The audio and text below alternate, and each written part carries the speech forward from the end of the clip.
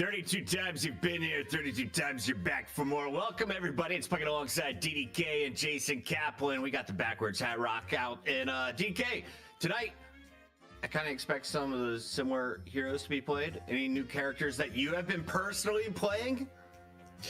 No, I mean, I've been grinding Apollo and Silver a lot, so I'd love to see those. But I don't know if Apollo is Apollo hot in EU right now. I think it is, right? Yeah, can you fence in the EU, Kaplan? Can I fence? Yeah, Apollo, to the fencer. Does he work over there? Oh, yeah, quite a bit. I think he was like first picked, or not, I think he was first picked or like top 3 every single game last week, if I'm not mistaken. And even in NA, he was heavily proud as well, man. Everyone likes a little bit of the fencer. We have an April Fool show coming for you guys with so many surprises for ZP, who's in the green room sweating after I just said that live. That may or may not be true, but we do have some familiar teams. Before we get into that, let's break down the format. Welcome in, everybody. It's DDK and Kaplan, your casters. I'm your host, Puckett. We've got the regulars, Leviathan, surprise champions. They've held the throne for a while now, taking on Abrahams and Low-Key W. But Kaplan, these are not the same rosters we're used to in EU. Are we getting tricked, or is Mikhail S really playing tonight for the Abrahams? That would be, I'd say, the ultimate troll, considering the last time we saw him was in Night Shift #1, playing with the old school Buff Enjoyers roster before he got replaced by Hoot. Man, everyone's been seeing, I know everyone out there watch Lightbringers, look at the scrims of Low-Key W and Abrahams and like, oh, Michaelis is in the game. That would be the ultimate troll, to have someone on that team just tagged up as Michaelis the entire time and go in today like, oh wait, he's not playing, it's not happening. But that would be insane if he actually is making his debut back here in a competitive deadlock. Is he here to stay is gonna be another question, but can he perform when he's kind of been gone and out of the scene for such a long time? Shout out to Solomon bringing up the graphic a little bit earlier. We were just teasing it, but you can see Mikhail S is on the official roster we were submitted, and so is Captain DDK. So a little bit of new faces for the Abrahams, which means that their players went elsewhere. Let's see who's playing for Low-Key W, because there's this guy I love watching. He goes by the name of Hoot. I haven't seen him on this squad for a minute. Yeah, like the mix-up is kind of interesting. I do think, obviously, both of these teams are super dangerous, and I mean, for me, this is probably like a fan favorite lineup, because it's got a bunch of my favorite players here. Like you said, Hoot, incredible versatility, can play basically anything, any position, doesn't really matter. Empty Dreams' playmaking capacity is also really, really strong, and Oberkim, it's just different on the support. I don't know, there's a lot to be a fan of here. I haven't even mentioned Cosmetical or Listic or Break, like it's just too much. And the question is, where did D-Mov go? Well, you may see him in a championship match. You'll have to wait for that. That comes after the EU Challengers. Solomon, let's break it down, though, from the start. We got to give a big shout-out to our Patreons. Thank you all for supporting the channel. We're going to be jumping into this EU match when the players are ready. But first, these are the supporters that have helped us get all the way to episode 32 here of the Deadlock Night Shift. It's been an incredible run. Mad shout-out to our board members. We've got 4 of you up there, and without your support, we couldn't have had the initial start we did. After that, though, we got to give a shout out to the regulars. You guys are here to learn about the game, and you're interested in the pick priorities. So as we mentioned, Apollo, used by Europe. Is he going to be rocked by NA once again? Let's see the pick priority. DDK, what would be your first pick tonight? I heard you and Jason talking about some drafts earlier. I mean, Mirage did get some tweaks, but he's still really, really good. So I could see that Mirage might still be targeted. Celeste hasn't been touched as well, and still is in pretty good form. Venator is still, I think, really highly desirable as that like M1 carries. Mina's still up there as well. So I don't know that there's going to be necessarily anything that's too different in terms of the top shelf picks. I wouldn't expect to see any changes this week. Graves, maybe. Graves, was really, really strong in the M1 role. I don't really know how the adjustments, the recent patch that happened, that was just for Graves, how much that's going to change things, though. Kappa, do you think anyone moves up on this leaderboard? I'm kind of torn, because we do have Michaelis back, and I almost want to see him play Pocket, but he's got Task on his team, so who would really take it?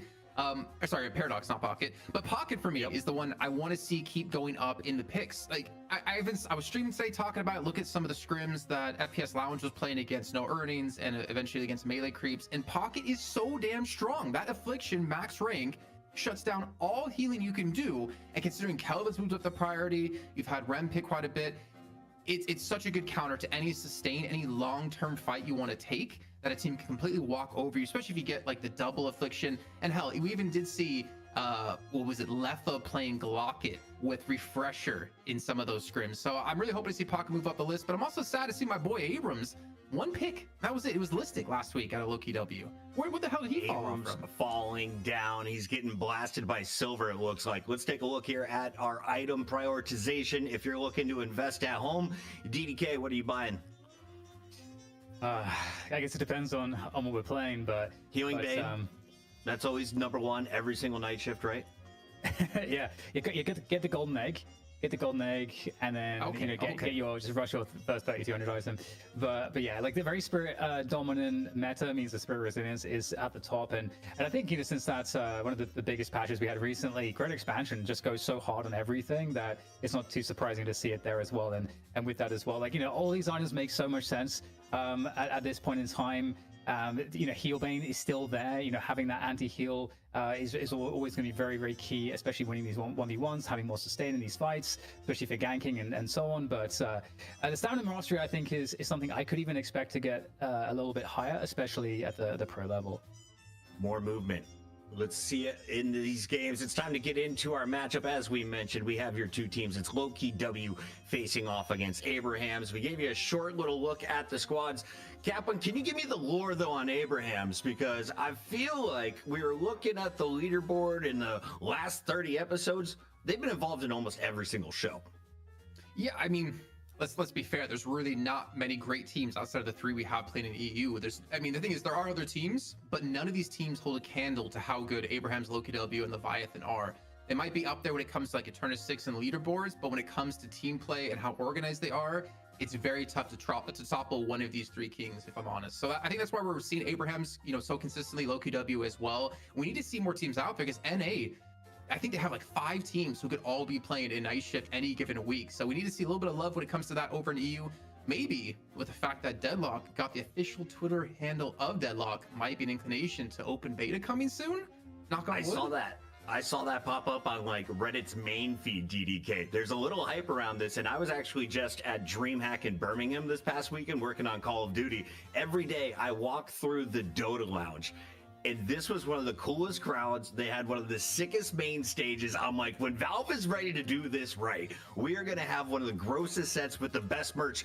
They were doing the Peaky Blinders theme. It was like, by the order of Pudge the Butcher, and it was one of the sickest sweatshirts of all time. It was already sold out in XLs, but I'm going to track it down. Anyway, there's been a lot of buzz about the game recently. Is that why Mikhail S is coming back right now? He went away for studying, right? He's like at university, so that means he must be, maybe he is feeling it and wants to have his foot in the door before it's too late. I mean, I could see that being the case because he already has that high level of skill. Jumping back into with a lot of these players, I think it makes a lot of sense to not, miss out on that early wave. Hey, in Counter-Strike, Carrigan was getting his masters when he was on a tier 1 like top 8 team, so it's possible. Was he in a phase back then? Anyway. Yeah, I think it was Astralis when he was on Astralis. This was a very long time ago. He's getting his master so long ago, we can't remember. Kaplan, we talked about Loki W, but what is their lore? What's the story for this team in Europe? Honestly, it's very weird because I feel like the lore of the team. So like, you have to go back to even before then. You have to go back to Buff Enjoyers when some of the players didn't necessarily want to continue to compete as heavily, and some of them wanted to focus on streaming a little bit more. So you saw the team eventually break up. Obviously, a lot of other reasons out there. And talking to Listic about when do you get back into a new team, he says, nah, I'm really feeling just being able to stream. But something about this roster, something about this team, even with recent changes, has been able to pull him back in. It pulled Shark in initially, and then I think he came out and Obi Kim came in. Now you got Who back on the team. This potentially could be like the version 2 of Buff Enjoyers, especially if we can get maybe one more old Buff Enjoyer player on this roster. But the team, they have Lightbringer behind them coaching. We see them have crazy step-ups in skill. They've definitely filled some of the gaps they were lacking in knowledge and team play, and they've been on that upward trajectory. How long it's going to last, I really don't know. I don't know if they plan to stay together as a full 6. I don't know if streaming is going to take over as a priority yet again, but this team has proven in a very short amount of time that they can compete against the best of the best in EU, which makes them a very deadly team with so much history behind a lot of individual players. Now, which one of these logos is the Buff Enjoyers? The number 2, 3, the 4, greenish 6, purplish 5, rock 6, thing. Yep. Yeah. Okay, and then if you're looking at the Abrams, that's Abrahams, And if you're looking at the Viscous, who was that? Goo balls. That was Goo The balls. Goo Either the Balls. Furies or the Dragons. Now, if you've noticed here, guys, we've got some low-key W's, that LKW, but right beneath it, you got a lot of Vipers. Now, who could this Viper team be, Jason? Well, it's a team that never gave us a logo, and I don't know how exactly he goes into this one, but it is Leviathan, man. And this team has been grind. I think they're the epitome of grinders. Looking back to Night Shift 16, 2-0 loss, 2-0 loss, 2-0 loss, 2-0 loss, 2-0 loss, 2-1 loss, 2-0 loss, 2-0 loss, 2-0 loss, 2-1 loss. They held and some then L's. Somehow, a lot of L's, man. But somewhere, something clicked for them around maybe Night Shift 27, and from there they have been winning non-stop, which we didn't really ever expect to see a team take down Abrahams like they've been able to do, but to do it consistently, doing it once was like, okay, that could just be a fluke because they brought out Mo and Krill against Celeste when Celeste was really strong and no one knew about picking Mo into that. But then they did it the week after, and the week after, and the week after yet again, proved that they are a very solid team, a team to be respected. But they don't have Psy playing today because D-Mob subbed in for him, and Psy has had some crazy impact for him the last week, so I don't know how they're going to feel today. That's a great call out. We are going to see Leviathan in your championship match. Our EU Challenger match is ready, and we'll be jumping into the 1v1 when we can. This, of course, is going to help us decide who is going to go first or second in the draft, and GDK will explain all the rules for you there. Before we jump into it, GDK, is there a best player in Europe right now, and is his name still Dimov? You know, it's really, really hard. I mean, probably Dimov, I think, just because of the sheer impact he can have across the variety of roles that he can have. I mean, because for me, I would always want to have Hoot in that argument, but I do think Dimov edges him out. I don't know if you were on the same page there still, Jason. I feel like ZP, I can hear him in the distance, definitely agreeing with the Dimov pick, but where are you at? I don't know. I had a chat with AVG today, and he described that everyone in EU on these teams can be like a rank 1 player. They could be rank 1 if they ever just grind it. When it comes to like best, there's always so much you can learn when it comes to an individual player that the only way you get better is playing around a team and the team playing better. And I find that really interesting because Dimov single-handedly might be like really good individually, but Abrahams haven't been winning. So is it realistic to call him one of the best or the best player in EU? I really don't know. I think you might have to start looking towards the Leviathan crew and how well they've been playing, because OCs is really getting out there as a name that's been recognized. True. OC's is incredible. Making some strong claims, some great aim, and whatever happened to Zergy, my trackball hero? He used to be one of the greats. Zergy, I miss you on the show. We'll be talking about you in a little bit. Right now, though, we got to talk about some Mo and Krill. We've got 2 names. Let's zoom in and try and read them. GDK, get your binoculars out. Who's on the left? It looks like Saint. Who's on the right? Is that the Hoot Daddy? It is Hoot. I don't know, man. I can't. No, guys, look under Puckett and look under me. You have the teams, their colors, and who's playing. So production. Guys, I use binoculars instead of using that tool. I worked way harder than needed. In the meantime, Hoot is looking exhausted, boys. Those are real You guys glasses. cast. I just got There distracted. they are, yeah. They are real glasses, yeah. I mean, Which who's is probably another deteriorating. That white area. Saint, who's gonna beat who? To be honest, I'm kind of surprised. Like, who's outplays is pretty next level, but You know what you should be surprised about, though? Looking at Lightbringer's streams when they were watching the scrims versus Abrahams, you know what Hoot was playing for the team? what Kelvin. was he playing? He was playing Kelvin? support. A support. Is there an aggressive Kelvin build we don't know about? There is. Well, yes and Okay. no. You get, was it 2 points in your ice path, which means it has a really low cooldown, so you can basically have it every wave. You get the bullet resist from tier 1 ice path. You buy monster rounds. You go high in the sky, and the Guardian just does 0 damage to you because you have monster rounds. Oh my. What the hell is that? What is That's gonna be that? Celeste, right? Is that Celeste gone, the unicorn princess? Did our production like hand draw and paint all of our pictures today? I think this is Solomon's personal artwork. Dude, that's pretty dope. I mean, I immediately knew what it was, so, good job. Oh, wow. Okay. Abrams? I need to hear it. to No, know what Mirage. it is. That's Mirage Band. Okay. Oh my god. There's no way that we have 38 of these. It's gonna, right? I'm waiting to see first pick to see what's going to happen. But I mean, so Venator, very high prio pick when it comes to having Mirage Band away, Celeste Band away. Oh my god. Nice. Oh, wow. That's whoever a drew that strong one, actually, painting. That's good. I think Knock made these. This is way too good for Solomon's hand. Just the vest ripping, the howling. They even colored in like the inside of the mouth. That That'd be is so dope. amazing. Venice, I agree. What else are we gonna get? I got you. Okay. Infernus. Interesting. This is really interesting. Infernus, I've been seeing him a ton, man. Left has been playing him a ton over in NA. We've seen it a couple of times over in EU as well. I think Vraic was playing it for low-key W in some of the scrims. Very good into brawly hero compositions because you do a lot of zone denial. You just do a lot of pure damage with your flame dash. You're very slippery as well. And also you reduce a lot of spirit power when you are able to get your like afterburn up on people. So it's very strong to deal with what is in meta right now of like high spirit damage in that mid game to get tempo. Okay, you were talking about your Apollo play, DDK. Who do you feel this character fits best on the Abrahams? We got to call out that Captain and Mikhail S are back in the lineup tonight.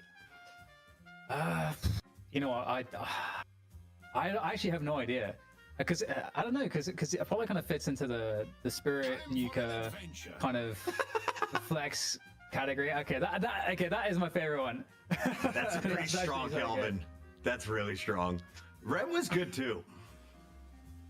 I think it's maybe going to be Captain playing the Apollo in like a position like 4 kind of role, where he's doing a little bit of the jungle, then obviously gets involved in a lot of these fights. Venator, that's amazing. Like Did we pay for these? These are way too good for anyone on our team to have produced. So I'd expect Loki, or rather, Abrahams might ban Mina here potentially, right? Yeah, okay, so Mina gets banned. That's another one of those like top tier like M1 carries, which currently Loki W doesn't actually have. So speaking of what Abrahams doesn't have right now, and what would be a high priority ban, they don't have any front line. So like maybe like a pocket makes sense actually as a counter for the Kelvin and the Ram. That's true. Sinclair, okay. Sinclair ban. All right. Makes sense. What ultimate are you protecting? Well, the Kelvin? Yeah, I mean Kelvin, but also if you did pick Pocket into Sinclair, you're running into a Pocket who can take 2 big ultimates away from you, or Sinclair who can do that. So I think Abrahams, you need to pick Pocket here, give it over to Mikhail S. That looks like Graves. I kind of dig the redesign. So for me, this kind of says that Loki W is going to be picking Pocket. There's just I see no world you let Pocket get through this when you have, or through this far when you have 2 healing supports. What's really interesting too is that you know, Geist and Venator you kind of play as like the carry-off carry, and so then you know the Infernus. It's gonna be really interesting to see how Infernus just like operates in the game. I'm gonna be super interested in following kind of just the kind of timings and plays, rotations we'll see out of the Infernus. Okay, that's Billy. I just want to see the pictures. Whoa. That's a lash. Is that Disguised Toast? Who did they draw? Yeah, that's what I'm trying to figure out. That looks like Rock Lee from Naruto. Is that Super? Oh, it's supposed to be Super. Okay. Okay. Vindicta. I was expecting just a blue foot, but shout out to you guys drawing her face. Yeah. So Saint could be Vindicta, but also Michaelis could be Vindicta. But I'm still looking at like, bro, there's a Pocket available. How does Pocket make it to a 6-pick? They don't even go Pocket. Oh. What is happening here? Look at that chin. Look at that jawline. This is Chad. We were just complaining that Abrams was gone last week, Kaplan. He's back in for the Abrahams. Yeah. Who plays it? I'm assuming it has to be together. Actually, I don't know. I can't lock it down if it's together or Captain because I don't. Oh, you were right about the Lady Geist and Graves. They just flipped her. Lady Geist gave birth to Graves. Now you know the Deadlock lore. Well done, artists. Bringing it all together, simplifying it for those dumb casters. DDK, let's rank the ignoring the profile. Actually, let's start there. Who has the better profiles set up here? If you had to display one of these on a wall, which one goes behind you? I like the chat energy from Abrams. I feel like that's pretty strong. It's pretty He's definitely got some aura going on there. I'm gonna go with Abrams. I think so. I'm stuck between Geist and Graves because it looks like the same portrait, but it's just so slightly changed and different between the two. Because Graves has like the spiky hair on her left side, our right side, and then Geist has like the earring. And like the gown, very tricky. For me, Venator. It's like, look at that man. Is the silver not the best draw of all the... Good luck going after our fans. We have a Huntrix meal at McDonald's. You mean the Sada Boys breakfast meal? Ours has Ramyun McShaker fries. Ours has hash browns. Hash browns. Zoe! It's a battle for the fans. We love you! What? Now at McDonald's. Pick a meal. To pick a side. Don't fight. Kiss. Ba-da-ba-ba-ba.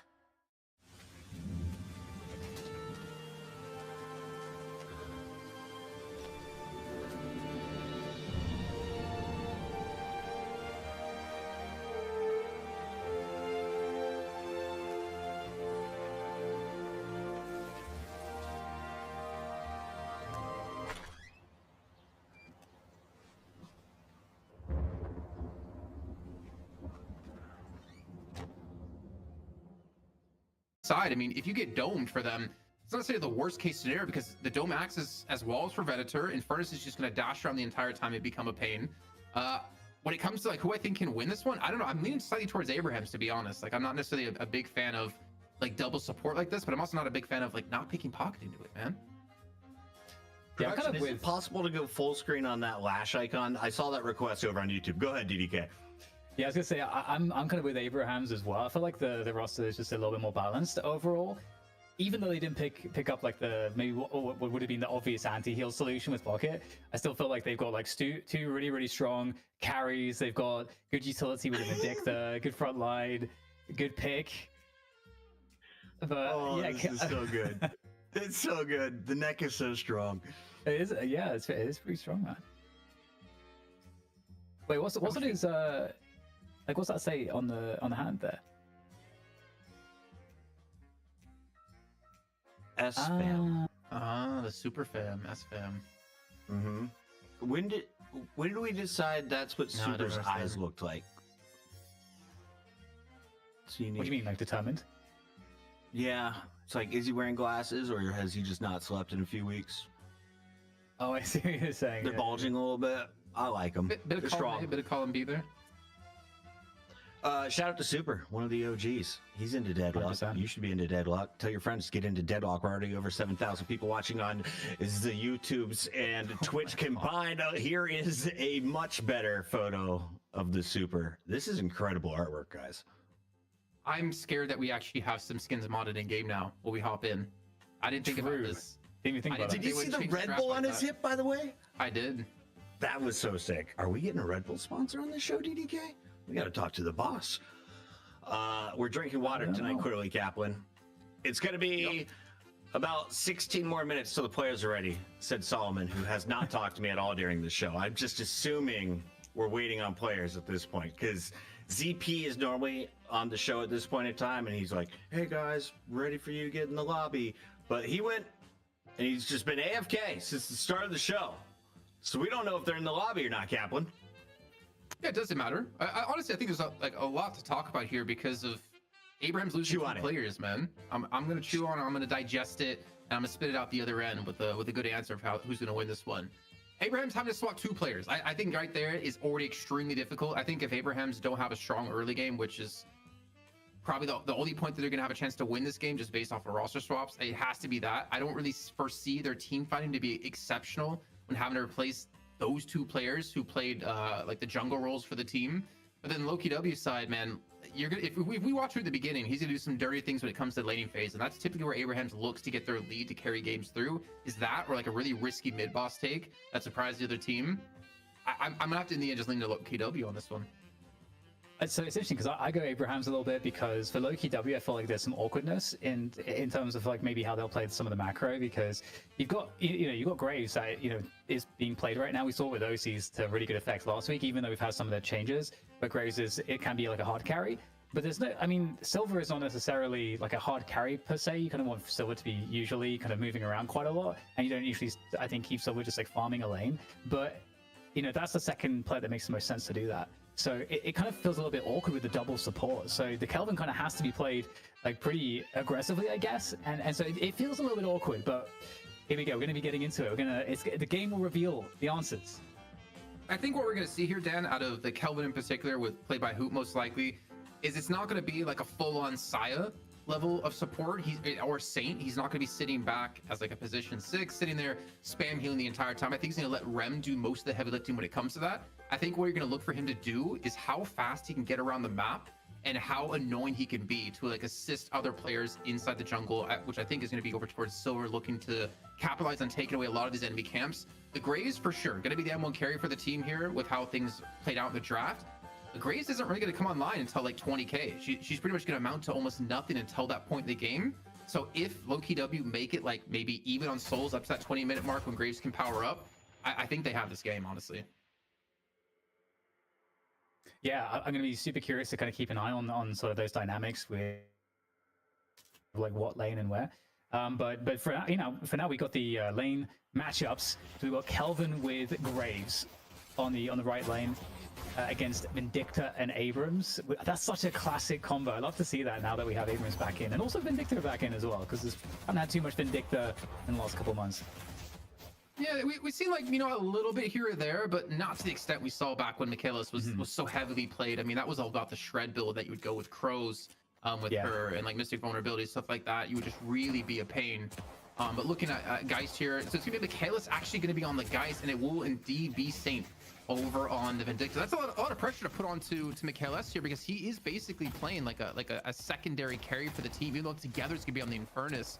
And then Sonya, of course, being that main carry for the roster, but he's gonna go on that left-hand side paired with together, looking for some like early control to have a strong start. This is a very rough lane, isn't it, for Loki W to deal with? The Geist and Apollo, like, capacity to nuke you down is going to be pretty nasty. Very hard lane.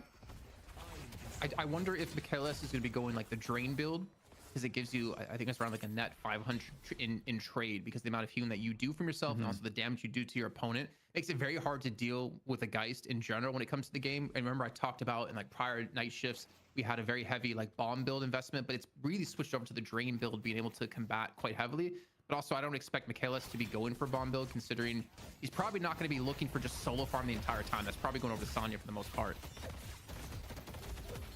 Yeah, I totally agree. It definitely, I think that makes a lot of sense, and getting those good trades in lane is really important. And another question that's going to be super interesting is this Infernus we're seeing, paired up with the Venator. How Infernus is going to play is going to be really, really cool to see. I've been such a big fan of Infernus, and like the Dash Infernus especially. And so I imagine we'll probably see maybe some version of that. Is that kind of the build you're expecting to see, like a dash-oriented build? 100%. I mean, Together likes playing like a rule that can play like somewhat frontline, though obviously Infernus doesn't do so, but to be kind of a nuisance in these fights, I 100% expect him to go that dash build, go for like Warp Stone, Counterspell, go for something that has high survivability instead of necessarily high damage, because the longer the fights go, the more damage you're going to put out once you get Rapid Recharge online, and you're just flame dashing the entire time through the enemy team. But if they can have a strong start in this lane as well, it gets him going extremely strong.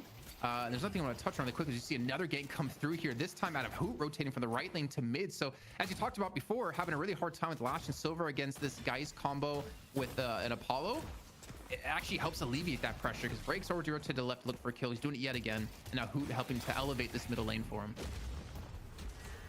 Maybe a little punish on here as he returns to the lane, and it was a good detail that we didn't catch actually, because the 2-minute timing when all the boxes spawn, you can just do some box running, get back to the lane around like 320 to catch them that next wave, or you can go and gank in that same time as well. So the box running route can open up gank opportunities at those timings. So it's a kind of a nice way to like help out a lane if a lane is kind of struggling a little bit, which the mid lane I think absolutely was. So actually getting the value there with the converting on the kill in mid is definitely a good way for I think Loki W to stay competitive in that mid lane. Yeah, it's kind of a win-win situation, because you're getting boxes, so you're still keeping your souls up, and then you have the ability to potentially go for a gank. And that was a really good read by Rake to go for the counter gank onto Task, more importantly, in that situation on the left-hand side. But also, Rake's been kind of out of lane quite a bit, feeding a lot of farm over to Cosmetical. I mean, typically a player they like to feed a lot of farm to. Empty Dreams is already struggling on this right-hand side, even though he has the support of Hoot on the Kelvin. But so far, I mean, you're seeing Abrahams, they want to apply pressure. You can see on the map alone, they're trying to push in towards middle, though it gets actually punished quite heavily as Michaelis goes down here. Even on the right-hand side, they're keeping that aggression on. Yeah, it's good timing too. This is that really key timing for the 430 timing, where everybody's trying to get priority on their lane so that they can get the bridge buffs. And so, like, obviously at this level of play, it's really interesting how good teams are and how they'll prioritize that. But there you go, that mid lane got priority because of that kill for Loki W. They're onto the bridge pretty early here on the left side. And it looks like Abrahams, they got the priority on the right side lane, so they're going to get the right side bridge buff. So it's going to be a split apiece. Silver getting the Spirit buff, not really the best one. I think, you would rather have Gun for sure, or maybe Vitality over that if you're playing the Silver. I did hear about like a Spirit build apparently for Silver that Lightbringer was talking about, and Cosmetical might actually be going towards that route. No way. See his build as it transgresses later on. We did see Vrake go for a gank on the left hand side while the buff was being taken. It didn't net into anything and actually ended up being Listic to fall on this left lane. Now the pressure's really going to be on here because they have access to not only like their tier 1 camp here on the left hand side by keeping this pressure, which they're going to steal, netting them a big lead in this lane more importantly, but also a lot of damage onto this Guardian too. Yeah, it definitely worked out quite nicely for LokiW on the right side, especially after losing the buff there. Hollow up to the usual shenanigans, you know, rushing the spirit investment. Hollow's burst damage is really nice. It's not nice when you're on the other end of it. Receiving True. end of the burst. Well, Oh, Snipey wow. coming in from Saint. He's got Healbane picked up, extra charge, high velocity rounds too. It looks like he's still going to be going towards like a similar Crow max, currently at tier 2 on this one. Not going for the heavy investment to assassinate for the weapon damage, but that's not surprising because it's Saint playing the support. Playing the Vindicta as support. There we go. Our first Death Slam coming on through. Does connect onto TaS, and Cosmetical finishes that one up as well. And now Vreg needs to keep his distance as rotations coming out together to kind of capitalize on this gank on mid. Yeah, great movement there, but I don't know that it will be enough. Chase down coming on through. And Infernus already causing some problems here. Nice cut off of line of sight there from Cosmetical. But after all said and done, we're about a minute away from the Sinners spawning, the next sort of big objective, I suppose. And all the tier 1 towers are actually up. Even though we're getting so much action, I feel like no one has dropped a single tier 1 just yet. Yeah, it's been a lot of like fighting in the middle parts of the lane, but that tower actually might come into fruition to be killed off in the mid lane as Hoots rotate on the right hand side looking for a kill. Michaelis does have swap up, and TaS does have a Tani Losando escape as well. Not to mention Together's going to be here. Very low and help force back. A quick parry comes through. Look at this monster rounds. Look how much damage he's taking.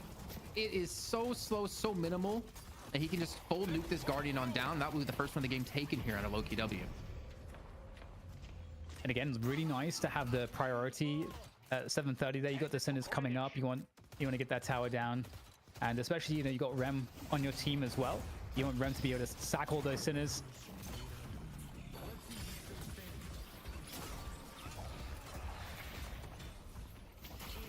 They didn't really net much into anything here as a parry comes through as well, connecting onto quite a few. Oh my god, did that really hit the gut shot into the box at such a weird angle? Listic, I have to get parried this time, but he will fall either way to Sonya Sniper. It's a big kill coming on through. Maybe another, but that's a good parry coming out of Obikim as he retreats back towards his own Guardian. But very skirmish heavy here so far in this game as we do pass that 8-minute mark as the Sinners have spawned on in. Yeah, lots of brawling. And now some Sinners will be collected. Cosmetical with a good lead on the Silver, which is really, really nice. Because obviously Silver has insane burst damage, and if you can get that edge and get the power spike really early on, it's gonna be pretty nasty. You know, the Express Shot, probably that first power spike, and then maybe next one being the Hunter's Aura is the next one you'd be looking for. Well, so Silence Wave as well, we've seen a massive uptick on. When we're looking at like item priority from last week, that's something I wanted to touch on, just didn't have time to. That Silence Wave is just, we've seen teams pick up 2, 3, sometimes even 4 of these just because of how good they are. And the talking to AVG, because Torment Pulse got nerfed, Silence Wave kind of indirectly became better because it has an AoE around like 300 damage cone in front of you, plus it silences, and it's a really good spirit pickup anyways if you're just trying to get your investment. Just all in all, like a really strong item right now, and I'm not too surprised to see it. But Cosmetical, he needs to be this beast for them because he needs to buy time for Empty Dreams, I'd say, to get farmed. So for him having a strong start, which I think was the emphasis for LokiW, it's going to net them a very strong mid game. You can see Cosmetical very, very threatening here in the werewolf form. Lycan Curso is about to fall. However, the chase is still on, it seems, and I think those cooldowns are going to be good to go to try to keep that pursuit on, and they will get out of there. And, you know, to your point about the Silence Wave, you know, a nice one to get that 4,800 investment a little bit later would be the Cold Front. I think works really nice on Silver as well to really make things like very hard for the opponent once you're on top of them. British buffs coming up in the urn as well. Fight over the high grounds. Really important positioning to win out on, and looks like LokiW are going to be able to claim this forward space towards the urn for the time being. However, Kelvin Dome still a potential threat here on Hoot. He's got to reposition though. He's getting chased down and just, I think, sectioned away from the urn. So Abraham's able to take control of that, and there's going to be, I think, Vindicta that grabbed it. So an opportunity for a pretty big win though here for Loki W with the Urn being taken. You have a left lane guardian to take, you have a right lane guardian to take as well. You just have the ability to go towards mid if you want to let the Urn get dunked for free. It's a task to actually shove up this left hand side to make sure they can't shove that guardian down. That's like the typical pull that you see. You pull them one direction, you push somewhere else. As oh my god, Empty Dreams almost gets completely nuked on down. The Iradomini can be coming in. He needs to hit these shots though if he wants to finish off the Graves. And Listic comes in at just the right time to save him. Oh my god, Listic, the perfect timing. Keeps Empty Dreams alive. Well, not for much longer. Sane closes it on out with the snipe. I can't believe he didn't connect the Iradomini there. That was kind of wild. But hey, Vindictor's there to save the day. And now Cosmetical's arrived on the scene. The burst damage goes crazy into the werewolf form as well. Everybody bunching up for the swipes. The Lycan swipes is a problem. Right now, Cosmetical is tearing everybody to shreds. This is a great look now for Loki W, as they will win this battle around the Urn drop-off. And at the same time, there's a lot of pressure on the left side coming in from Abrahams. The Venator Apollo combo is definitely threatening, but looks like they can't go really all that much deeper. Yeah. And so as we take stock of things here, Jason, you know, Abrahams, they've got 2 tier 1s up still. So despite losing maybe the ground there in the end, they still have somewhat of a macro advantage. I think they kind of do for now, but I think the problem for them is that they only have a 2k lead and they have 2 additional tier 1 guardians up, so that lead doesn't really mean anything, you know, kind of at the moment. I think the real problem for them is the fact that Cosmetical, they don't really have a solid answer for him at the moment. Listic has also been getting a lot of farm, and we've talked so many times about, you know, Billy's in particular, when they fall behind in farm, they seem to not have as much impact, but Listic's been keeping the farm up. I think it's kind of in partly due to the fact that Hoot's not going to take that much farm, Obakim's not going to take that much farm, and neither will Wraith necessarily.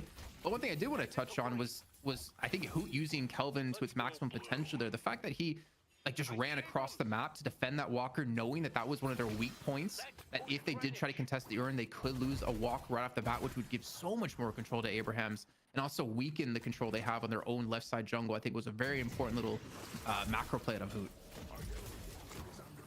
Yeah, it's a great point. And speaking of the macro, the right side, Abraham's Tower's under threat. Ooh, the live swap really problematic, especially with Vindictor over the top here. You've got to imagine the snipers being lined up here. Lots of teammates coming in from Loki W to try to keep the action right at the tower here and provide the coverage for Cosmetical to escape, which he's still looking to do so as Billy gets in on the action. Listic really doing a great job taking all the attention away. It still seems like Cosmetical might be in some trouble.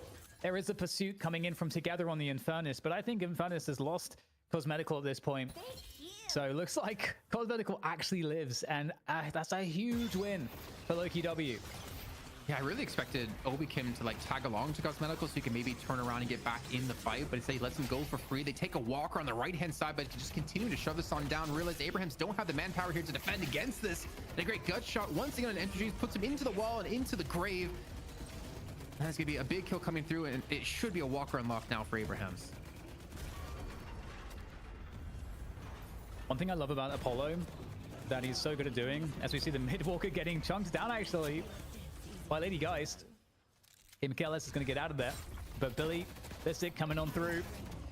It's going to make it very painful to escape, and I don't think Life Drain is available here. Yeah, or rather Life Swap. It is not, but either way, I was just going to mention that one of the cool things with Apollo, Jason, is that Apollo has the ability to be really high pressure on a tower, on a walker defender, because you can riposte the stun. And so it just allows you to just absolutely blast people who think they may be safe there. But as I say that, no safety here when you're up against Listic. Doing such a good job here on the Billy. Lasan coming on through, connects on a Cosmetical, but again, they just can't seem to kill him. And you know what? Part of that's due to the fact that there's a Rem, there's a Kelvin, there's so much raw healing. I also do want to take a look at items when we do have time. This is going to be very important. Even a Soundwave picked up here for a Rem, which is so important. There's going to be the combustion coming on through. The Frozen Shelter as well to help mitigate a lot of this damage being done. And Tass is able to pick up the initial kill on the Listic, but can they get much more than this, or are they forced to retreat right away? Yeah, some trades coming on through. Once again, Cosmetical on literally like 1 HP, it seems like. I'm not sure if he'll survive, but the fight will continue regardless as his teammates keep it going. Wraith there on the Lash, doing really good work. We'll be escaping with Obikim on the Rem. And in the meantime, you've got Empty Dreams doing a really good job pressuring that left side walker, continuing to get farmed up there. Very important to stay ahead of the game. in the hard carry position on the team. And in the meantime, the urn has been collected on the Abraham side. Sanya Sniper is running that on the Venator. Speaking of, M1 carries. They're really committing for this. They really don't want to let this urn go this far deep in the enemy jungle, and they're not really able to take any macro plays around the map because you do see, of course, TAS on the left-hand side prevent that walker from taking much more damage. But you can see everyone on Loki W on the minimap. They're all teleporting over. They want to contest this one, or at least look like they were. Maybe they go for a mid boss instead here. Did they feel that confident to do so with no ultimates up, or they're just looking for like a raw fight down on mid lane? It is possible because they don't have the left lane control. So Abrahams might look at that and think, okay, well, we need a lot of players to contest this, which would create opportunity for Loki W. I mean, do they really have the... No, they're not going to go for that. They're going to challenge this directly, the urn. And who's going to try to get the pick here? That's the question, because we can get into the stalemate situation. Who's going to try to get the initial initiation? Well, it's going to be Listic to find it on the Billy, at least, as Together was peeking around the corner. The attempt at the dunk is looking like it's going to be coming through here. They're going to just try to dive on top of this one. But again, the presence from Loki W looks quite strong. Over the top comes Captain on the Abrahams with a seismic slam, trying to provide some level of disruption, but it still looks like Loki W are looking very good in this fight at the moment. Who's very low? He doesn't have the frozen shelter up just yet. So there might be opportunity still for Abrahams here. It's some sort of strong presence. They still have control of the urn, Abrahams. Looking to go for the dunk here, and there it comes through. Vindicta gets it done. Saints now up in the skies looking for the snipes, and is now everybody's focus. 200 HP. Is he able to escape? Looks like he's going to be able to pass by unnoticed. So you get the urn turn in. You get a couple of kills as well, but they got to be very careful here. You don't want to lose too many more players at this point after you got the urn. I mean, the right base guardian for their team is just under heavy fire here. Finally, it's going to be together to come back in, actually deal with it. But it took about half HP, and they're still continuing to push on this left-hand side. But Cosmetical's here, and well, you know what? Cosmetical does have a bunch of damage here. Does have support. A death time is available for Vrake if he wants to use it. He has to be so careful of the right post. Repost, damn it. I always get that name completely wrong. And Son is going to be eliminated here from that one. So in the end, I mean, it's not the worst case scenario for Loki W, but Abrahams, they did get the urn, of course. These fights seem really even. I got to say, Jason, that to me, that's actually somewhat concerning, just due to the fact that Loki W, they've got some really strong team fight ults between the Chain Gang and the Frozen Shelter, and also, of course, Rems Sleep as well. They've got a lot of really nice ults for team fights, and also, in fact, the zombies for Empty Dreams as well. So I think Abrahams are doing quite well, with all of that taken into account. Not all of it was online for Loki W going into that one, but still, I think we're settling into an interesting game state here. We're getting into close to that 20-minute mark, so almost ready to have another urn fight. And we're kind of even in the game state. Can we actually take a look at items here? Like with the tab. I'm curious to see what everyone has, because we're about a minute 20 out for the next urn, which of course is probably going to be the next bit of skirmish is going to be taking place. You can see we have a knockdown picked up for who. I mean, also one thing you're going to notice on Abraham's side, 5 heal banes. 5 heal banes to deal with the healing that Obi Kim and Hoot can put out. ZP pointed that out to us over in our Discord. But Hoot hasn't hit max rank ultimate yet. So actually there's a very, very big window here for Abrahams that if you could fight, you actually, those heal banes have full potential. It's only when he gets his next 2 ability points is he be able to cleanse all those heal banes and then apply a ton of extra healing to his team in that short window before they get reapplied again. Because the thing is, even if you're stuck inside the dome, you're going to reapply that heal bane. But that like quick second, maybe, second half, 2 seconds you could get from it is going to be quite important for Loki W. Another thing to note as well is 5 counter spells ready to go for Abrahams to cancel out the Lash ultimate. And they've also got, I think, 4 or 5 rebuttals as well. So, really trying to make sure they've got the counter animation on lock there. And now Loki W looking to get a pick opportunity. The relentless pursuit off of the ice path here to set up the fight. Hoot able to enable that pick there. Cosmetical with the kill onto the Abrams. And that mid boss is a possibility. Maybe we've got the urn coming up as well very, very shortly.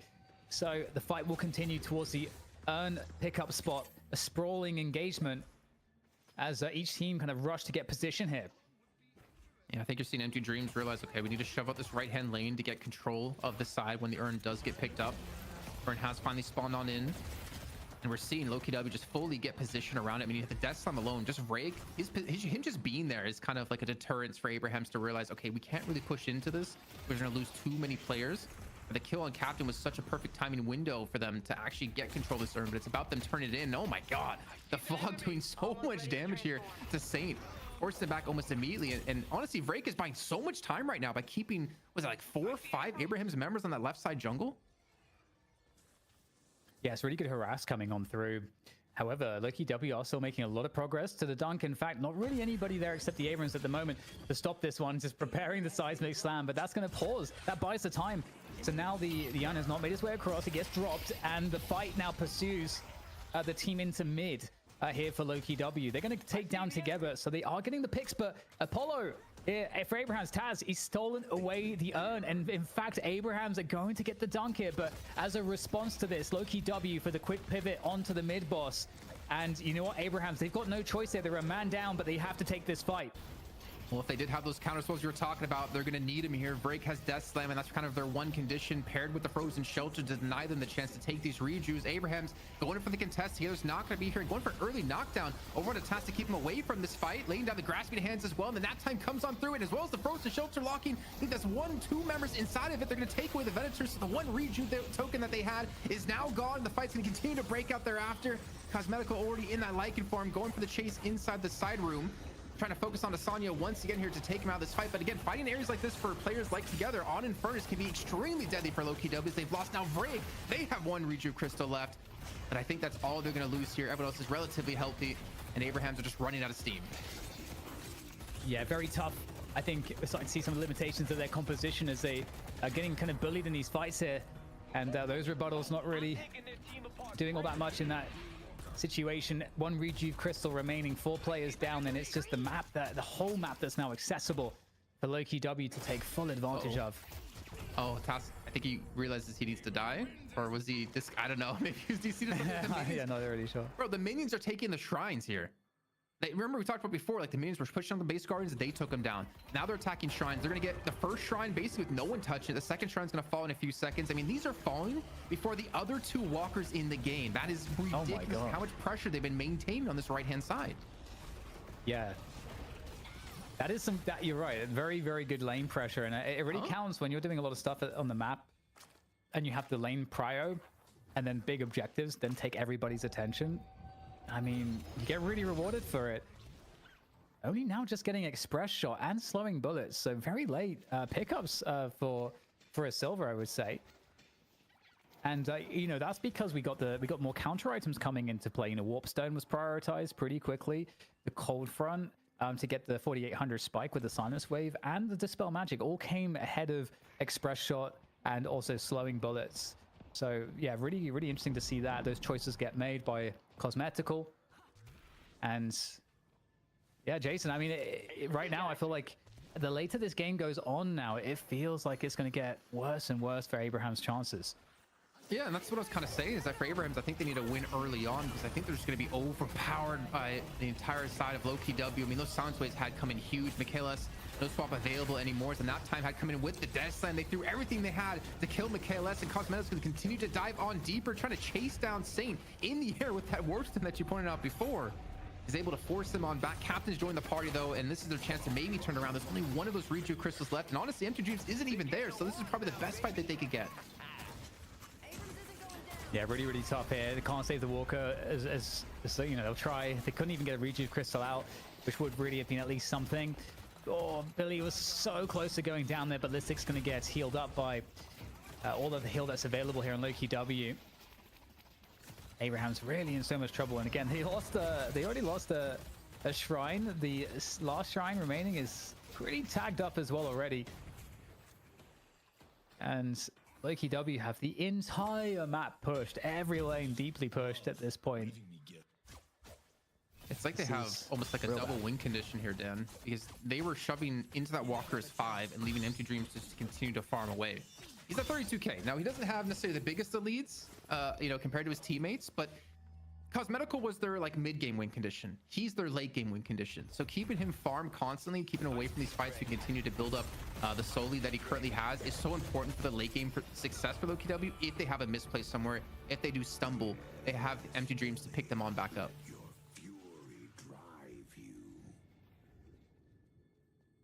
Well, right now there's no way to get that in control for Abrahams, it would be a comeback earn, so would have been nice, but again, that's the benefit of all these lanes being so pushed. And hey, they've got every ability to just actually fight for this Loki W, just force another team fight. Especially now with the advantage that they have in souls, 25k. They're probably going to want to take it, but a chase down from Apollo, some good burst damage coming in. There's the assistance though, there's other people here, and now the sleep comes through as well from Rem, and the Cosmetical jumps in on the silver, and the burst damage is going to be out of control. Taz goes down, and Loki W just keep the momentum going. As ZP just pointed out to us, 2 cursed relics picked up for Loki W, and we saw one of them used. One's on Hoot, one's at Obikim. A nap time onto Taz, followed by cursed relic onto him, means a dead Apollo. Instantly bursted down, no chance. I mean, they even had Silence Wave on top of that too. Like, they have so much control with the pick potential of Obikim with nap time into these curses that you just don't survive. You need to somehow bait out these 2 cursed relics before you actually go for an engage. And this even Earn just dunked in over the heads of Abrahams.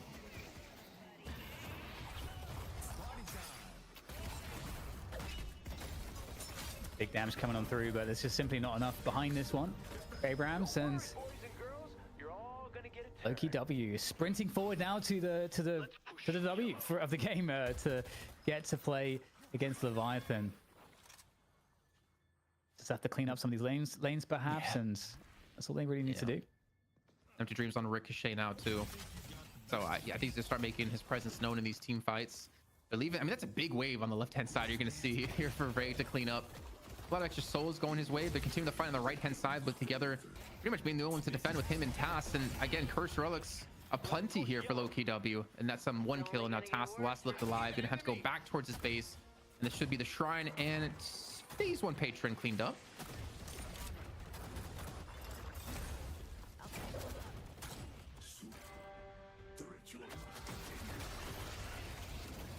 And there we go. Like I said, you know, Graves, you have to wait, wait a little bit. But when Graves comes online, it's pretty disgusting. Just trying to dive into this one. Abrahams, there's no rejuice or anything like that, but Calvin Dome comes in for a brief second. Not necessary. Not necessary. 3 players down for Abrahams. Not too much they can do to defend this space at this point. Well, we're gonna get ult there from Apollo. It's not gonna do too much of anything. They're just trying to throw the kitchen sink at this, but it's too much. It's too much, Jason. Mid boss coming up in 10 seconds. I see a rule they take phase or stage 1 Patron and go back to take mid boss. You know, we had Puckett ask a question earlier on talking about who's the best player in EU right now. I want to revise that answer. I think I have to put Hoot back at best player because not because of like necessarily his individual skill, which he is vastly ahead, I think, of a lot of players in EU, but the fact that he will play support Kelvin. Like, he will play Kelvin. He doesn't care what he plays. He just wants to win. And I think having a player on a team like that with that drive is insane. But this is gonna be the last fight of the game here, Dan. Abraham's going for the contest. A little bit of a parry comes in on top of the Rejuvenator, but Sane's gonna fall. They just go for the kills. They don't even need to take the rejuice right away. With 3 players falling, Loki W should be getting their berth once again here into the finals up against Leviathan. Yeah, I mean, Hoot's always such a good shout because I do think he has he's kind of in a class of his own for what he's able to do on a team, provide on a team. Because he's kind of a wild card. You never know what he might do, what he might play. He can play stuff that's off meta and make it make sense in a way that can catch you off guard. And there's a huge amount of value to that.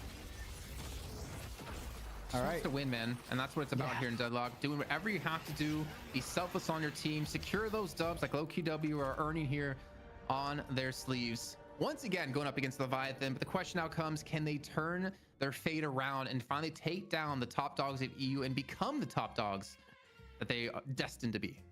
Congratulations, Loki W featuring Hoot tonight. They're going to get it done very quickly, under 30 minutes for our opening round of action. As we break everything down, I think the first thing that needs to be said, chat, let's chill on the judgment of Mikhail S. He was getting bullied, all right? He was getting picked apart early on in that game. It kind of just got out of hands. But as we're looking at the positives, do you think Fisheye Guy in our Twitch chat is right, DDK? Did Hoot really get tired of losing and is looking for a new team? It's quite, it's possible for sure. I do think that one of the reasons we see so many switch ups in roster on this, in a game like Deadlock, is because there are so many roles, and the way that teams could shift over time as to what is working is something that I think is quite different to at least other FPS games that I'm used to, like in a game like Counter-Strike or something. Yeah, there's roles in Counter-Strike, but in this game, there are more roles, and the ways that you might kind of gel with your teammates and the ideas that you might have as to how that should all come together would be different. So, and Hoot is a guy that can fit into any roster and make it better. I do believe that. So yeah, it's cool to see Hoot on the warpath here. Can we talk about where this game got out of hands for the Abrahams, Kaplan? Because chat said forfeit already after about 18-minute mark, that first mid boss. You know, I can't remember the timing of where it was, but seeing Cosmetical be this far ahead, I think it was one of their win conditions, honestly, because you need to stall the game long enough for Empty Dreams to come online. And I think the way they empowered Cosmetical and allowed him to become this like mid-game stature for them was so important. The fact that he got so far ahead, Vrake was able to interact with some other lanes as well. We saw him gank the left lane. We saw Hoot gank mid lane. Considering he was in a very tough lane off the get-go against, what was it, Michaelis and TaS. I think he did a phenomenal job of just keeping the team on his back up to that point where he could take a break and let Empty Dreams be the carry. DK, noob question here. I was playing Street Brawl earlier, and there were 3 Abrams on my team and 3 Silvers on the opposing team. Is Silver the hard counter to the Abrams? Because we got rolled. Well, I think right now, I think Silver's better for sure. They do a little bit of a different job, I guess you could argue, but yeah, Silver's damage output is really absurd. If you have a Silver that is kind of on par, it's really good. You have a Silver that is ahead of the game on Souls, the burst damage really is crazy, and then also the survivability becomes a really big problem because she gets into Lycan form really quickly, and her ability to escape and be able to just like jump on you is pretty difficult and overwhelming if you don't have the options. And I think with all of the healing that was behind Cosmetical did a great job getting ahead in the early portions of the game, like Jason said, getting the support on the objective play, and being able to be that very high DPS presence that then becomes quite tanky as well. And I think that's, you asked the question, where was the difference made? To me, a lot of it was really how well Loki W played the objectives. As far as the Graves goes, I've seen people hate on her. Some people seem to defend her in the chat, but most people are not liking the Graves. Is that because she's auto aim? Where is the Graves hate coming from? Because Empty Dreams drops the most souls. He also is going to lead the way in objective damage. I think it's probably due to the fact that she could be seen as like low skill. She's like the Moira, the Scarlet Witch of this game. Yeah, like the Moira of Overwatch, because you don't have to aim, right? But what you do have to do is know positioning, know how to play around your team, and know like what fights you can and cannot take. Is obviously the fact that you don't have to aim is one thing, but you have to be very careful about how you play throughout the entire time, because she is still extremely squishy. If she gets caught out by like a charge, there's a world where she could be bursted down before there's a chance to actually save her. So I think it does take some expertise to play her, though it's not necessarily like the highest of skill caps, but it comes into playing around your team and your team playing around you that really unlocks her at this high level. If you're looking for most deaths in the game, unfortunately, that belonged to Captain. Michaelis right behind him. And of course, Listic abusing his old buddy on the Billy was one of our top performers in the early game. Graves leads it at the end. And the question I have is, DDK, do you like this combination of Obakim and Hoot on the same squad? Is this a double support meta right now? I don't know if it's a double support meta. I think it's kind of I think it's like the factor of like having Hoot, like we talked about, who allows you to do stuff that's a little bit off the script, maybe a little bit off meta. I don't think we're in a double support meta, to be honest. I mean, but I think it can work. It just depends on how you're looking to play it. Obviously, in this case, they were able to make it work, but it did come from Hoot, not necessarily going super hardcore on the support. Kind of just Jason highlighted going into it, who had a different kind of role in that early game. Yes, it's supporting, but also tempoing out. I think that was a really key way that Hoot played this that made it work. And it's also important to note, like, look at his assists and look at Vrake's assists. Lash already has insane speed getting around the jungle because you build into like stand mastery. You can build to grapple off of people. Kelvin can be extremely quick with the ice pass. So like him and Vrake, I think we're really able to pair well together to look for these ganks and to be there to turn a fight that might have been a 2-on-2 into like a 4-on-2. I think the mobility of Kelvin really helps Hoot excel at what he wants to do in this game. So Vrake is the Lash, which I'm told is super with Faker's face. I'm an unk. I don't understand it. Someone explain it for me in the break. In the meantime, let's take a look at your MVP. It is Vrake. It is the Lash. It is Jason Kaplan's favorite hero. Why did Vrake look so good on this character tonight? What was his impact for the squad? I mean, I think you see it there on the screen, 53,000 damage, man. Like that, he had the highest damage in that game, put in some serious work. The next closest was 38K from Cosmetical. And Cosmetical, I mean, only had one more kill than him. The fact that he had 5 deaths, but like only 5 deaths, and for the impact he had in that early game to give Loki W the strong start, but more importantly to kind of punish Abrahams with him attacking on this left-hand side, keeping together in check, and keeping, I think that was Saint. No, it wasn't Saint on that side. Who was with him on that side? It was Sonya. Keeping them in check, I think, was really important to kind of limit the power spike and where they could hit it. With his early presence, he had really good death slams. I didn't really see him mess up a single death slam. There was also like no knockdowns, and I didn't really see many like counter spells or anything used to prevent him from being effective. And sometimes you don't need to hit a big 5-man death slam, man. You just get one player. If you take him out like you did to Michaelis a couple of times, that's a big threat you take off the table from the enemy team. He also shut down that Apollo multiple times, chasing him down for the final kills. Unfortunately for Taz, he was bullied. The Apollo didn't play out the way we thought it might. DDK, we knew we were going to see some similar bans, some similar picks. Anything standing out, though, early in this meta for Europe, DDK? Well, I want to make actually a really quick point. I think they actually had 5 counter spells, Jason. And I think that makes it more impressive that Vrake was able to have such an insane game on Lash and have such damage output. Because there was lots of spots where he didn't even bother to use it. That was really interesting to me. But yeah, I think Lash, it could be something we'll see probably a bit more of. I've seen a lot of games where the Lash does do this like outstanding amount of damage, and I kind of can't work out where it's coming from a lot of the time. So, and I think it's just some of the movement that we see at this top level allows Lash to be able to maneuver around fights, get a lot of damage out over the top, whether it's through the ground strike or otherwise. So I think we could potentially see more Lash, honestly. And I think that will be the surprise for me, because I wasn't pegging him as like a super meta pick in the last couple of weeks. We're up to 14,000 viewers over on Twitch throughout that game. Shout out to everyone coming over to check out Deadlock for EU. We are not only in the first half of the show, we're just warming up, because that was a best of 1. When we come back, it is a best of 3 grand finals. Leviathan with a new superstar. D-Mob making a move to a top squad, or is it just an April Fool's troll? We'll find out as Hoots filling in for Loki W. Things are getting spicy in EU. Stay locked.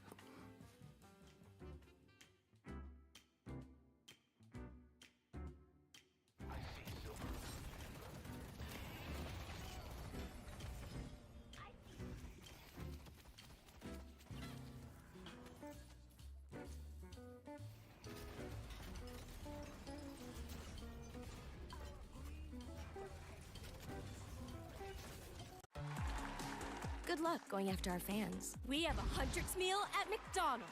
You mean the Sada Boys breakfast meal? Ours has Ramyun McShaker fries. Ours has hash browns. Hash browns. Zoe! It's a battle for the fans. We love you! What? Now at McDonald's. Pick a meal. To pick a side. Don't fight. Kiss. Ba-da-ba-ba-ba. Let's go.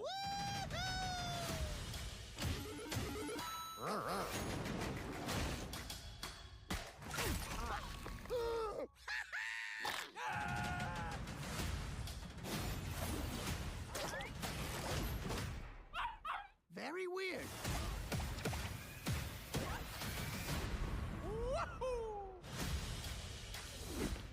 Rated PG. Only in theaters April 1st.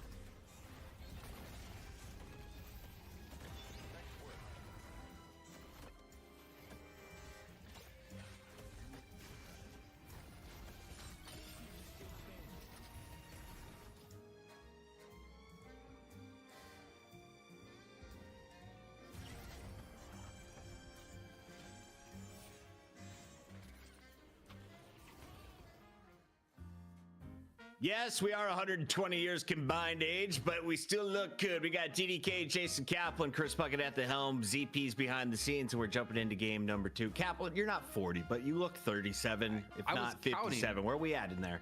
I was counting in my head. I was like, you're actually, I think, kind of close. I think Dan's the youngest out of us. Nice. Where are we at, Dan? You were born before or after 1990? 88. Oh, Whew, okay, never bunch of boomers in here, ladies and Yeah, gentlemen. that's right. All right, let's get to the Zoomers as we introduce you to your teams. We've got Low-Key W and Leviathan. Some old guard when it comes to Deadlock, though. A lot of reps between these squads, and you just saw Low-Key W take a W.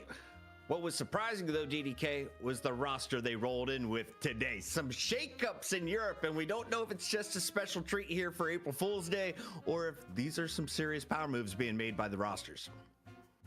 Yeah, I can't wait to see the best of 3 look, because the drafts will look a bit different. I think against Leviathan, obviously, as you guys mentioned, Sai's not going to be here. It's going to be standing for that. So we'll see if Leviathan can do it with the stand-in. But you've got to imagine they should have the advantage here, given Low-Key W has some of the changes.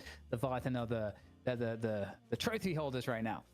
Let's take a look at Low-Key W first and remind everyone what we just saw. So Obakim was running the Rem. We saw Hoot switching over to the Kelvin. What do we expect to maintain going into this best of 3, Kaplan? Anyone else you expect to swap up their roles, maybe more silver? Honestly, I couldn't really tell you what they're going to do with Hoot, because I think the only hero I've seen him on is Kelvin, but Hoot brings that inherent flexibility to the team. I think what we will see him on, though, is like a mobile hero for sure, like a mobile champion, just so he can kind of be around in a lot of these skirmishes, a lot of these fights, maybe similar to Vrake. I think that's definitely one of like the big factors to their last game, was just how involved Hoot and Vrake were being in every single skirmish around the map, constantly running around, constantly applying pressure to these fights and giving them man advantages. We're jumping in with Low-Key W, taking on the returning champions, though.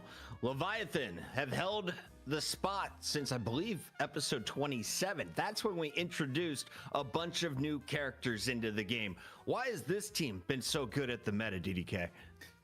I think, there's a lot of different reasons for sure. I think one of the things that they really nailed was the how to play Deadlock in the most modern way in terms of how you play the positions, and they really locked in the team play and the macro in a way that was super effective. But then the layers behind that obviously is the individuals. And OCs, I think, stands out. He is the position 1 hard carry of the team, and his play on Mina was absolutely like one of one, like incredibly good. And then not just that, we saw Graves coming into the meta. OCs adopted it and also made that look like the best Graves in the world also. So he is a very powerful carry, and there's a lot behind him as well. Obviously that also works in his favor for the rest of the team here, that allows them to be as strong as they are. I've really enjoyed the OCs overseas combo, but now that I see OCs and DMOV on the same squad, we had 3 people saying they're the top player in the game: OCs, DMOV, and Hoot. 2 of them on the same team. Is this unfair, Kaplan? A bit, yeah. I think it's a bit unfair. It's a little overpowered here for Leviathan. Honestly, DMOV, I think he slots decently well into Sai's position too, because Sai was playing the Sinclair last week, if I'm not mistaken. And I think he fits like perfectly into the role that they want to use him as. And I presume, of course, can be like maintain the support role. I think for them, though, is we've not seen OCs have the same level of success as he has on Mina. So I do wonder, will Low-Key W maybe want to take away Mina from him? Because we've seen him play things like Geist and the likes, but he can't apply the same pressure on a Geist like he can do on a Mina because of how mobile she can be as a hero and how slippery. So I think I'm still like looking at him to be a big playmaker for them. If they can get him comfortable, then I think they have a very good shot defending this title.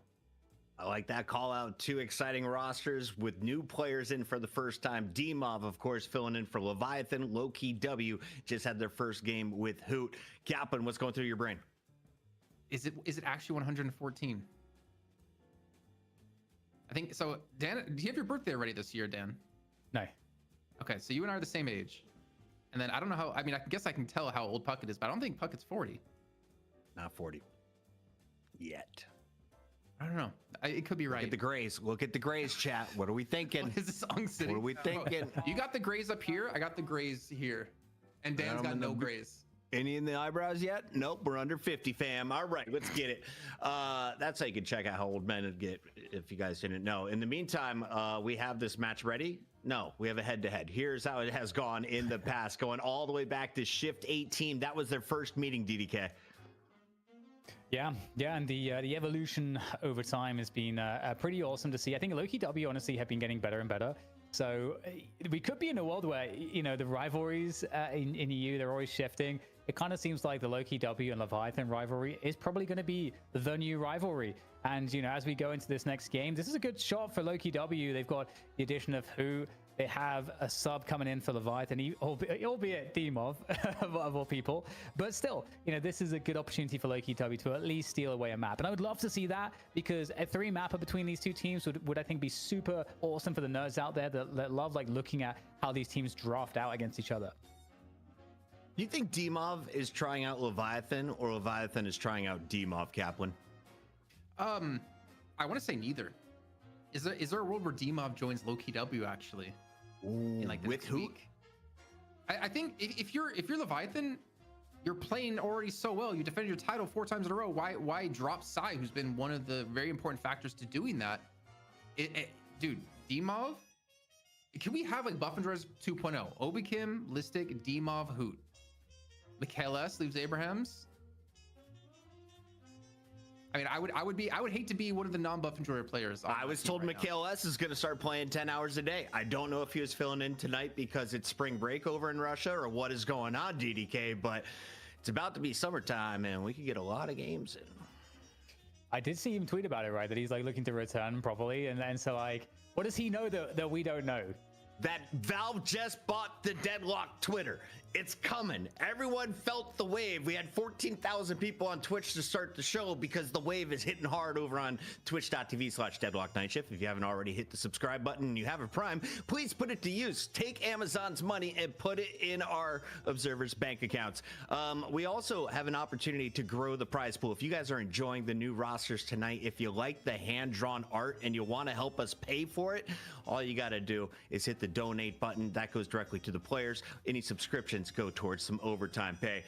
Kaplan, anything else we need to highlight before the EU boys are ready to kick off this best of 3? No, I don't think so. I think this should have the potential to be a really good match. I think Loki W have made some mistakes in the past meeting up against Leviathan, but I think the more time that Lightbringer's been on the roster, the more time he's been coaching them and helping them figure things out, I think it's helped curve away those mistakes and prevent them from happening again. It's just about Loki W now. Can they perform when they need to? Scrims are one thing, but taking the title is another. Do I need to ban Graves? She was in MVP form. The Lash was in MVP form, and Cosmetical was also causing problems on Silver. So Leviathan just watched it. What do you get rid of? The Silver.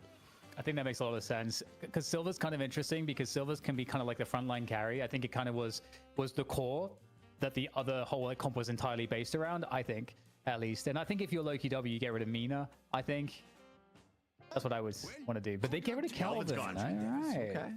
Hoot's like, I'm not playing him. Kelvin is like a super high tiered pick again, so.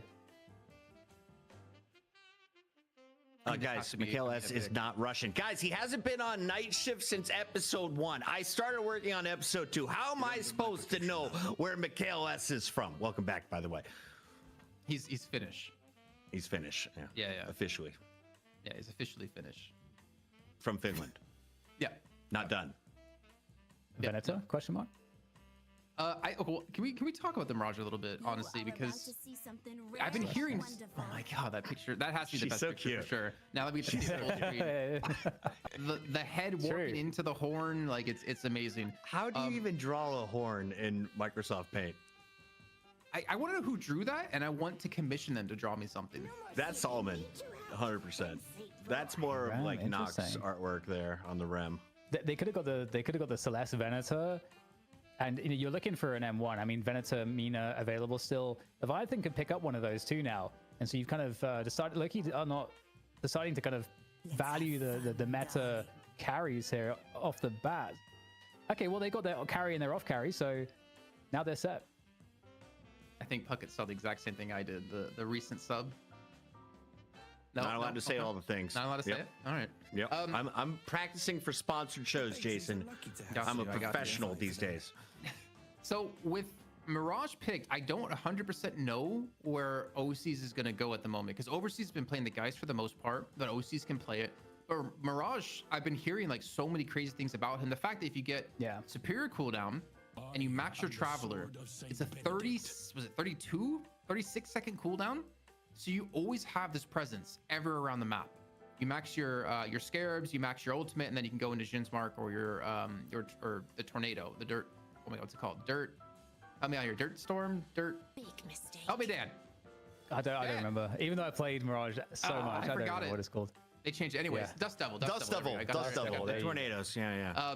The fact that you can always be like omnipresent around the entire map makes him so dangerous. But I still feel like his damage has been curved, but also the built-in inhibitor to his one is when he maxes out is like very tough to deal with.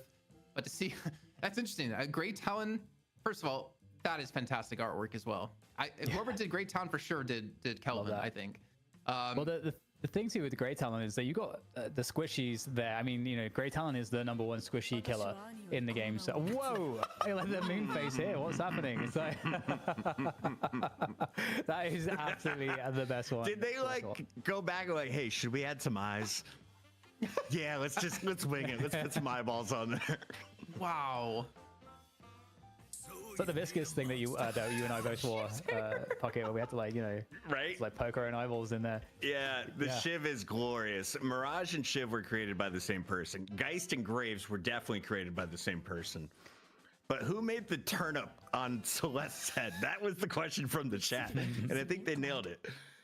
Oh, I mean, Mina is here, as you called at the start of this one. DDK, are you surprised to see her coming in at pick number 9?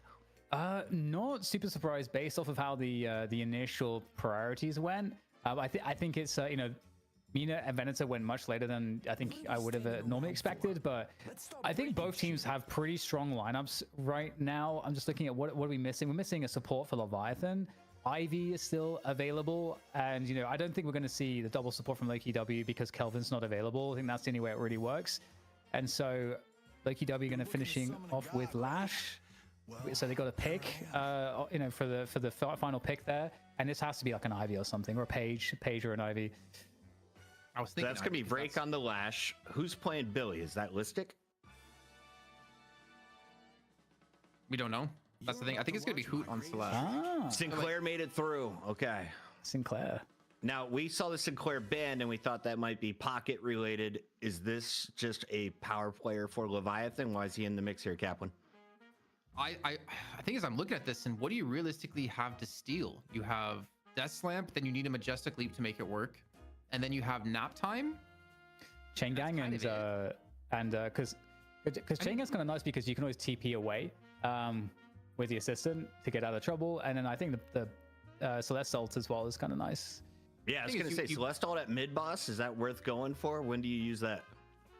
I don't think you'd want to steal necessarily the Celeste ult in this one, because I mean, I think it works, but if you think about the way Sinclair naturally builds, you're going to have greater expansion, and great expansion works really well with Lash, Billy, and Rem. It doesn't do anything for Yamato, doesn't do anything for Venator as far as I know. I don't think it makes the bolts bigger, and then for Celeste, I think it maybe affects the bounce range. Good luck going after our fans. We have a Huntrix meal at McDonald's. You mean the Saja Boys breakfast meal? Ours has Ramyun McShaker fries. Ours has hash browns. Hash browns. Zoe! It's a battle for the fans. We love you! What? Now at McDonald's. Pick a meal. To pick a side. Don't fight. Kiss. Ba-da-ba-ba-ba.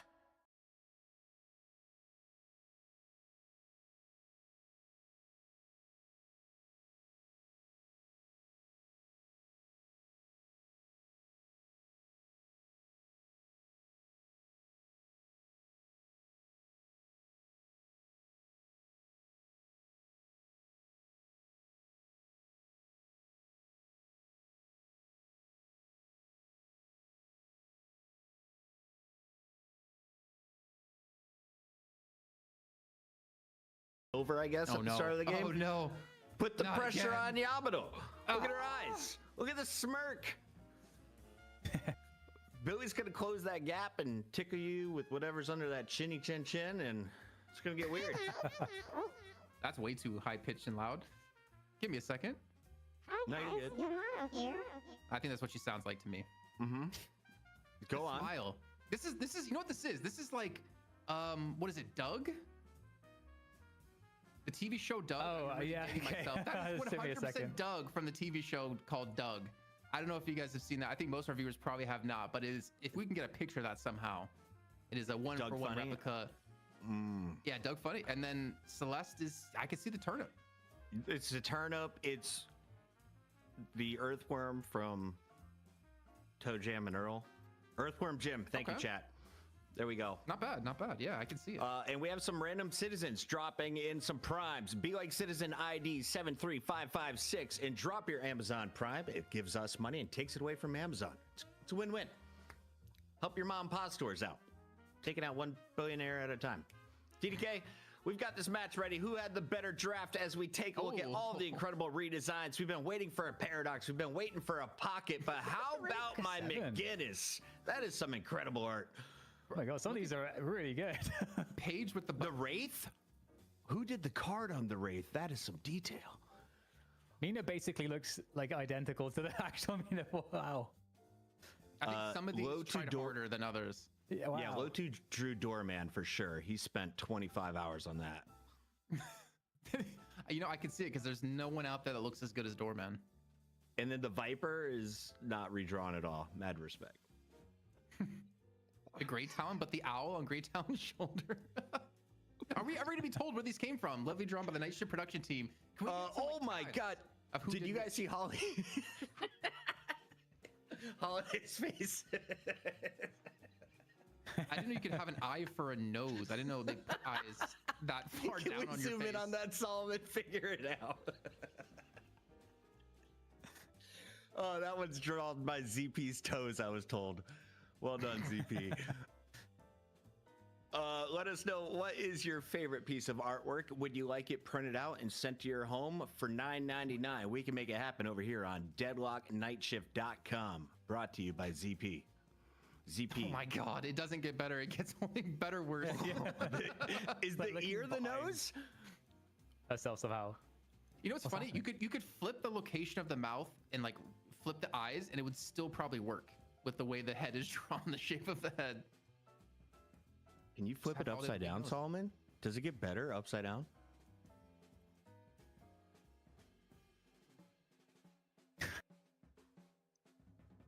He's working on it, guys. okay. Give him a second. Give him a second. Let's see if we can flip this. Also, what does Hayes look like once we go upside down? True. The little bow kind of looks like bunny ears. Oh, Looks like Billy. Upside down face. Mm-hmm. Chat, let us know what you see. We'll tell you what mental disease you have.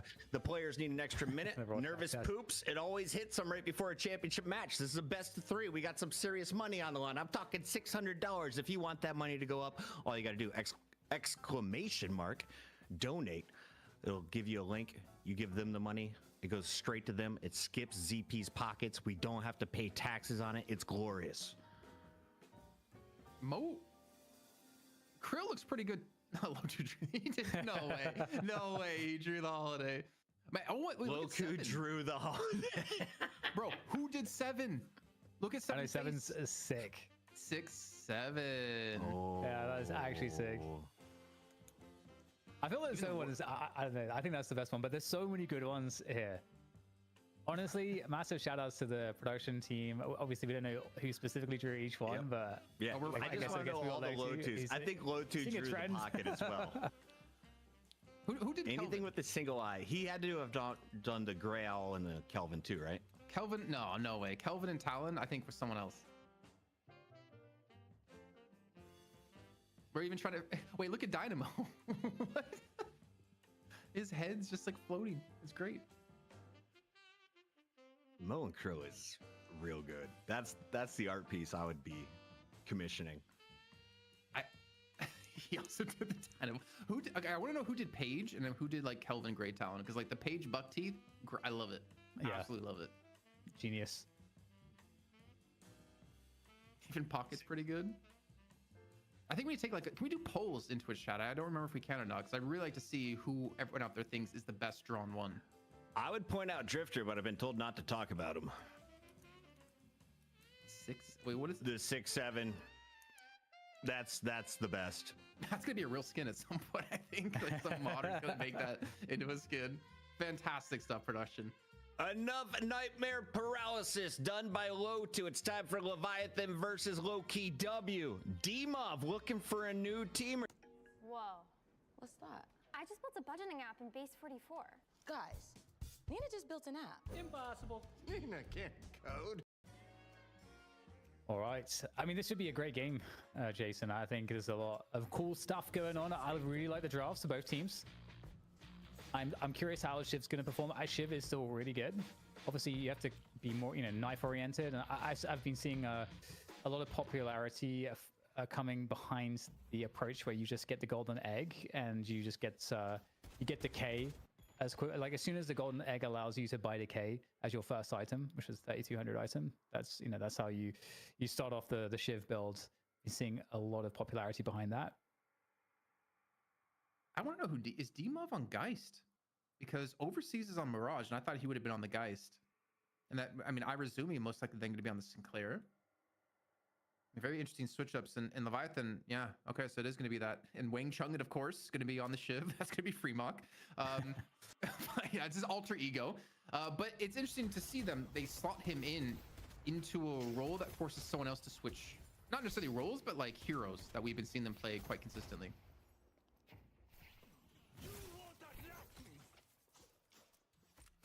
Having that Scarab. I'm telling you, man, Scarabs are dangerous. Such good healing in the lane. Okay, we're getting a swap with the TPs. Wow, lane swaps.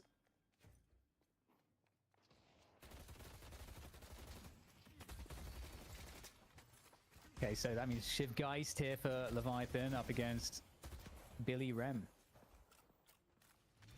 That's actually a pretty nasty combo, Shiv and Geist, I gotta say. Wait, okay. Another swap coming in. Wait, they're swapping again? We saw this, I think, quite a bit last week. I think we saw them swap like 3 or 4 times. I know ZP's here, and then he was casting that one. It happened like a ton. They would shove the lane, then they would just swap over and over and over again, just to make sure they get the matchup that they want. But then it was Leviathan the ones to do that then. So we're seeing like Low-Key W now respond to it. And it does give the opportunity for a potential 3-man surprise gank if you just don't have one person teleport on over. Yeah, it makes sense in the like as long as you're doing it under 2 minutes and it's back to lane for 2 minutes, where at that point the boxes and the tier 1 camps are spawned. It definitely makes sense as long as you're not missing any creeps, because you don't have anything otherwise to do as well during that downtime between the waves. Again. So I mean, it's so interesting to see like the consistency of trying to get the right lane matchups that they want, because it kind of shows they want to win in the laning phase instead of maybe just going even. Trying to, I think is I'm trying to like wonder where's the Sinclair going? What is he ideally trying to steal? I think we saw multiple times last week trying to avoid Graves. I think it was the Graves Sinclair that was the matchup. That was quite parry. That parry. That's a really big problem as well for Geist. You can't really get active in the lane now. Gives a lot of prio to Billy Rem. And this is really, really awesome as well, because they can go do some of the boxes. I'm not sure what the state is of the boxes right now. Do you have a break going for the boxes on the enemy side?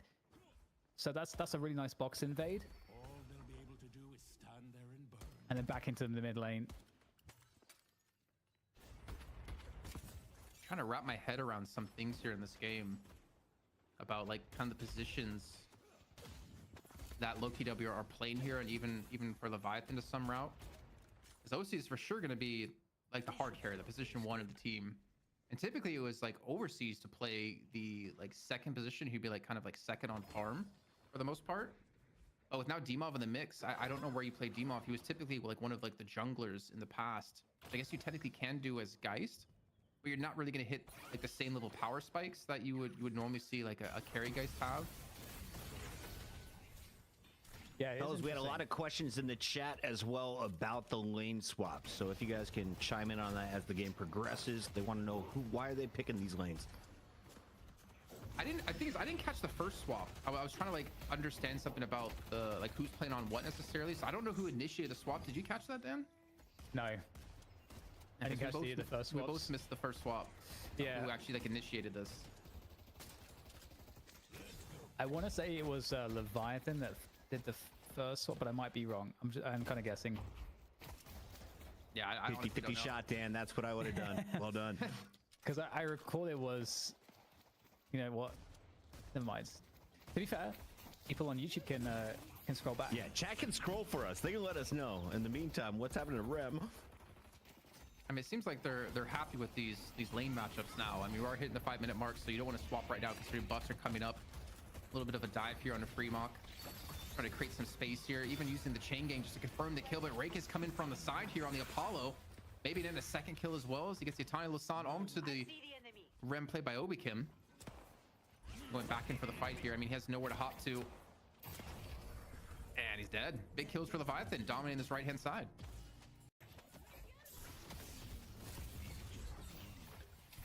Start to kill Mirage. Overseas, though, is not having a great time on the farm, so the pressure's been good enough for sure. You want to keep Mirage in check if you can. I think, you know, Rake, you know, I think it's going to be really fun to see how his game goes on Apollo. I think Apollo is such a fun hero to play. The amount of activity you can have as a Spirit Nuker, just you can get so many crazy chases because Riposte is always there for you to like get you out of a deep position, as well as the lunges that can also be used for that too. And the cooldowns are pretty low as well. Nice Riposte there on the Flying Strike. Really, really good stuff. They won't have it available now for the escape. So it gets a little bit sketchy here. In come the lunges as well, trying to get some extra burst damage. That does trigger Cosmetical though to get onto the Flying Strike to finish it off. Great stuff, good follow up there. And you know, Cosmetical, the Spirit Nuke on the other side. Yeah, he committed for it, going for that kill. A little bit maybe frustration there. He knew he was going to die trying to take down the minions so he can get some extra farm going his way. That's going to be a stolen nap time thrown on over to Hoot. Does get around the corner in time, and this also does have some other players on his team to help deal with this one. Maybe the counter push coming on through, but it's also left Rake alone. I mean, this left lane Guardian had gone down extremely early, and Rake's there to soak up the farm in the meantime, denying potentially a lot of jungle in that lane that OCs is definitely going to be needing if he wants to carry this game later on. Very nice kill to find there onto Fremok. Right now, Loki W actually definitely gaining some ground. 3k ahead. The 6.5 minute mark. So definitely doing some good work. The teleport coming on through though. Actually, no, it wasn't. The teleport was not used. Just a straight up rotation out of mid. Now we're gonna get the Traveler back into mid, looking to jump on top of the Celeste. Shield though will presumably keep Celeste alive. And indeed, we get even some support. And in fact, this could be problematic. The escape does look all right though for overseas here on Mirage. In the meantime, the pressure game from Leviathan is turning up a little bit on the right side as well. They were like pushed close to they're crashing onto the tower, but they've since been pushed back by the Billy Yamato combo of Loki W. I think with the initial Guardian being taken down too, it's kind of put things a little bit odd in this game, because you typically wouldn't see the carries of both teams going head to head in a lane to fight over farm here, but I'll get to that in a second. As we do see Chengen catching on to 2 here. You can see Demov on Geist, very low in health, and finished off as well with the help of the Death Slam coming through out of Vrayek. Loki W applying pressure on this right hand side, looking to take a Guardian here. There's no urn to come up for the next 2 minutes of time, so this is definitely a takeover towards objectives, and they need to dive through at a Cosmetical. Went for the early Stalker here for the extra damage, not to mention Spirit Strike, melee lifesteal on top of that, so looking for some survivability, some Spirit Shred. But the force that they put out here on this right hand side has been met. Like, Leviathan have reinforced this right hand lane. But for quite some time, you know, Empty Dreams has been solo farming on the left side lane with no harassment. He's managed to balloon up to 8.1 thousand souls, and the Sinus just came up, and so those are fair game whilst this pressure is happening. And okay, goodbye Cosmetical. Leviathan doing some good work here on this right side, but I fear the lack of pressure on Empty Dreams is going to come back to bite them later. And they definitely could. We know how strong a Venator can be. That's them coming on through, stolen away by Razumi. The tag along onto Vrayek onto the real Death Slam. Will help them to escape to safety. Gets hexed up as well. As poor Rem can't catch a break, but it doesn't matter because they take down Demov once again. And this pressure, it's still there. And even though Leviathan, they did, reinforce it to make sure this Guardian didn't go down, they really want to commit to this. But the thing is, the Urn's on the other side of the map here. So by taking this Guardian down, you potentially could open up a push in towards Walker after turning in the Urn. So there's a lot of potential here for LokiW by keeping so much pressure on this right-hand side. They're still managing to stay 3-4k ahead here as well. Even throughout all this craziness, this Walker, or rather this Guardian, is going to go down though finally. So LokiW will pick up what they were looking for, and now they'll disengage. Now, what is the decision from Leviathan? They've got 3 players on the right side lane. They could try to just trade out the tier 1 Guardian, and to be honest, it doesn't look too difficult because the defense has largely abandoned this position. They're going to give this one up, it seems. I think it's not horrible to give this one up, because now there's 3 players on the right hand side, and this Urn could go, like, once you get initial control of the Urn, you can get buffs as well. You're gonna have the Urn pick up, and it comes down to how's the fight gonna break out, because Deathslam's coming up soon for Vrayek, so you're gonna have that to use. Of course, you're gonna have audience participation of Irizumi, but he's not gonna have like Majestic Leap. So realistically, stealing a Deathslam won't be his priority. It'll be taking away nap time out of Obikim. So there's the grab. LokiW pick it up. Actually extending their lead slightly down up to about a 5k lead now as well. So they maintained 3k for quite some time in the early stage. Now we get some nuking on to the Lash. Hard to catch a Lash, but there's enough behind this. Good utility usage, and the lunges, they have been exhausted. And now it's going to have to be the ultimate. It's going to have to do it. And does it catch him? No. Good juking there from Lash. Vrayek barely escaping that. Where's the counter pressure here? I mean, Vrayek, if they just hold the Urn, they pull it back and don't lose it here, he could come in for a massive Death Slam. He's just tuning up in base. That Iradomini being stolen away.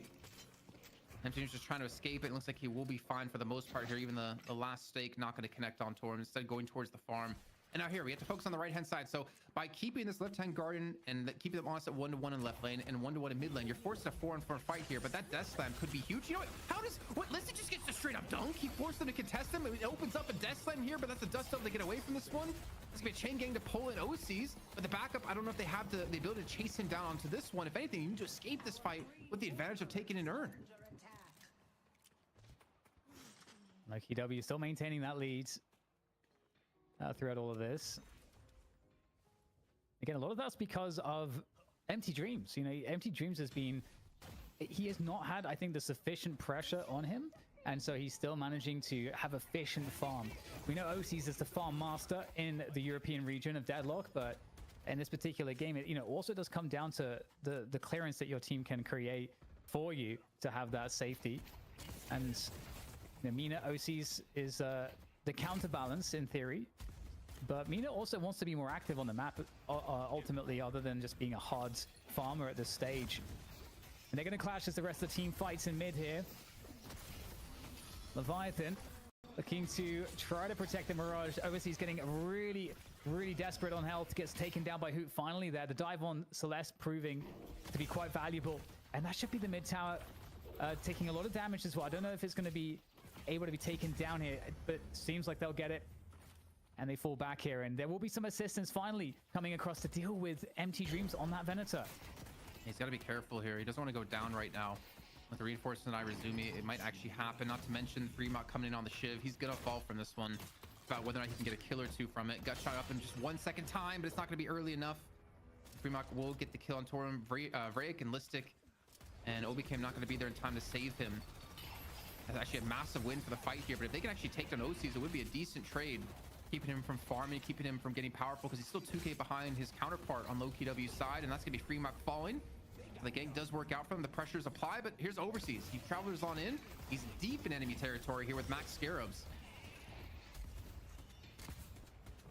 And this is perfect. Mirage able to find any shot you want without any pressure. This is looking good here. Leviathan kind of getting the fights that they want over the last couple of minutes. Started with just a domination of Empty Dreams, getting ganked by 3 players. So either the call wasn't there or being greedy. And these punishes still not actually bringing Leviathan up to an even footing on the souls. LokiW still operating from an advantage in that respect. 4k, 5k. credit But to at least all the Vrake. tier 1 towers are down here now. Yeah, I was looking at the mini map over towards where Vrake is on the left side jungle with Obikim. Like his presence alone forced Overseas or OCs out of this position where you have a majority of your jungle farm. That's going to be it. Not to mention you have double centers there. You have like 4 centers in total in that location. So with his presence, he's able to push OCs out to not give them that free farm. And we've been talking about this for weeks. It feels like, Dan, is teams just don't punish OCs from just farming freely. And that's like one reason why he's able to get so far ahead. But you can kind of see the emphasis here out of LokiW on this left-hand side jungle to prevent him from just getting it so freely. Yeah, definitely. And I think for OCs too, he does want to be more active than a Venator at this stage of the game as well. Trying to, come and use that mobility, use that burst damage to win fights, to help his team out. Whereas Venator's just wanting to just farm as much as possible. And that's exactly what MT Dreams just went back to doing. It's getting his solo lane away from everything else. In the meantime, his teammates are trying to create reasons for Leviathan to have attention on them as the bridge buffs come up. That's the pick up there, the vitality buff for Listic. Goodbye, Empty Dreams. It's been nice knowing you. We saw Leviathan push up 2 players into the secret shop on the enemy side, and they get a catch on towards him. I don't know if he's actually going to live in this one in a 1-on-2 situation. The rotations aren't going to be there. It's the same 3-man ganking squad to deal with him. Compared to Empty Dreams, though, he's quite tanky. He's actually able to push out OCs quite well. Finally, Hoot's able to join in the party, and I mean, he's been able to create some pretty good distance here. Might be able to finish off actually OCs if he can hit this final Iridomini. There's a nice chunky 600 damage here to Overseas, and he's pulled 3 players here and has survived for such a long time. The downside is he eventually does fall, and Leviathan are continuing the pressure out of DMob in the right lane. He's creating so much pressure that he's going to get a free walker, and LokiW, if they don't get earned here, it's a massive loss. Okay, they get the that's good. Somehow they're still gaining advantage on that economy. It feels like they shouldn't be, but they are. And the fight's going to go back over towards the bridge here as the escape is made by Leviathan after the drop off. Really close game on our hands here at the moment, and it kind of feels like everybody's doing what they need to be doing. I don't think anybody's behind in a way that's you wouldn't want. I think the only real one I could say for that is maybe Overseas having a I don't think you'd want your Mirage to be as low farm as Overseas is currently. I think he has to fight a lot of people for farm, though. Like Rayek typically would be someone who gets farm on their team. DMob is someone you want to get farmed to because he's on Geist. Overseas needs it himself, but then also OCs. There's a lot of mouths to feed on this team that's hard for him to get this solid farm. And I agree, like you need him to get a little bit more farm, because I think it's like when he gets escalated exposure, that's when he starts to really hit a big power spike because of how the way scares work. But right now, he's doing some good work on the Celeste here. The assault on this Walker will be successful for LokiW. We'll see if they can escape, disengage effectively. Cosmetical is not able to be as mobile as Celeste, so taking some heat here. One of them's going to go down. I mean, Billy's also here to potentially help Listic. Is he going to be able to do anything? No, he's going to escape. So they get a Walker, they lose 1 player. I think that's worth for them. Still maintaining an advantage for now, but here's the response from Leviathan around their own Walker. Trying to keep this pressure off at the moment. See if they can find Empty Dreams. There is a Death Slam, a stolen Death Slam coming on through. The Vexing Bolts and the Hex as a follow-up is kind of nasty. Is there any more follow-up here? In come the lunges. Rieg has to back away. There's no more follow-up. And they'll just scare them off ultimately. And in the meantime, the action is the chase downs on Listic here in mid. I don't know if he's going to be able to escape this one. Hey, Billy, or other Shiv going to have to get away. I think you have to be very careful if you're Leviathan. Actually, 3 silence waves picked up for LokiW. ZP pointed out Obikim, Hoot, and Cosmetical. If you're, OC is great. You have Dispel Magic for 1, but he's actually buying Ethereal Shift next as like his next big purchase, just to have the sustainability and survivability more important. That's an audience participation Death Slam being thrown in here. Vrake now under siege, under fire, and under the ground 6 feet as he does get picked off. Constant action. This is so skirmishy. This game just doesn't stop here. Another fight breaking out here on the right side lane. Hoot, in the meantime, is just chilling on the left side in that solo lane. Chase down onto Sinclair, and there is the Flying Strike. He went with them. I don't know if you caught that. He just zipped across the entire minimap there. Maybe we get a replay totally of that. missed that. That's crazy. Yeah, the flying strike with the assistant pulls him completely towards the other side of the map. But is there realistically a chance to go for mid boss here? Thing is, with Irizumi not there, they have no Rabbit Hex. They have no way of stealing big ultimates. It's a risky and gutsy call here, but it definitely could actually be quite successful for them because the OCs rejoin the fight here, come in from the base. They're going to be missing Rayek. They're going to be missing Overseas for now, who can just travel her on in. But there we go. The mid boss has been taken. Now it's up to Leviathan. Can they contest this? Can they deny these Rejuves from being taken? 3 Rejuve crystals for Loki W coming on through, and there's the Death Lamp. And everybody's going down here for Leviathan. This is not a good fight to be taking right now. Nothing that they can do to survive. It's just almost, well, very limited damage here on the Loki W players. Cosmetical is getting quite weak, but looks like he's going to be able to survive this one. And it's a full cleanup coming in. And Loki W will be, I mean, in an insanely strong position now. They're kind of just edging ahead the whole game, but now it's going to get pretty bad for Leviathan. Bro, pushing into them from the same direction when you have 3 silence waves on the enemy team is just a recipe for disaster, man. Like they got in, but they could not do anything. They like heavily prioritized trying to get for the Rejuve steal, but when it came down to trying to fight them, you just can't cast any abilities, man. Like that's so rough, and it's such a smart and strong early investment out of all these silence waves to then go for that to be a mid boss. And they have full control of this game. 22k in the lead. They have Earn for a turn on the enemy side of the map. Look how many counter spells we have picked up already too for Leviathan. They have 3 OCs, Overseas, and DMOV already securing 1 apiece. And they only have 1 silence wave out of Rayek. And honestly, Rayek just gets silenced too quickly and dies too easily when he gets into the front line. Yeah, looking to go for the quick dunk here. Oh, good stop just in the last second. The Traveler coming on through with the chain gang. And they got Rejuve crystals. This might be absolutely perfect for Loki W. They'd love to force a fight here. And they're going to be able to do just that. Doug comes on through. Empty Dreams capitalizes on that one.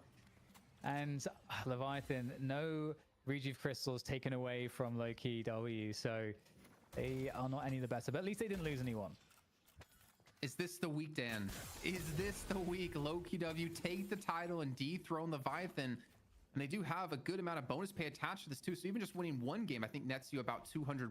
Winning the whole series gets you obviously your portion of the prize pool plus the entirety of the bonus pay. I mean, they haven't used 1 single Rejuve just yet. They're looking to push on towards this right-hand Walker. Drake, he's gonna have ultimate up here if he does get engaged on this this right-hand side.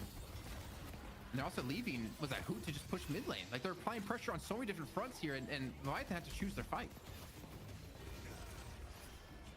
Overwhelming power under the Walker as well. Walker may as well not even be there.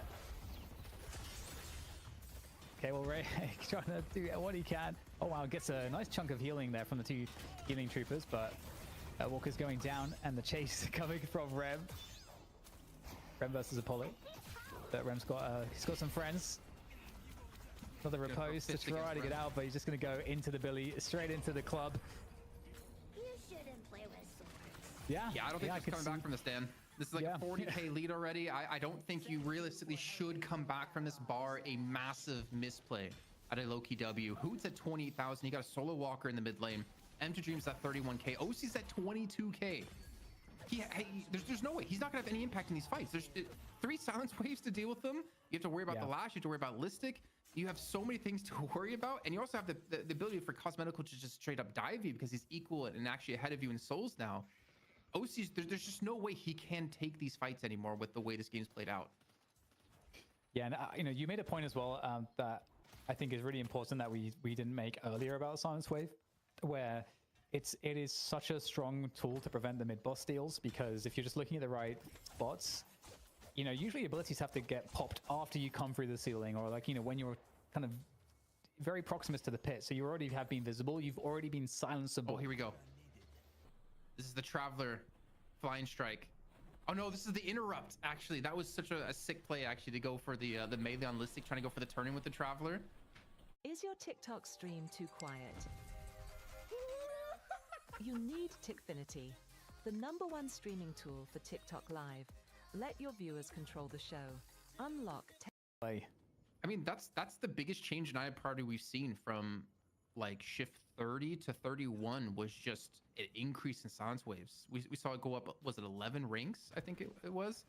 They Yeah. made it into top 10.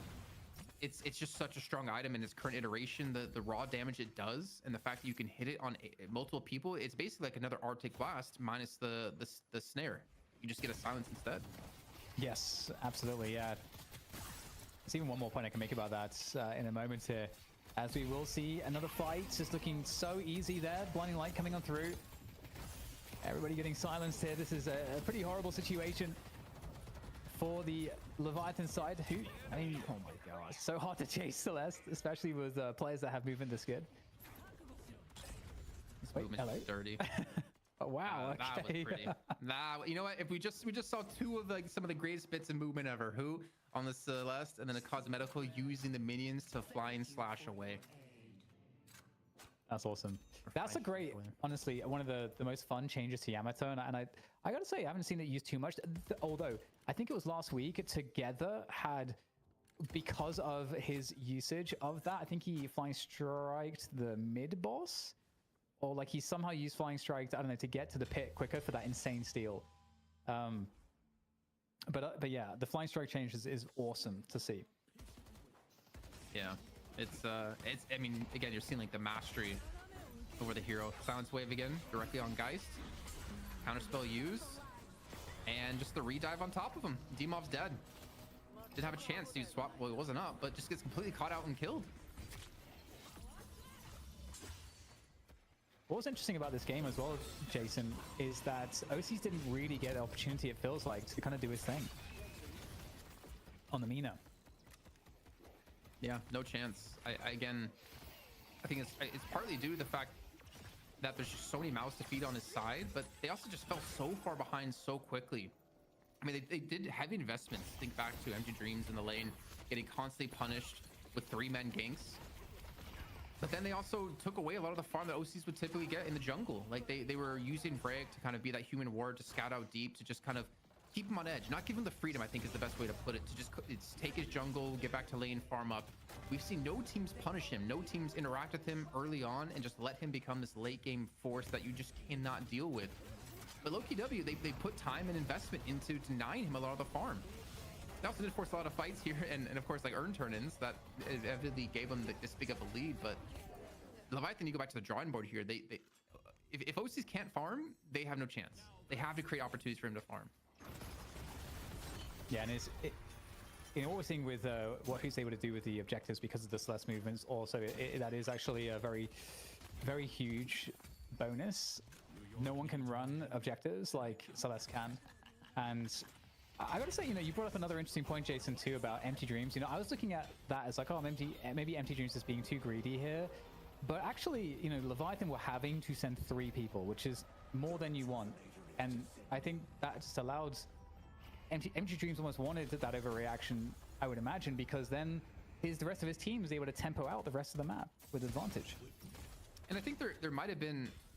It's weird to say like mistakes, but maybe there was like slight mistakes in what they wanted to do, because you have Vreg and Hoot on such highly mobile champions that with Empty Dreams surviving as long as he did multiple times, so Hoot just being BM here, just taking the blades, there was a world that they could have actually just reinforced him and actually protected him, and he would have had nearly as many deaths. But like, I mean, this game is a foregone conclusion. Like you're approaching 70k lead at some point in the next few moments. It's just a matter of time before LokiW do close this one out.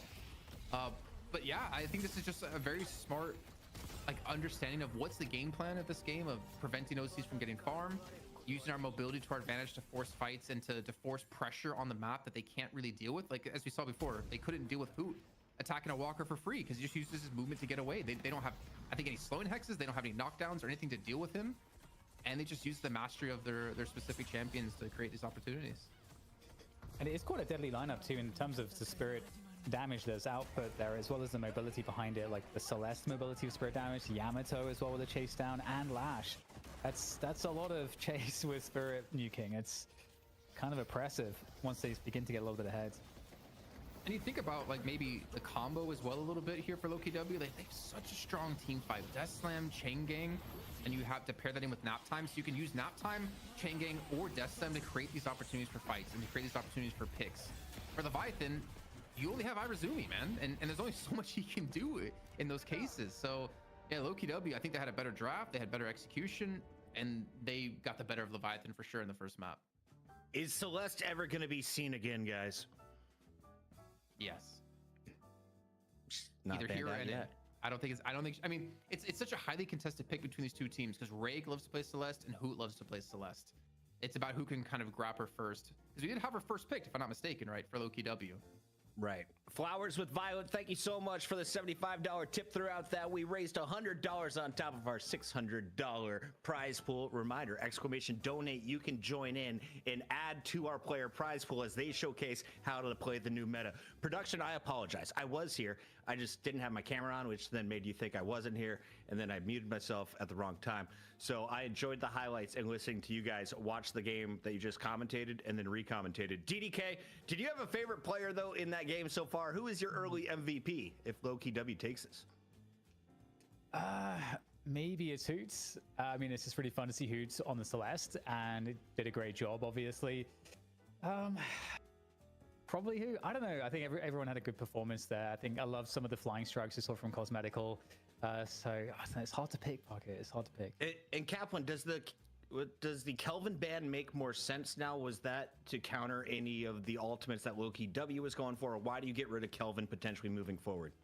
My guess is the early game pressure that Kelvin has, as I was like describing before against Abraham's, the fact that you can buy like monster rounds, take tier 2 ice path, you get like early guardian control, and they can use that to roam around the map and just, more importantly, like again, punish the jungle on the enemy side. I think Leviathan are one of the teams that really relies on taking their own jungle and even sometimes invading the enemy jungle, especially for OCs. The only way he creates leads like that is the amount of jungle that he can eat up while also taking these lanes for free. So I think the hyper mobility to Kelvin was definitely one of the factors when it came to the bans. But again, you do leave open things like Celeste, which is definitely in Hoot's wheelhouse. Also, I mean, who's gonna? I guess Dimov is technically would be their pocket player if they wanted to go pocket, but I don't think they want Dimov on pocket. Is my guess. I don't know. My voice is getting so high pitched right now. I don't know. We're just questioning. I don't have the answer to that. DDK, do you? I don't have the answer to that either. Yeah, sorry, Jason, you're screwed. In the meantime, can we talk about Sinclair?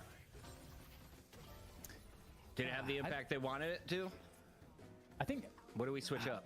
Yeah, I think so. It's interesting because I was expecting instead of Sinclair maybe like an Ivy or a Page, like a more traditional support, which I think would have helped against some of the burst heavy stuff that we see out of Loki W, and maybe be a little bit more reinforcing for like to keep Freemog a bit stronger on the Shiv, maybe Dimov a bit stronger on the Geist in some of these team fights, because I mean there's a lot of extra damage you get from Sinclair. There's some good ults that you can steal that can help you to maybe have some of what you're missing with the nap time, especially. I think can be a really good setup piece, although it can be if they do get counter spells, it can be kind of easy to deal with. But still, I see the vision, but it just I'm not sure if Sinclair was the problem necessarily in this draft for Leviathan. Too many mouths, man. Too many mouths to feed. Yeah. I thought Ivy actually would have been a decent play because you have so much global presence with overseas on Mirage and I guess Irizumi on Ivy. But the fact is, does that mean your Geist, your Shiv, your Apollo, and your Mina can stack up against the raw engagement power that Loki W has? And I don't think those four could have survived any sort of engagement. So yeah, maybe you applied some pressure on the map. Quickly could have gotten there. Ray could have quickly gotten there as well, but I don't think you win that foregone 5v4 fight after. Final question, DDK. Who had the sexiest screen in game number 1? Sexiest screen. Yeah, screen. Like visuals, watching their play. It was entertaining. You enjoyed it. No, I'm gonna go Hoot fan, Hoot stan. Hoot fan, Hoot stan. Half chubs all around. We're going to a break. When we come back, game number 2. Don't fire me, Solomon.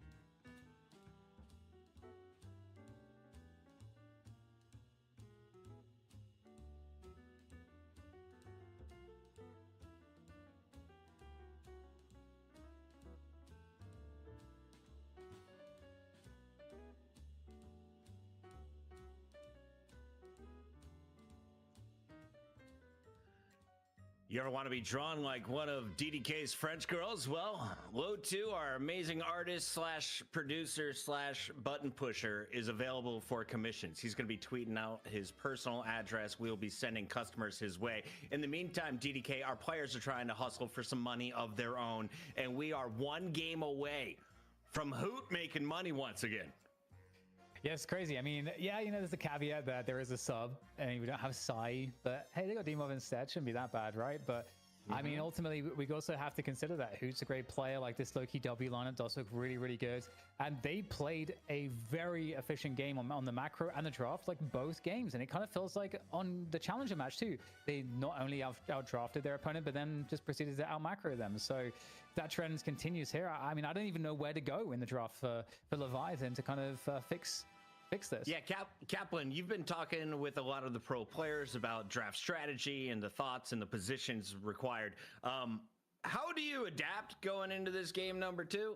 What do you do if you're a coach here for Leviathan? Is there a hard pivot you need to do on your side, or do you just hope that they mess up on the other side? I mean, no, you can never, I don't think, depend on the enemy team to make a mistake. I don't know. It's so weird because you're slotting Demov into Psy's position, which they have a lot of overlap in their hero pools, and they have an overlap in the role that they're supposed to be playing, and yet they put him on a hero that requires like a decent amount of farm. They had way too many mouths to feed to make this work. I think maybe one adaptation they did make is looking at OCs and maybe having someone kind of hover him or apply pressure on his side of the map so you can alleviate the pressure that he's constantly under, allowing Loki W to get in your jungle with the high mobility they had, to act as human ward, to deny away your jungle camps, to try to deny away your sinners. It really just like hamstrung him because he's so used to getting to play the game the way he always wants to. Right. And when Fully that gets fed. interrupted, it falls apart. So Dan, if you are going to try and stick to your bread and butter, which is make OCs our super villain that ends the game later, what are some low resource characters that we could see Demov flexing on? Because I've seen him, just like Hoot, play everything in the game from a Viscus to your top M1s. Yeah, it's weird, right? Because Demov was playing Geist, which, I mean, Geist can be a carry or an off carry. She's so 0 for 2 on the day as well, we should point out. Yeah. Well, I mean, okay, what would you do? I guess you'd want Demov to play something that's more like low eco friendly flex. Maybe. I mean, what do they have for pick? Do they just use Sinclair as their pick? Maybe they could get Mo. We're seeing that EU is not use as Mo much last of week for Psy. a fan of Mo. But Mo's really good in that respect because you can be really versatile with Mo. You can be very effective on the low econs, and you get more pick than they had in the previous game, which I think could be pretty useful as well. So something like that could work.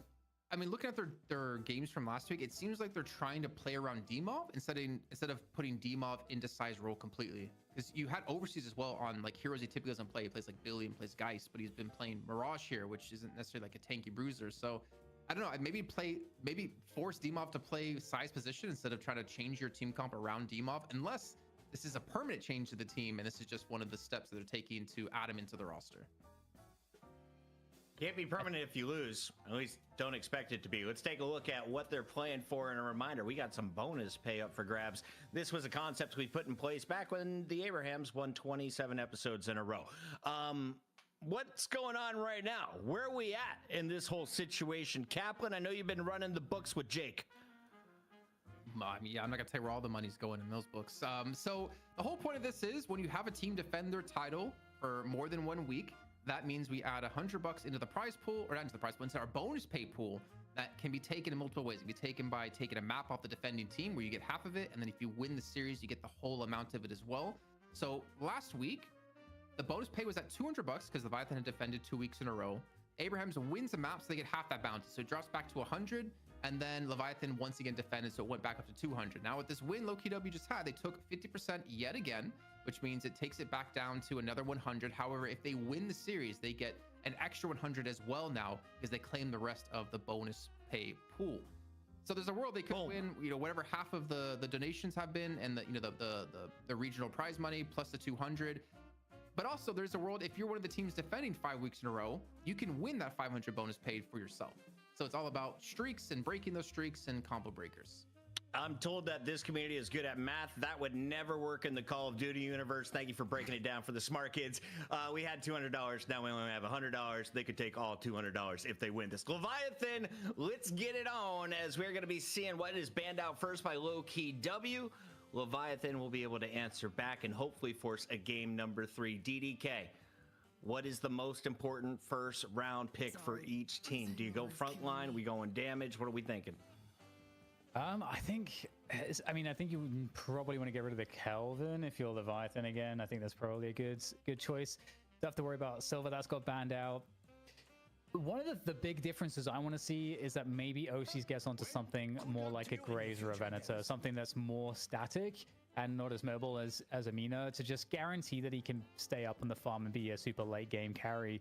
That's what I would be looking to see for them. Okay. Celeste, 100%. It has to be Celeste. Yeah. She's too powerful. You are about to see something rare And she's a turnip. wonderful. It is the best drawn of all of our characters. I wonder. So, obviously, we talked to Lotu, and he talked about how he made the holiday. He did like the hat, and then he did like. I wonder whoever drew the Celeste. What They did the eyes. They crushed the eyes, and they're like, "Wait, I got to do a horn." Huh. On the other side, Rem may be one of our best drawings. Well done to the Rem drawer. 62% pick rate. And the win rate through the roof right now. Plus 13 after that last dub. He's on a roll today. Now we see a first round pick paired with Amina. DDK, what's the thought here for Leviathan? Yeah, just locking it in for OCs. I'm curious how it's going to work out. I think Jason's right. They need to kind of balance the econ needs of the draft. So we'll see how that looks. But Loki W getting another. So Loki W previously had Yamato, which I think is kind of similar in some respect to Apollo in terms of, okay, Apollo's not as frontliney as Yamato, but they're both like hardcore spirit nuke, and they can kind of chase you down. Yep. So we might not see Yamato, but they're able to get the Venator again. I think this is honestly something that maybe should be getting denied, but too late for that. Too late. You got it. You gave him Apollo, you gave him Venator. What does that open up for Leviathan though, Kaplan? Because I think Dimov is playing the Rem this game. Let's have fun. I don't think I think it's Irazumi. He did it 3 weeks ago. Yeah, but that was Abraham. That's a little bit of a different story. I mean, it's possible. It is for sure possible. But I think that's just saying, crazy call that they gave Dimov his character pick that takes less resources. I think dead wrong. Crazier than Go that. ahead, guys. You know what's crazier than that though, Puckett? The artist who drew Celeste also drew Rem. His face. I don't know how you get those. I want them to do my tattoo. I want a whole sleeve. Just give me a deadlock sleeve. Okay. I don't think we would have known that was Yamato if we didn't have her pick last game and we actually saw the name with the image. Take away Yamato. So take away. I mean, that's like frontline bursty spirit damage heroes. That's actually a big punishment to Leviathan's side. I don't know if they necessarily would have gone Yamato, because I'm trying to think off the top of my head who would play it for their team. But they do eliminate that potential. So Leviathan got the big boy, and Silver has been banned. What is the counter to Abrams? Do you need one? I don't think you necessarily need a counter to Abrams. He's definitely not as strong as he used to be. The great talent comes on through. What? That's a new one. That's a Hanzo version of Great Talon. What's happened here? What's the switcheroo? Are we doing goats right now? No, actually, no. He isn't playing goats. Wishing there was something left to lose. This could be the day I die for you. This could be the day I die for you. This could be the day when I gotta live, when I gotta die. Game against Hoot in particular when it came to Low-Key W. So does that mean someone else is gonna be on GT, or is he gonna be on GT and someone's on Celeste now? So you need a monster hunter, huh? I think you're gonna see Cosmetical play GT. I mean, well, I need to get some clarification of something, because apparently Mina wasn't Mina and it was Mirage. Okay. Apparently. That would make things. sense to me. Dynamo. Is the Dynamo real though? Is the Dynamo real? Yeah, He's I've got a moving question, up. everything. He's moving get up. confirmation? By the way, the Dynamo, confirmation. another one of Low2 Devs creations. He's subscribed to this channel for 8 months, guys. I hope you guys are enjoying the show. Ridiculous stuff from our artists behind the scenes. And this is not just our crew. We were told that our production team reached out to all of their favorite production teams. And these were people just excited to draw characters. One of them is from the Overwatch universe because that is 100% Hanzo, chat. Great Talon. He's got a bow, just like Hanzo. Launches out a dragon instead of an owl. Kind of similar. Back to you, DDK. What are you seeing here? Who won the draft? I think Leviathan's draft is balanced to better, like much better than the previous game. I think I like the front line a little bit more. Mirage Geist is a carry-off carry as well. Yeah, I think it makes way more sense. Like Vindicta, you can play her like lower econ as well as the Rem. Obviously, Rem gets good money and so on from his abilities. But yeah, I like that. That's better. The Loki W, rocking the Dynamo. I think the Dynamo and Furnace, like there's a lot of spirit damage here, firstly. But I'm not entirely sure what to make of this comp. It looks really fun, though. Like, it's going to be very interesting. Cap? I just noticed that Dynamo has like human ears in this picture. They're quite big. They're bigger than his eyes. Actually, I think that's fair. My ears are bigger than my eyes. Looking at this though, I'm thinking to myself, who's going to be ears on are the bigger. Dynamo? Yeah, I had to think about it. I was like, wait, are my ears bigger than my eyes? Because there's always been like Listic, man. We always talked about like Listic playing Dynamo. I don't know if we're necessarily going to see Listic on Dynamo, though I think I heard he did play it in scrims, if I'm not mistaken. But I don't know, this is going to be kind of wild because the Dynamos we've seen have mostly just been out of scout over on melee creeps in NA. We haven't seen too many EU Dynamos lately. Yeah, totally. Dynamo and the Singularity ready to go. This is game number 2. Leviathan trying to force a game 3. Otherwise, it's Low-Key W stealing the crown, the $200 bonus, and of course, the prize pool, which you can add to !donate. On the mic, it's Jason Kaplan alongside DDK, the great from Quake that went to Counter-Strike and is now on the mic. Always a crowd Let's go. pleaser. Yeah, this is going to be very Dan. interesting. We had a lot of lane swaps. We'll have to keep an eye on that this time, Jason. Yeah, I'll get my eyes open this time. I'm definitely paying attention and not sad after you got called great in something and I'm just, I guess, mediocre in every game I've touched. Anyways, yeah, going into this one, so who's getting on Celeste? So it looks like it would be cosmetical on the Great Tones you mentioned before. And it looks like we're not having lane swaps happen just yet, so I'll definitely keep my eyes out. We do see Listic. In fact, he is going to be on the Dynamo. It feels like it's been a very long time since we've seen this, dating back to the Buff Enjoyers times.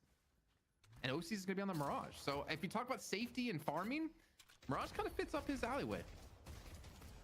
I almost feel, in some respect, that the Grey Talon was a protective pick because you don't want to be playing against Grey Talon if you've got all these squishies like Apollo, Celeste, Infernus. These are all heroes that can get busted down very easily by Grey Talon. But either way, it's going to be really interesting to see how this kind of works out. Empty Dreams, we already know that what he's going to be doing. He's going to be the M1 like super hard carry, just going to be getting that safe lane, farming really heavily. And the map presence from Cosmetical on the Talon, obviously that's one of the reasons why he's in the mid lane, because he can more easily bird left or right when he gets the ultimate unlocked. So that's going to be pretty fun. And then but like imagine being up against the burst damage from both Talon and Apollo in the early to mid game. That's going to be hellish. Yeah, it's gonna be kind of beast, honestly. Looking at how much damage you possibly could take, but also, I mean, the owl, the fact that you can interact in mid, or from mid in the left and the right hand lane too, and with Cosmetical being fed over farm because we see Listic, rotating out, and obviously Obicam doing similar route here on the right hand side. It's gonna allow him the extra farm, but actually everyone's kind of done the same here. So over Fremont to the left hand side, it's a 3-on-2 in both lanes. It looks like the right hand side here for Low-Key W could potentially net them into a kill with this constant pressure. Yeah.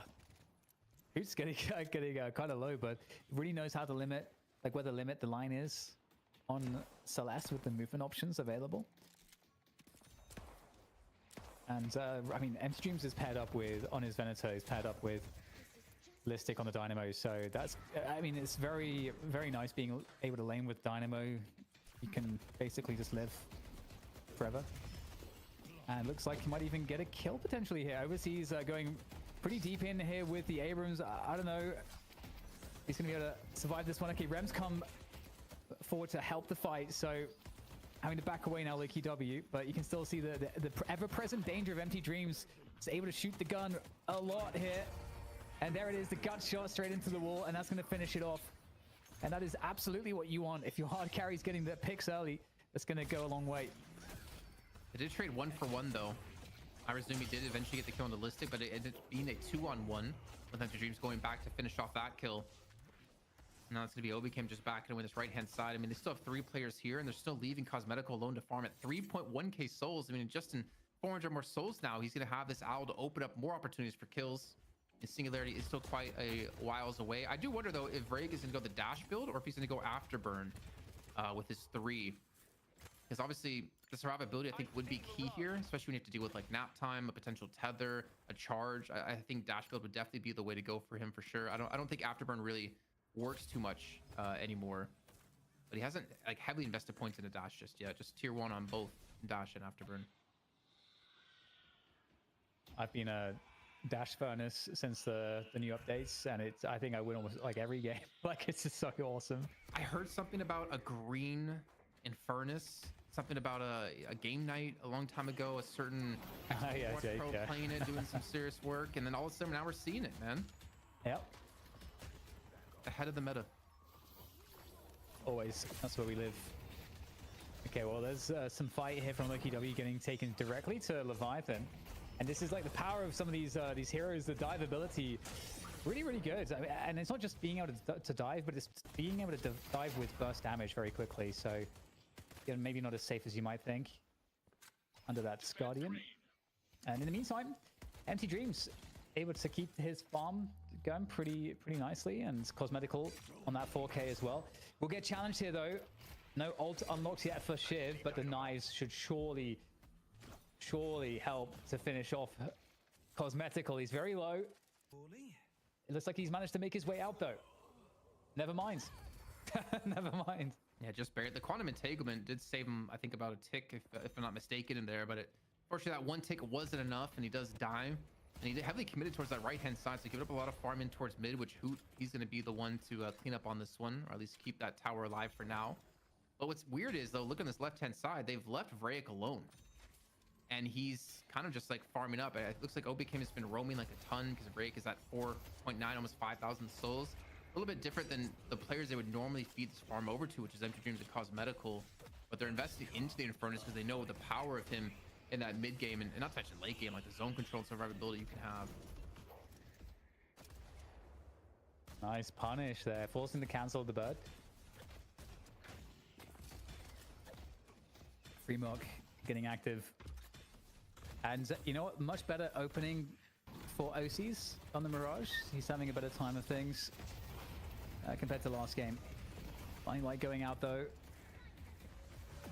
Some burn coming onto Vindicta. There's no way to escape that one. Vrayek goes down, and Loki W looking to tempo out this game. They managed to take down that left side Guardian. They've got the first Guardian under their belt, aggressively taking away some of the opponent's camps.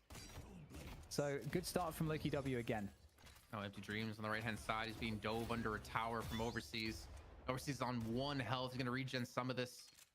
I don't know. Is Listic going to turn around and actually go for this kill? No, he actually gets caught on himself too. So that's another 2 kills added to the tally here for Leviathan, though it's felt like they've only really gotten 3 kills. And Cosmetical just going to farm up the wave here. I respect it. Some extra souls for himself. And so we do see, I think, both teams kind of collapse on this middle lane. Honestly, Loki W have been doing a great job of just reading into the rotations out of Leviathan, trying to prevent them from getting a strong start. What's important to note, BDK, I saw some questions about mobility. Is there a huge mobility advantage for Loki W? And if so, how does that impact the length of the game? When do they want to finish? There's definitely some good mobility there, especially, I mean, Hoot is a standout with Celeste because of the floating movement, and it's something that allows you to kind of beat out the other team on rotations pretty significantly, and also allows him to be everywhere at once, pressuring lanes, ganking constantly. And so that I think is the most sizable mobility diff, I think, of these two teams. And there's the combo. We still want to talk about mobility. That bird goes real fast. Yeah, I think the fact is, like, they have mobility out of Hoot, they have mobility out of Vrayek, and mobility out of Obicam, and then Listic can also, like, kind of facilitate too with the Quantum Entanglement, where you can cleanse off like any of the debuffs once he maxes it out. They have like a lot of mobility, and they have a lot of high like burst damage too, which is like very, very deadly. I think Listic, I don't imagine he's going to invest into ultimate right away. I think he's going to max his Connect Pulse, most likely, because the knockups can be really, really strong to help you kind of break up any sort of combos that come through. But we'll get an idea of like what he's actually building towards in a few seconds here. Yeah, Hoot's sitting on about 2,900 souls, ready to buy up here in just a few moments, but he's having a great time here playing a little bit of a movement map on Deadlock. Yeah, nice pressure coming through from Leviathan here in mid. Next owl. Getting that tower. You've got Dynamo-listic trying to protect the tower here, but he's getting overwhelmed. There's 4 players converging onto this position. So that tower is absolutely gone. They're looking for picks here, though, as well, because, of course, Listic very low. But in the meantime, Listic has some teammates that come into the fight. 3 players here now turned up for Loki W, looking to try to at least take down somebody. Freemok is going to get targeted. A 2v1 for Freemok there as he's getting chased down. Looks like, you know, it's very hard to catch a Shiv that knows how to use the shotgun movement effectively. Very, very difficult. And I'm certain that Freemok's shotgun movement, based on what we've seen already, is absolutely popped here. And Listic fell to 17 HP. So low, just like 1 tick of the Rejuvenating Aura, able to keep him alive there. We have Catalyst on tier 2 here, and he hasn't built anything towards charges. Actually went for max Catalyst. Okay, so instead of going for like a dash build right off the bat, he's going max Catalyst because I think he's been specifically being like fed over a lot of farm. I gotta interject here. Chrysana 14 with 20 gifted just now. That's all. Hundo! Thank you, brother. Let's go. And there's that Catalyst. $5 donation too earlier.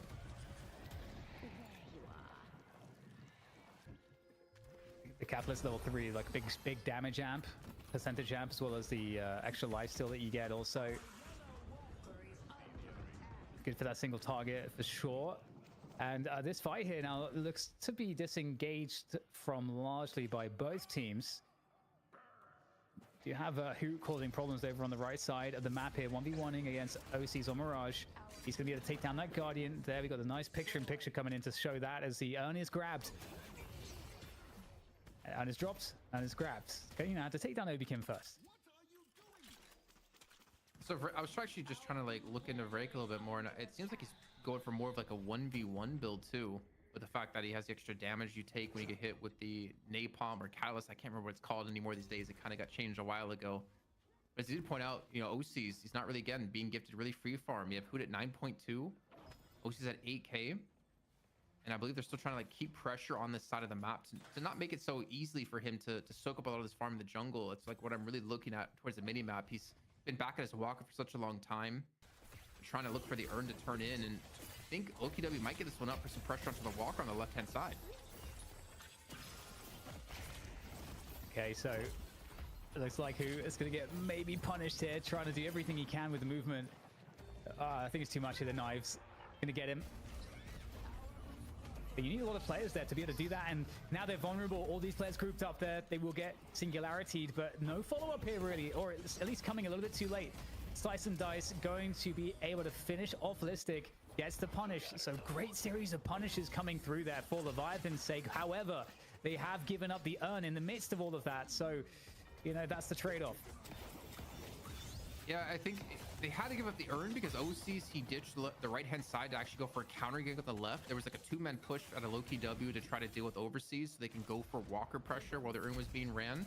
But he traveled on over and turned that fight around to alleviate that pressure. So I think it was actually like a honestly pretty smart play to them. You give up the first Urn, which is only 3k, but you prevent your walker from going down. I think that's worth it, honestly. That could have been way worse for them. It's so fun to watch. So just like running around, chasing people. A much more even game though, Jason, overall, because previously we had Loki W maintaining a 4 to 5, 6k lead pretty, and that was growing fairly consistently, slowly but consistently, until they eventually, you know, managed to get ahead off of a mid boss. And it's much closer here in Empty Dreams, not as far ahead, not as dangerous as he was last game. Gets taken out solo by himself. Do you have Ray coming in just to see if he could provide support, but he's going to have to get out of there too. So the grouping from Leviathan has been very good so far. And that's a dead Vin. So still gonna trade 1 for 1. Upside is though, Empty Dreams dying is I think much more important than Rayek dying. So keeping Empty Dreams kind of under control, not allowing him to snowball the lane. Also feeding Listic a decent amount of farm to catch back up here. I actually wonder what items he trying to invest into. Is it like a warp stone to look for these singularities? They already do have one Silence Wave picked up here for Hoot. We saw one being used on the other side. I think that was out of Irizumi. Really committing for these, man. They really want to make sure they can take these, and that's actually a parry coming through. Irizumi, I think he takes the Sinners on top of this one, but it might cost him his life. Hoot trying to dive in deep. Reinforcement's going to be there out of Overseas, who does hit the charge, but not able to close this one into a wall. Even the sleep being thrown at him, but I think he's created enough distance here. They should be fine, but oh my god, it's a whole party breaking down here for Hoot. Everyone chases him for his life, and he will fall. Reinforcements are just not going to quite be there. We're going to see an Owl come in from the right-hand side of Cosmetical. He can thread the needle. It could be some good damage. He connects it onto Vindicta by Rayek. But they're still just ending up these kills, man. This is actually like a pretty big win here for Leviathan, even though they're going to lose a walk on this left-hand side, most likely. Yeah, we'll see if that can happen. Lemon 1921 with the 20 gifted. Thank you so much. And yeah, the action is kind of crazy, but it does feel like repeatedly, Jason, Leviathan are just defending. They have very fast reactions to all of the ganking attempts, and they get the numbers in these fights, and they keep winning them. And this is now starting to really bleed, be like a slow but successful bleed out of Loki W that are now 8K souls behind. And Leviathan looking really strong. You can see him on the right-hand side of the mini-map, though. They're trying to contest these jungle camps. Again, like OC's only at 13K, so he's really not run away with this game that he's looking to. By contesting those jungle camps, that's going to control this urn. Empty Dreams being left alone on the left-hand side to get some farm, which is going to be very important here. And they're actually going to go for the full-on contest of this urn pickup. Empty Dreams, more important, needs to shove out this lane as well so they can make sure to have like overwhelming pressure on this lane. Thing is, it's like kind of like a win-win right now for Loki W because both walkers are up and the left walker is half HP. If you send everyone over to the left-hand side for the urn, you have the potential to backdoor on the right-hand side, but then again, you also have that decision to make here for Leviathan, and if they get this kill, it actually might just be a walker take instead. You might say, just forget going for this urn, let's just take a walker. Yeah, and I think that'd be a great decision. There is a potential for Rayek to slow things down there, but he is outnumbered 1v3. And here he goes, who's trying to get the urn turn in. Some harass though, and you can't be too sure what's behind this, but has enough teammates here now to provide the protection necessary, I think, to go for this one. Oh, he gets made from behind. Actually, did he Traveler behind him as well, catching Who completely off guard? Empty Dreams gets the kill initially onto OCs. The urn, it's still on the ground right now, looking to be picked up by Hoot. Turn this one in.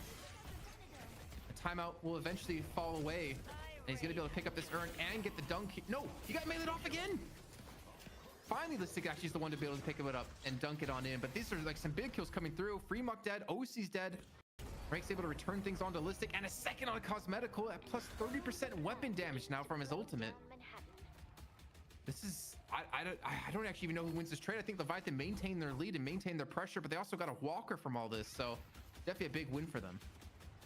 Yeah, I think Leviathan came out a little bit ahead there. And the other thing too is that Demoff is looking way more competitive on the Geist than he was able to look in the previous map that we played. And I don't know, that delay with just this melee to block the urn, that was a really big problem. It created such an ability for Leviathan to get there with the rest of the team to turn it into a desperate situation for Loki W.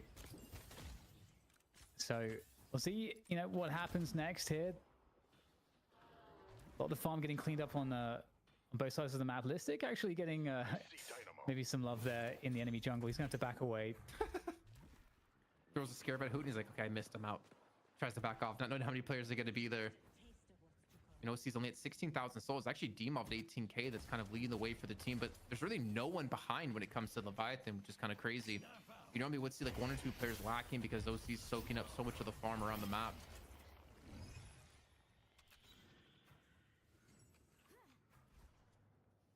Spell magic, important item this game for Loki W against the ship. All right, there's the nuke getting dropped onto the wave, clearing out these waves. Good burst damage and the power shots coming on through. wonder if he's going boundless next. To really just, I mean, the thing is, they have so much damage from Cosmetical, who could just sit at the back. Because I think there's gonna be so much freedom created by Vrake, like space created by Vrake, Hoot, Obi Kim, and even Listic there. He just goes like full on Spirit. Any of these connections he's gonna hit, especially like onto Rake, who's playing Vindicta, relatively easy for Great Talon to win that trade. And he, I mean, he hears Vindicta fly and immediately starts to run away. Even dispels magics on the tether. And you can see Leviathan, they really wanted this kill. Even Quantum Entanglement used to get away from the shoulder charge from overseas. Just full on retreat, but well done by Loki W to escape that. Yeah, really can't get picked right now. 1 minute to the next urns, so we'll start seeing more of a priority from both teams, I think, in creating you know, the wave priority. You know, pushing the waves out, making sure that especially mid gets really pushed, and then that gives you a little bit more of an advantage playing onto the urn. So it should be that the urn spawns on the left side, I think, now. So that's perhaps why we start to see that both teams starting to have players that can watch enemy movements up on the high grounds, as well as being in position for the urn to come down in 20-30 seconds.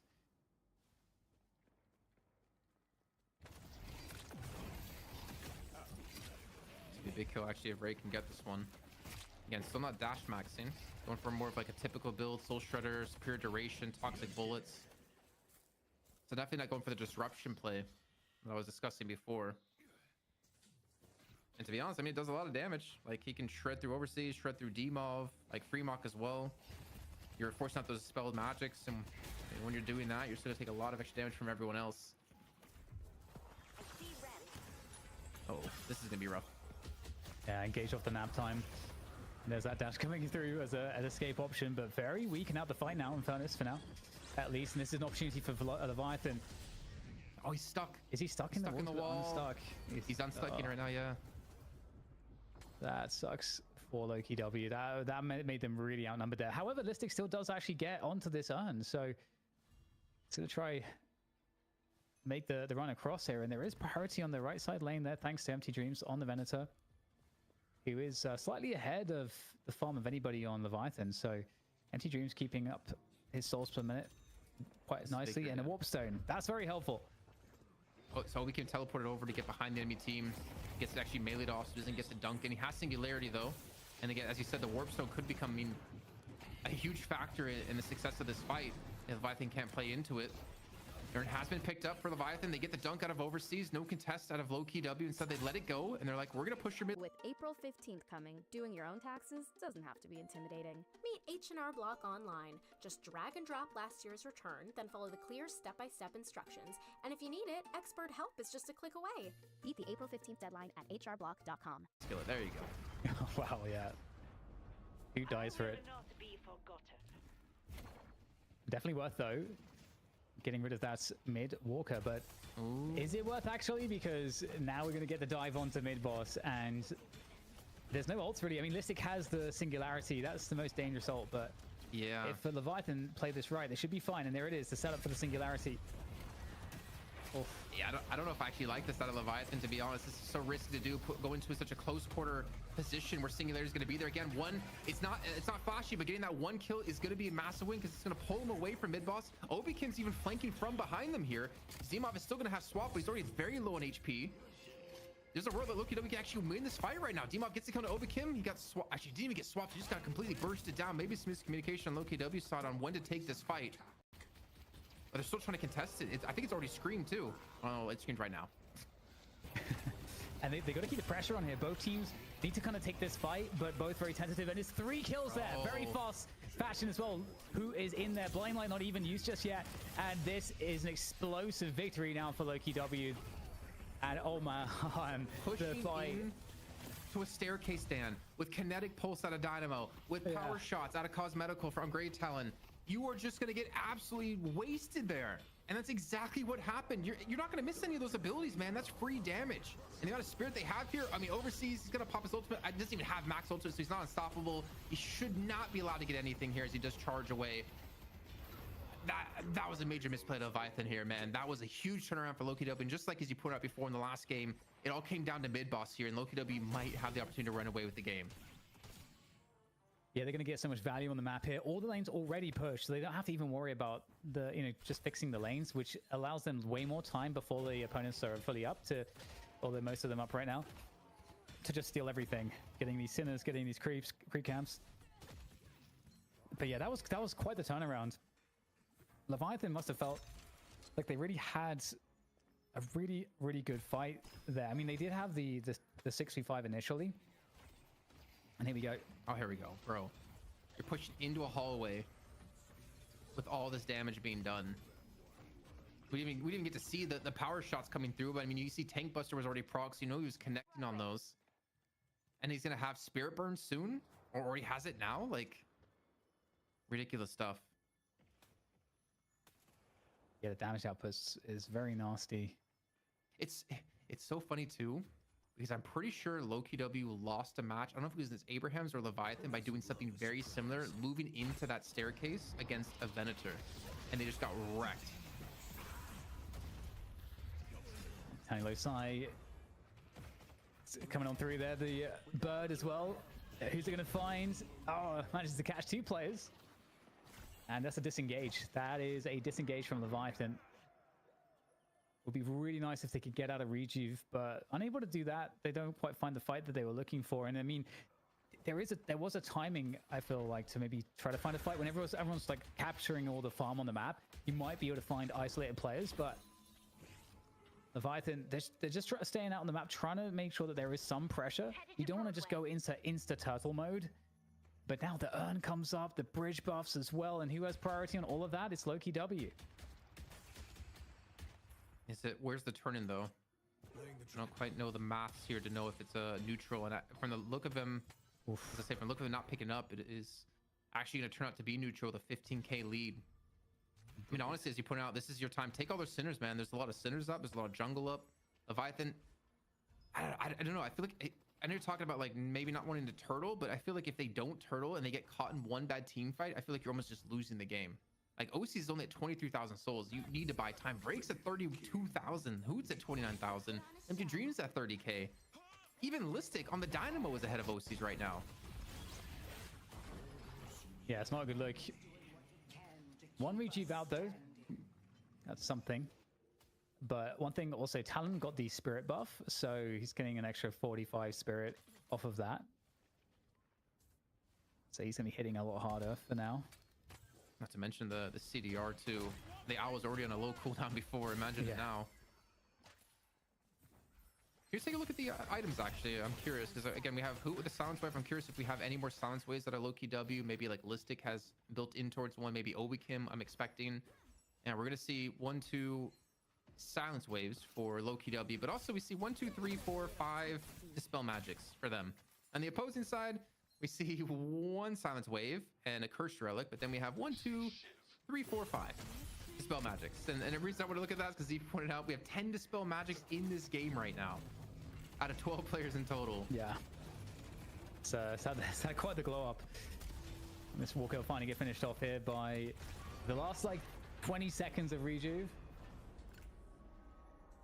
Still 2 crystals online at the moment, but it's just about to go away. And this is when you want to start the fight for Leviathan. The crystals are gone.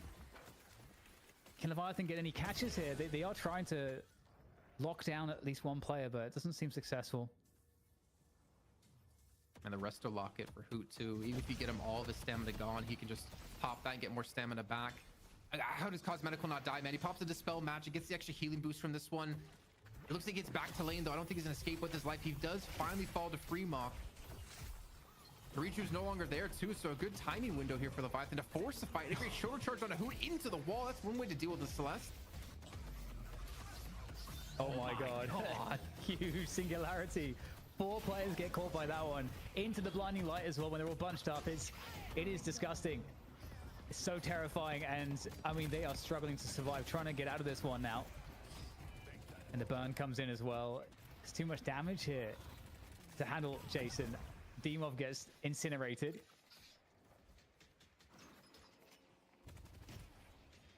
What if all along Lady Geist was actually one of Graves' zombies? That'd be some interesting lore. Nice Iridomini onto the back of Rake. And another on Overseas, gets 2 kills with 2 shots. And now it's just on to Fremont, left alone, mid-boss in a minute and a half time. There's earn in 2 minutes of time. So if anything, you're just focusing on maybe some farm here, maybe some base guardians too. I know you don't scope with the Iridomini, but it kind of felt like a no scope from Counter-Strike or something with Norb. Yeah. That second one. Had that kind of vibe. I almost wish we had something equivalent to that, because no scopes or quick scopes in CS, that was like some of the best you could ever feel playing that game. That and like Twin Deags. Yeah, it does feel so good. Okay, well, they just snipe a shrine there. They just walk into the base, snipe a shrine, don't even have all the base guardians dealt with yet. So this is an interesting window, because Urn is going to spawn a few seconds after mid-boss spawns. So it comes down to like priority for Loki W. I feel like maybe you give them position around mid-boss and you pick up Urn and you just bring Urn to mid-boss if you want to force it. I don't know if you want to force a mid-boss right now without Singularity up for Listic. So I don't think we're going to see like any sort of mid-boss rush, but I think Urn control is something that Leviathan need to get if somehow, because it's going to be a turn on their side of the map. Yeah, I think that makes a lot of sense. I like the game plan. We'll see what their interpretation is going to be. They do lots of things. Loki W gathering, finding a couple players here. But it's been a hard game to be a Vindictor for Rake, I feel like. Nap time comes on through, sees a couple players. Might be a fight to be had here for Leviathan, just like you said, the mid-boss now has spawned. Oh, this could be a game-ending fight too. Look at the raw damage he's able to do against Overseas. Force out the Dispel magic. Even tried to use a Warpstone gut shot earlier on against the Vindicta, but with Cosmetica already down, they're fighting at least 5-5 as Rake was traded out as well. But look at this. I mean, Empty just doesn't care. It doesn't matter who he's fighting against. He's just going to take him down. Break gets himself a double kill, and they get almost a full wipe. It's just left to OCs, who's back in his own base, who I think inevitably will be rushed down. She was Listic trying to go for it, and he does actually force the Conan Entanglement to get away from this one, but mid-boss is up, Urn is up as well, and Leviathan are down for at least 40 seconds apiece. Yeah, they can just do whatever they want in the most relaxed fashion ever. Empty Dreams does look just incredibly fearsome at the moment. That fight against Overseas on Abrams was kind of nasty, because there's no way to respond to it. It's you can't throw one person at Empty Dreams and kill him. Yeah. Especially with how far behind they are. Maybe if Overseas and Fremont were there to fight him, they could have been able to do something about it. But again, you're fighting in a room with tons of walls around you that he can knock you back into. And he has Vamp Burst as well to survive and Dispel Magic to get rid of the knives. I just don't think you can. You can't 1v1 him. I think that's just a little bit of a misstep. Can we get ahead of this one? Production's already asking for MVP. They think this game's over. Is it Break? I think it's Puckett. I think, we need to give our host MVP for once in this game. Ooh. I don't got the moves this man does. So I was actually curious about what kind of highlight package they were able to put together for you for MVP of this game. Just staring through my sunglasses. Some other glitches. Seeing some eyes through the sunglasses. Hard zooms. I don't really even know who I would give MVP to in this series. I think like Rake had 2 great games so far for sure. I feel like Empty Dreams has just been kind of the anchor of the team. He's been consistent as well on Venator game 1 and 2. I really don't know. I mean, maybe you can talk about who created space, but Rake created space on the Lash, and now he's just kind of like full on DPS on the Infernus, showing some flexibility in the role he can play within the team. Yes, it is a good question. It is really interesting. One of the reasons why I would probably make an argument for Hoot is because of how active he has to be on Celeste. Because like at every point of the game, pretty much, he was roaming around, taking fights constantly, and being extremely disruptive. And so if I was gonna make an argument for Hoot, that's probably where that argument begins. Doesn't Hoot have like 18 MVPs across all the night shifts though? I know. Chat, let us know who are you liking, who had the biggest impact here for Low-Key W, because it's looking like Leviathan is out of time.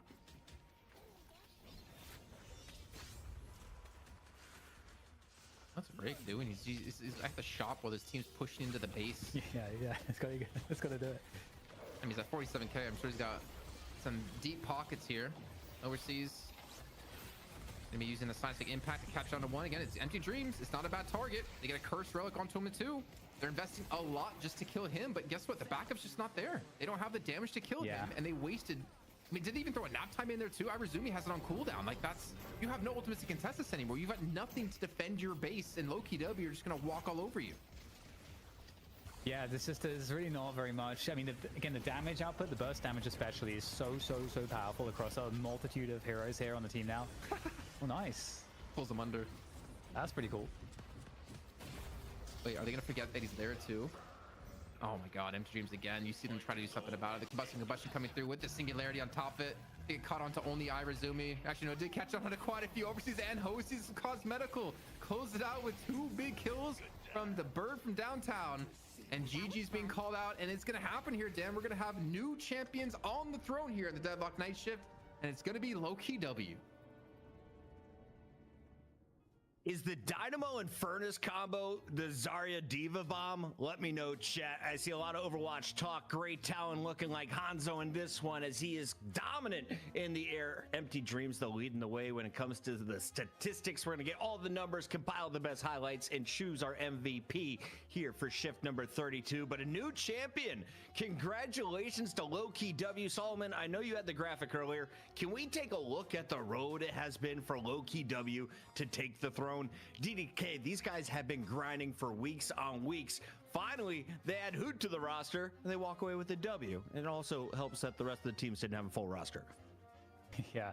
I mean, they had really interesting drafts that were really effective. Able to bring out a lot of like interesting picks, like Infernus, Dynamo.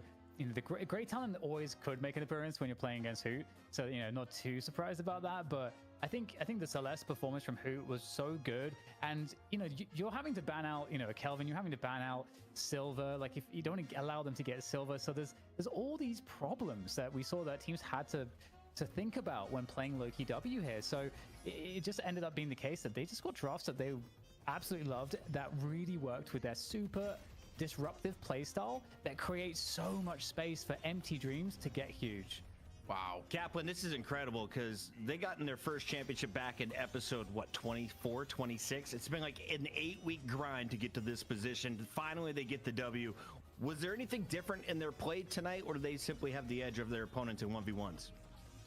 I think a lot of it obviously is due to Lightbringer and kind of the stability and analytical mind that he brings to the roster, and the fact that he can help them with drafts, help them like figure out what's going right, what's going wrong. But we also can't forget, like this isn't the same team that we saw 8 weeks ago either. We did have like Trax back then, we had Blob back then. The roster's shifted a couple of times now to inevitably get to this point.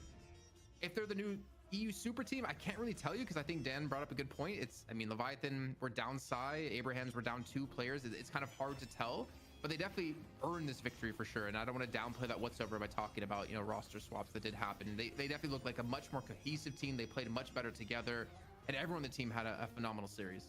And there is one person we want to give a special shout out to. That is Listic, his first championship since the days of Buff Enjoyers. They haven't been involved in the last 16 episodes. It's been a minute. This one's got to feel good for him, DDK.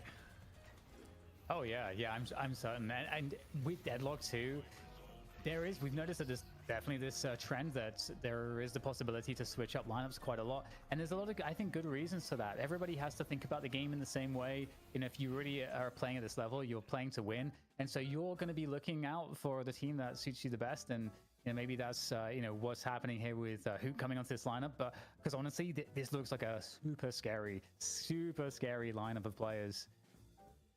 Cosmetical is jumping up my list of favorite players to watch. He pulls out the GT and does not top any stat category. You still get my dub, buddy. The rest of the squad, though, does earn some honors. And as you guys said, the Ven is going to be important. They locked it into the draft. Lightbringer using his big brain. Is there anything that our community should be taking from tonight's pro matches to try and bring into their own game, Kaplan? It's an interesting question. I'm trying to think about that.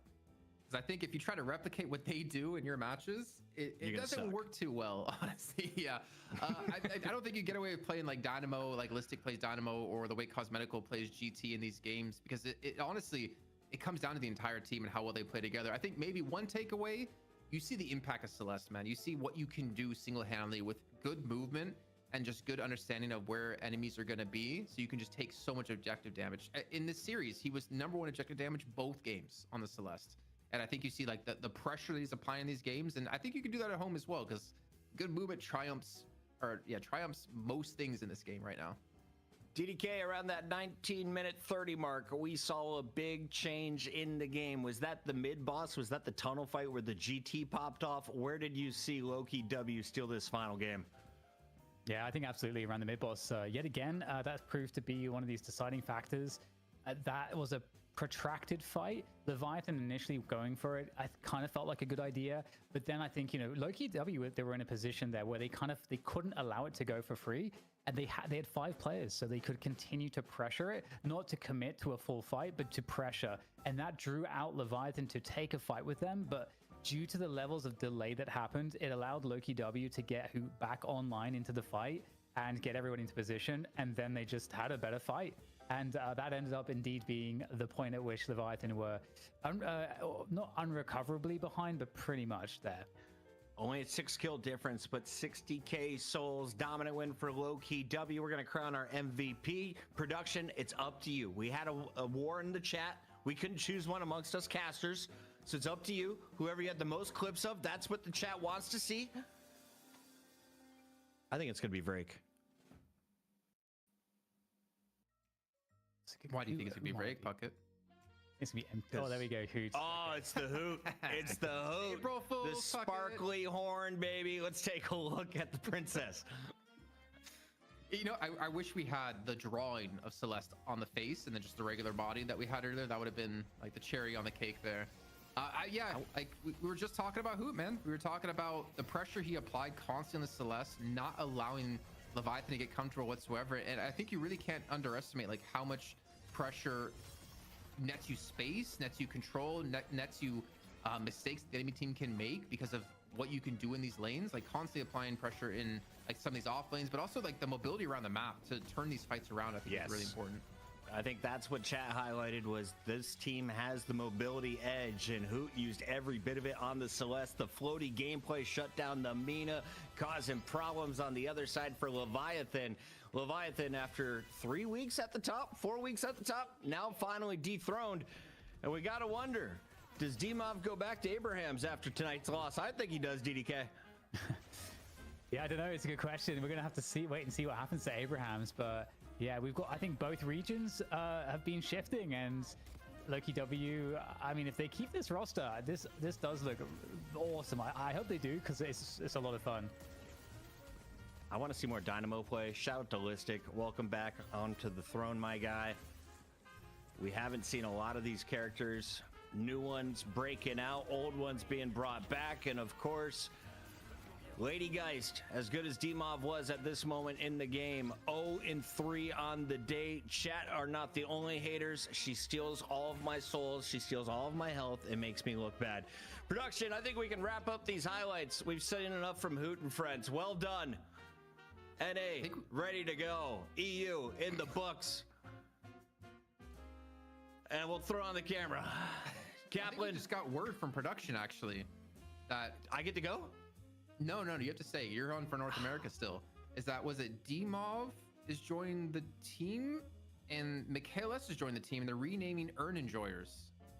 Huh. Nice. Interesting. I like it. Hey, there we go. From Loki W with the proper Celeste logo. Take a screenshot, make a t-shirt. Is it an earthworm? You tell us. Shout out to the turnip people. Both one, Jim. If I'm not mistaken, by the way, Puckett, we've been talking about this man. He was the MVP of this match as well. I think we have an interview. Bring him in.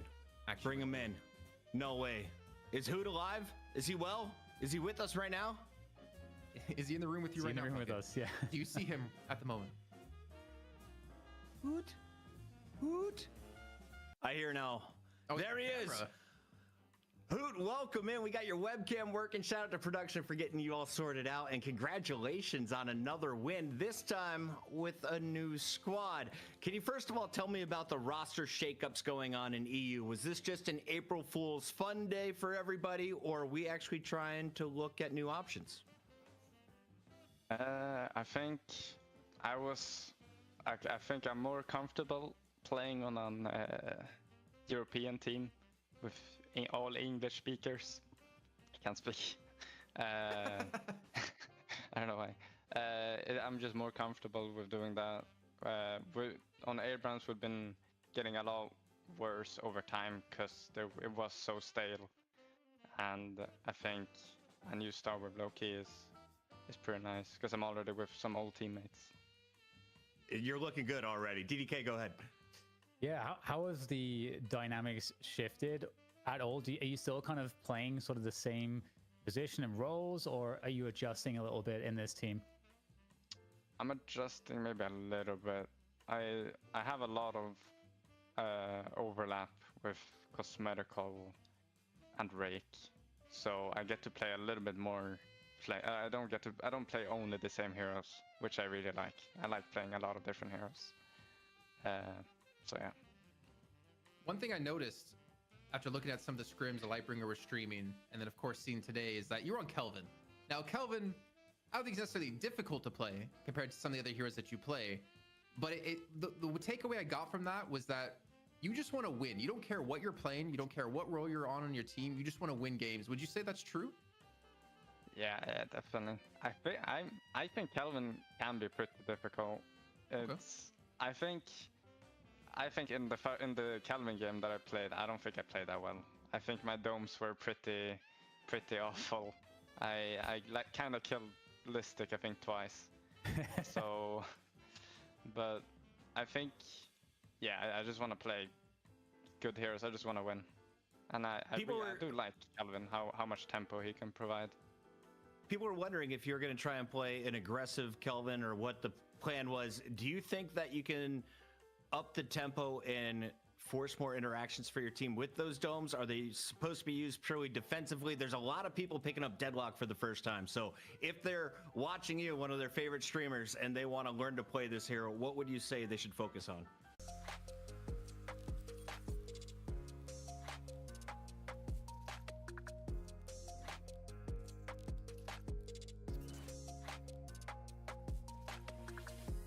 DP upgrade on Dome, where you start scaling with Spirit, you actually heal someone to full in a couple seconds. It's very strong. Gotcha. Well, can we ask right now, what is your favorite character to play in the meta? It's gotta be Celeste. It's gotta be Celeste. Her movement is too good. It's too fun. I got one more question. I don't know if Dan, you have one or not. Oh, sure, yeah, I can jump in then. So with Celeste, one of the things that is apparent with how you're playing it is that we talked about is the amount of objective pressure that you can put on. You can move around so fluidly around the map, rotate so quickly. Is there any other hero in the pool that can really have that same level of pressure, or do you think Celeste is unique in that way right now? Right now, there actually is a few. Celeste is really good because she can play for those objectives, because she can also 1v1 people. But there's like Ivy, who has her flight on a very short cooldown that can rotate a lot, and just Kutsu or entangling Forns a wave. Nice. And Mirage with max ult on a 40-second cooldown is extremely strong. So there's a few kind of macro heroes right now. I want to talk to you about your first game against Abrahams here, because you guys showed Kelvin and you showed Rem. Were you guys not worried about Pocket being picked against that at all? Like, what was the game plan with running those two heroes in particular? We've played with it. We've tried with it in scrims, and we've noticed that Pocket has to start the fight to actually get value of the affliction, like, because otherwise the dome just comes out first, and Pocket is just stuck outside. So it's not that difficult to play around it, but it can definitely be really scary if he manages to afflict first. But we were willing to take the risk. Okay, that's really brave in a best of one as well to do that. But maybe final question for me: seeing Michaelis as an enemy, since you did come in to replace him originally in the Virtus Pro roster before you guys came Buff Enjoyers again, was it interesting to play against him? Like, do you still rate, like, where do you rate him on a scale compared to like other pro players right now? I think he's really good still. but he just has a problem with hero pool. I'd say that he kind of has a little bit too few heroes to really pick from, so he can kind of get banned out. But other than that, he's playing really well still.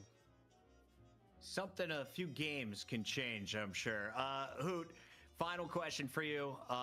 We're not going to officially say this is your new team. Would you like to say this is officially your new team? And if not, where should we watch you to find out when it is official? You can watch me at HootDL at Twitch. I'm actually streaming right now. HootDL on twitch.tv. Go follow his channel. We're about to kick off the NA. Congratulations on another tournament win, this time with a new squad. Thank you. That is Hoot Deadlock. You're going to love his stream, I guarantee it. One of the best entertainers out there. And as you heard him, he prefers to speak English with his teammates. It's going to be fun, DDK, for a lot of people learning the game at the right time. And we still have plenty of lessons to hand out. What's the second half of the show? North America. Fuck it. That's right. And Kaplan, we've got the Floorman, we've got Bird with Clock, and the melee creeps for anyone who's missing the storylines in NA. What are we looking forward to? You know, not because I just had a chat with AVG earlier on today, but honestly, I think Floorman are going to take night shift today. I think for sure. I think we saw like a little bit unfortunate time happen last week where they had the slight bug on Geist not be able to go up the rope, and it kind of like cost them that game, but they bounced back really hard in the following matches. So I don't know. I'm looking out for Floorman here. Bird with Clock. I think they have a tough match to kick things off with. But honestly, there's so many damn good teams in North America. When is EU going to catch up? Big shout out to everyone who's been subbing. We are 492 subs away from our new goal, which I'm told will release some new skins. ZP's got all the info he might tell you, but probably not on the other side of this break.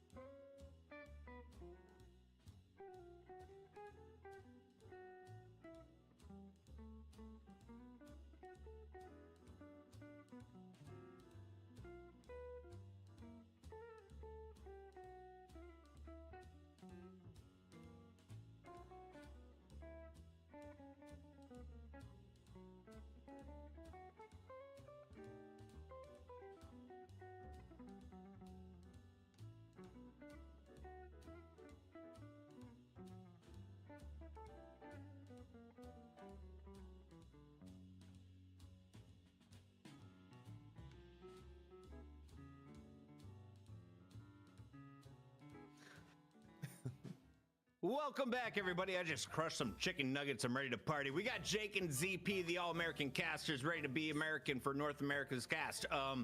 Jake, we got some good names playing, and we just saw some shakeups in EU. Is North America in need of a roster shakeup, or do we have enough good teams right now?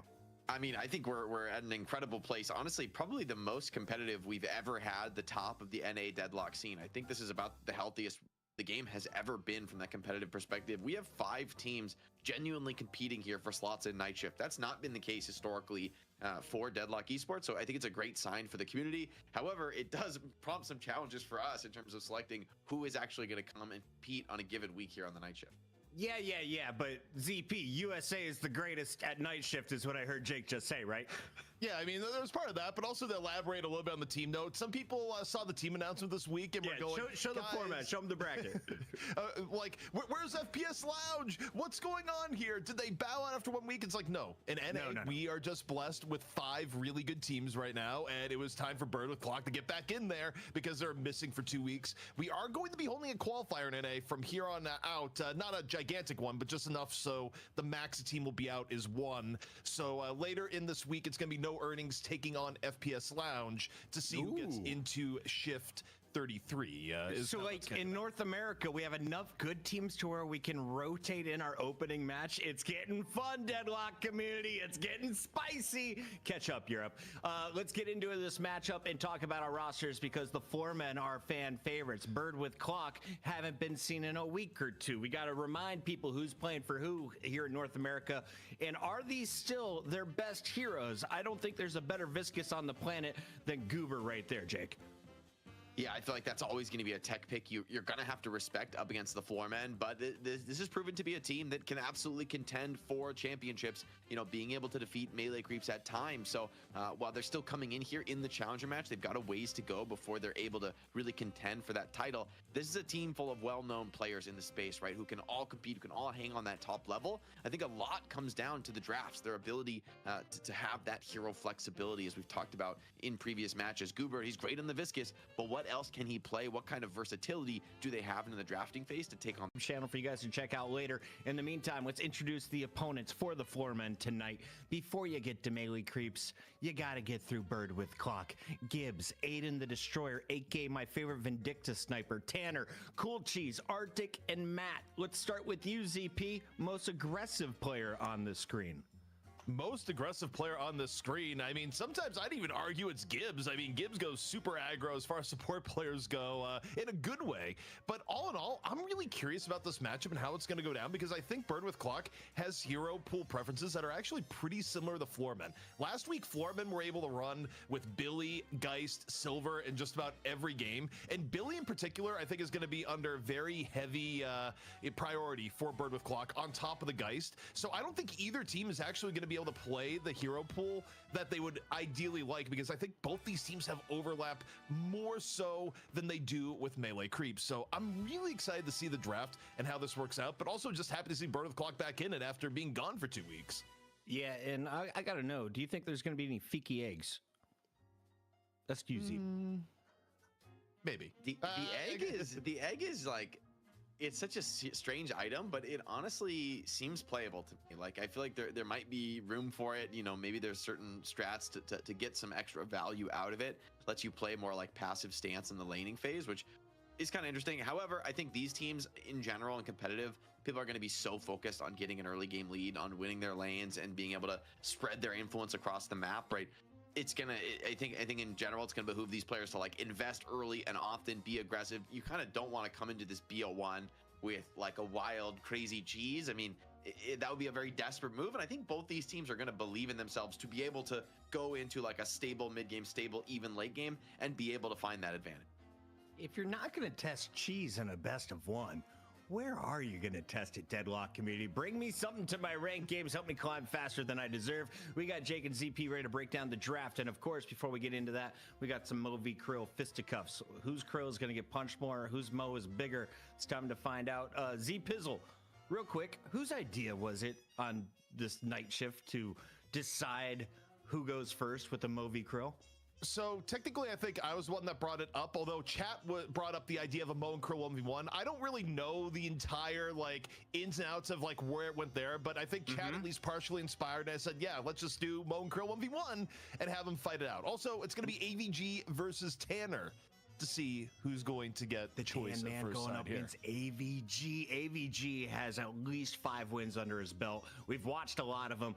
Jake, this is going to be a great 1v1 fight. We've got a whole bunch of new characters in the game, though 12 since we started the Mo and Krill 1v1s. Who would you like to see cycled into the 1v1 sphere? I think the Mo and Krill melee only 1v1, it is just iconic, right? It is just, you know, I think the community has rallied behind Mo and Krill. Muhammad and Kareem, as some refer to them, you know, for quite some time now, and I just feel like it's going to be one of those iconic heroes in Deadlock. I think people are always going to have that, you know, no matter how big the cast gets, people are going to have a special place in their heart for good old Mo and Krill. So you know, there's something to be said about the classics here when it comes to the melee 1v1, and 2 of these frontliner players. That's AVG in yellow, by the way. Yeah. Yes. 2 of these frontliner players. I mean, their ability to win in these melee 1v1s is actually pretty important for their actual role they play in the real game. So, you know, I don't even want to say the name that AVG is on right now, where we have the last Girardi versus Loaded. You can do the rest. The power of Steam names for the players that hopefully will be on the real names as we get in the game. But that's going to be AVG taking it for the Floormen. I mean, look, AVG was all sorts of pumped up, giving Jason details before the show, and now was also giving Tanner a little bit of hands in the one-on-one. Much love to JP2 in the chat. Much love to Pen GG, who just dropped a 4-month sub prime. If you guys haven't already, dropped your subs while we wait on the first ban. It's about to come in.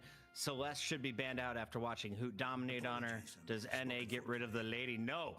The man with the tornadoes is gone, Jake. That's Mirage? Yes. yeah, that makes sense. I mean, Mirage still top tier. I wanted the word cuppa, as in cup of tea, I thought it would be great to mix with hug. When I saw the domain was available, I was like, I'm taking it, I'm trademarking it, I'm going with it. Hi, I'm Aaron, I'm the owner of Cuppa Pug. We are not a traditional cafe.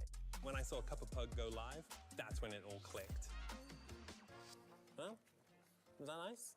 Floormen, but friendship's only going to take you so far. You got to get the win here in the challenger match, and we have seen many a time Bird with Clock is not a pushover opponent. They're looking to get more than just a challenger match in. They want to go straight to the money match in this reappearance here in the night shift. Furries are celebrating around the world as Silver is the first one locked in, ZP. I think the difference that you're going to see here is, I don't know if it'll be right away, but Billy and, okay, Billy is going to come in. That's a different Bill I think we had earlier. Billy and Geist, I think, is going to be the 2 heroes that Floormen, they were able to play basically all the time last week. They're not going to have the same amount because Bird the Clock also really highly values as heroes. I wasn't even necessarily expecting the Billy at first. But yeah, okay, it's Billy Geist. This is exactly what I thought would be contested coming in and is being contested. So you're going to see a different look from Floormen where, yeah, they were able to secure the silver for AVG, but the other parts that they were running all last week, they're going to have to look elsewhere. What is the Geist countering here, Jake? Why do you pick Geist this early? I mean, because he went 0 for 3 in EU. That's true. I still don't think, you know, you want to overrate too much on a small sample size. I think Geist is just a strong carry hero who can, you know, be in the front line in the late game, and it's pretty hard to like bring her down in one go. And you know, that gives you a nice presence to build your strategy around. It's not going to be foolproof. Nothing is, of course, in Deadlock, especially as Floormen respond with the Ivy and the Venator. Powerful combo in the late game. Ivy's a great support to pair up with these heroes that have big health pools and kind of want that healing as well as the fire rate increase. And Venator is exactly that. He kind of wants to just be a tanky guy sitting up front, dealing out that damage, putting some anti-heal down, which theoretically should help you a lot against Geist and Billy, both who want to rely on that lifesteal. This is my first time seeing the Ivy big screen here. That's a great drawing. Like, clearly Mina was traced. Venator, that's a hand drawn. I feel like the Ivy's a hand drawn here as well, ZP. Yeah, you know, we got a bunch of different looks as far as the drawings go, from the absolutely sublime and Mina to, you know, they tried for some of the other characters like Billy. What's interesting to me is I thought maybe we'd see the Viscous Band come on in. That has not been the case here so far. So they decided, no, we don't want to deal with Apollo. That's actually a little bit more horrifying. Kelvin Band coming in from Floormen. Okay. I think that is Floormen band. I'm like trying to figure out who these characters are. I think that's Orange who banned out Kelvin there, yeah. So Bird Orange is on they our go tech Paradox team. here. No, they go Lash. Lash. Okay, we got the super TF Flash. I'm here for it. You know, I think this does give you a really nice team fight, especially against Venator. I think Venator does kind of struggle to deal with the Lash. You don't have the best mobility on the character. You get kind of sent into the wrong spot in the team fight, and you could easily just kind of find yourself dying there, right, surrounded. Floorman respond with Yamato, though, a character that can shrug off those Lash ults with ease, has some powerful responses there. So I like this. It gives him a lot of burst potential, especially against Mina and Geist from a decent range now that they've buffed Power Slash. As I look at it here, I wonder if Bird with Clock is setting up for the Graves pick. Okay, Calco comes in from Floorman. I think, honestly, getting Lash, like, I don't think you love the entire idea of, like, being Graves and dealing with Lash on the other end, just by pure virtue of the fact that, like, you can just get thrown in some really bad spots. But I don't think Graves got nerfed to the point that you're not going to see Graves picked in NA. But, okay, they go Warden at the very end for, you know, more M1 power. But this is interesting because you already have Mina and you already have Geist, so there's a lot of demand for farm right now for Bird with Clock. I demand we go full screen on this Calico art next to Yamato. That's strength. The Yamato is pretty legendary. That's some like oh my Paige. Paige got them UK teeth, if you know what I'm talking about. Oh my goodness. This is, I mean, these are truly masterworks. I do think the Paige is going to fit really nicely with the Billy. Bird with Clock, they have a monster team fight, right? Billy, you know, groups people up. Lash falls up with the Death Slam. You've got like Paige ult to double down on that, as well as locking everyone down. So I will say, if you get caught in that kind of a wombo combo, you are just absolutely dead. Yamato, maybe one of the only characters, and maybe with the help of Calico, who might be able to just break those combos and maybe get out of trouble. But Infernus and Venator, it's going to be a potentially scary game for them to actually get into the team fights. They're going to really rely on their frontliners to bait out some of those key ultimates and make the fight work. Infernus definitely having a resurgence this week, right? Coming back into form. I think a lot of people realizing, hey, the damage he puts out is no joke. Probably one of the best single target characters in the entire game right now. ZP, final thoughts on this draft before I give a big shout out to everyone behind the scenes. My thoughts are we got the return of DMB Infernus coming in, where DMB was able to play Geist all of last week, is forced onto a different hero because of the early Geist pick, and we've been waiting to see DMB pull out the Infernus for weeks now. A lot of us have been saying, hey, he's still probably pretty good. Maybe, you know, grab it later into the draft over something like a Warden. And finally, with DMB having no Geist available and no Warden, which Bird with Clock also denied, it was just time. Infernus comes back into play, almost certainly going to be played by DMB. Before we get started, I want to give a big shout out to everyone who tuned in since the start of the show. If you are just joining us, we started with Europe. We crowned a new champion. You can catch all of that action over on youtube.com/Deadlock Night Shift. In the meantime, let's turn our focus to North America, and a big shout out to everyone who's subscribed. We just hit 40 new subscribers. We are now within 500 subs of our goal. Help us get there. Help us celebrate with the great people that did all of the drawings on the production team behind the scenes. For now, take your eyes to Calico as she convinces you to drop your wallet on a new Prime. If you don't already have Prime, use your Prime sub to give it to Deadlock Night Shift and put the money in our bank account. On the mic for this one, it's Yamato alongside Calico and her cat and Infernus, played by ZP's best friend. Let's take a look. I don't know where to go. Game's not ready, Jake. ZP. Like, yeah, the game's not ready, so I'm just saying we're actually just zooming in more so we have onto to go Calco. Wait. We're shifting onto Yamato. Honestly, the problem here, the forehead was not big enough on this drawing. Yeah, like, I was asking for a tight on the collarbone, and then I couldn't tell, is that a shoulder? Does she just have awesome traps? She's a bit of a blob here, but you know what? I'm here for it. I'm here for the impressionism. I will say, I'm looking at this draft for the Floormen, and I'm a little worried for them, ZP. I kind of think that they've built this draft with a mind to being ahead, maybe winning the lanes and tempoing from there. And I think if they can do that, it could look really strong. However, I think in a team fight scenario, it's going to be pretty rough, right? Like, I think the Bird with Clock has a pretty monstrous team fight ult wombo combo. And for the Floormen countering into that, they're going to need to have a lot of items to deal with those. I also think they got kind of put into an unknown situation here too, where Floormen got thrown pretty far off their comfort zone. When you look at the heroes, I kind of, again, when I looked at what Floormen played last week and know what Bird with Clock generally like playing, I figured that you would have this hero pool conflict. And the reality is here, Jake, Floormen gave up a lot for this silver. Yeah, I mean, it's the cost of doing business. I think it definitely a lot of pressure on Silver to have a particularly good game. Talk about a character that can, though, potentially survive some of those big wombo combos. I mean, Silver in the Lycan Curse form is one of the tankiest heroes in the game. So maybe can just have the raw survivability to get through that. Ooh, and I think for the... Go ahead.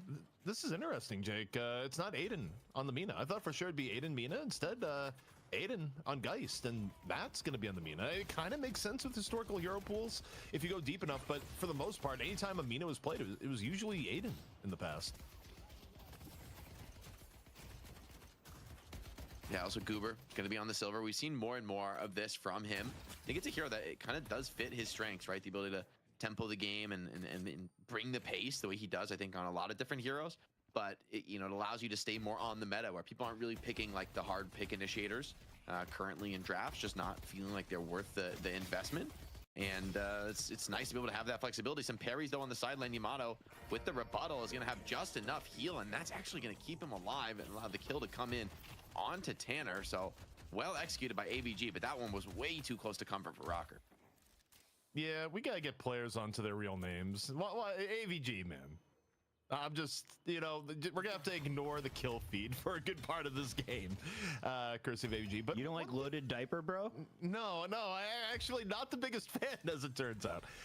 One thing I'll say though, I think it's interesting because I don't think we've seen AVG on Calico in quite a while. Like it's a bit of a deviation hero-wise from what AVG normally is on, which is more frontliner to carry. But oh man, Matt in a world of what a parry. Mina, and as the parry comes in, Arctic eating steak after steak. Yeah, that's a huge parry. I think our DMB could have been in real trouble there on the Venator, and instead he's going to survive it. Now a bit of trades coming in on this side lane. Tanner wants to get back into the action. This is a Paige Billy lane, right? Even though they lost a kill in that lane, they already did big damage on a Rocker. This one's not out of it by any stretch of the imagination. And mid lane, even a little bit of a dive here being attempted. Goober following up on some of that damage DMB dealt, and Arctic ends up dropping. Mina's coming back in. It's absolutely blasted off the wave, though. Oh, also, you know, we were talking about here, DMB and the Ven, not the Infernus. So despite the long history of DMB Infernus, like one of the most seasoned Infernus players, he just says, no, we got Ven draft. I am the M1. Like, I will be Ven. Put League on Infernus. I do think the Infernus build being run right now is a little bit more on the tanky side and a little bit more like of an early fighting potential where Venator really plays for that late game. One kill in the mid lane though was found, though they were able to find DMB, maybe playing a little bit aggro on those towers. Matt took a lot of damage but got the job done in the end. That's giving Arctic a really nice start on the ward, and one that you really need now. You know, with this character taking a few nerfs, it feels like getting some of these early kills in the lane, getting some of that tempo rolling is going to be pretty key to you ending up in that strong farm position. Of course, he's also got to look to Aiden on the Geist to just really hit a deep late game timing. You know, I think he's really become that player for this roster, right? The one who's going to play for the ultra late game. You're going to give him that responsibility. You know, he's looked insane on some of the more tempo options like Vindicta, but I think what this team needs right now is for him to secure the late game, and we'll have to see in this one if he can do that in the BO1. A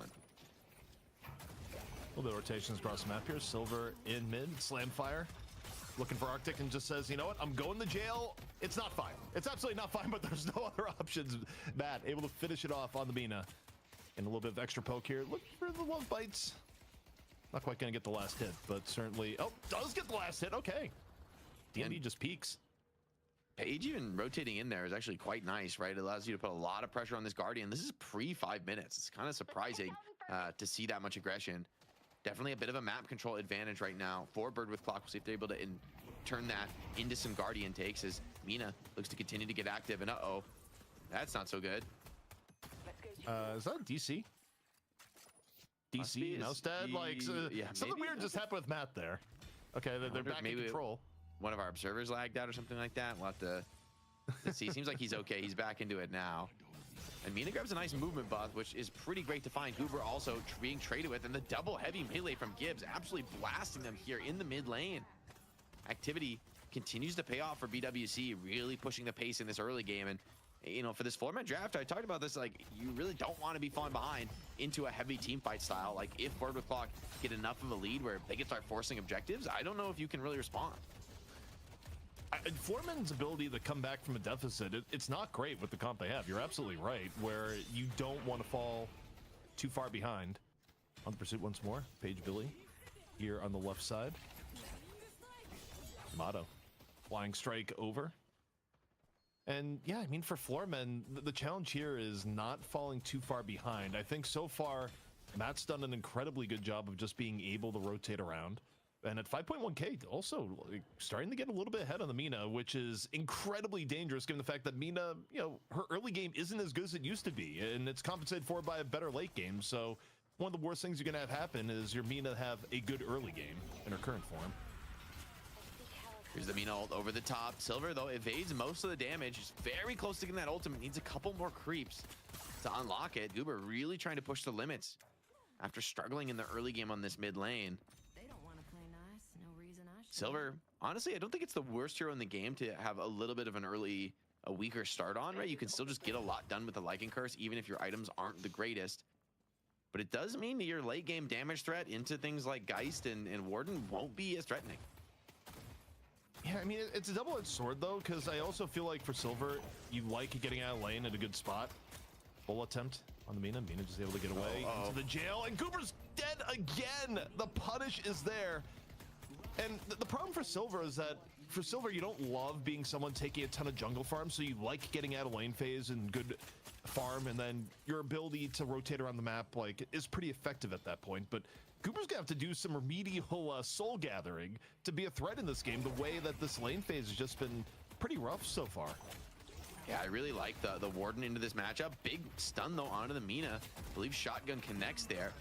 Lash ulti, though, over the top is going to just send Goober into a world of hurt. Still healthy, though, on the Silver. He does get the ultimate off, but just caught in the Warden trap, burned down by the ultimate. Even all the tankiness of Silver isn't quite enough. It does do a lot of damage, though, and DMB hoping to clean up here with the Air Domini.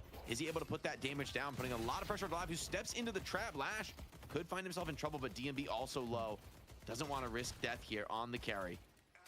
Jake, how many times has Goober died in this first part of the game? 3 or 4. I mean, this is a pretty much a bloodbath early game. However, the game is pretty even on souls. So like there's victories elsewhere on the map to compensate. DMB getting a lot of solo souls out of this lane.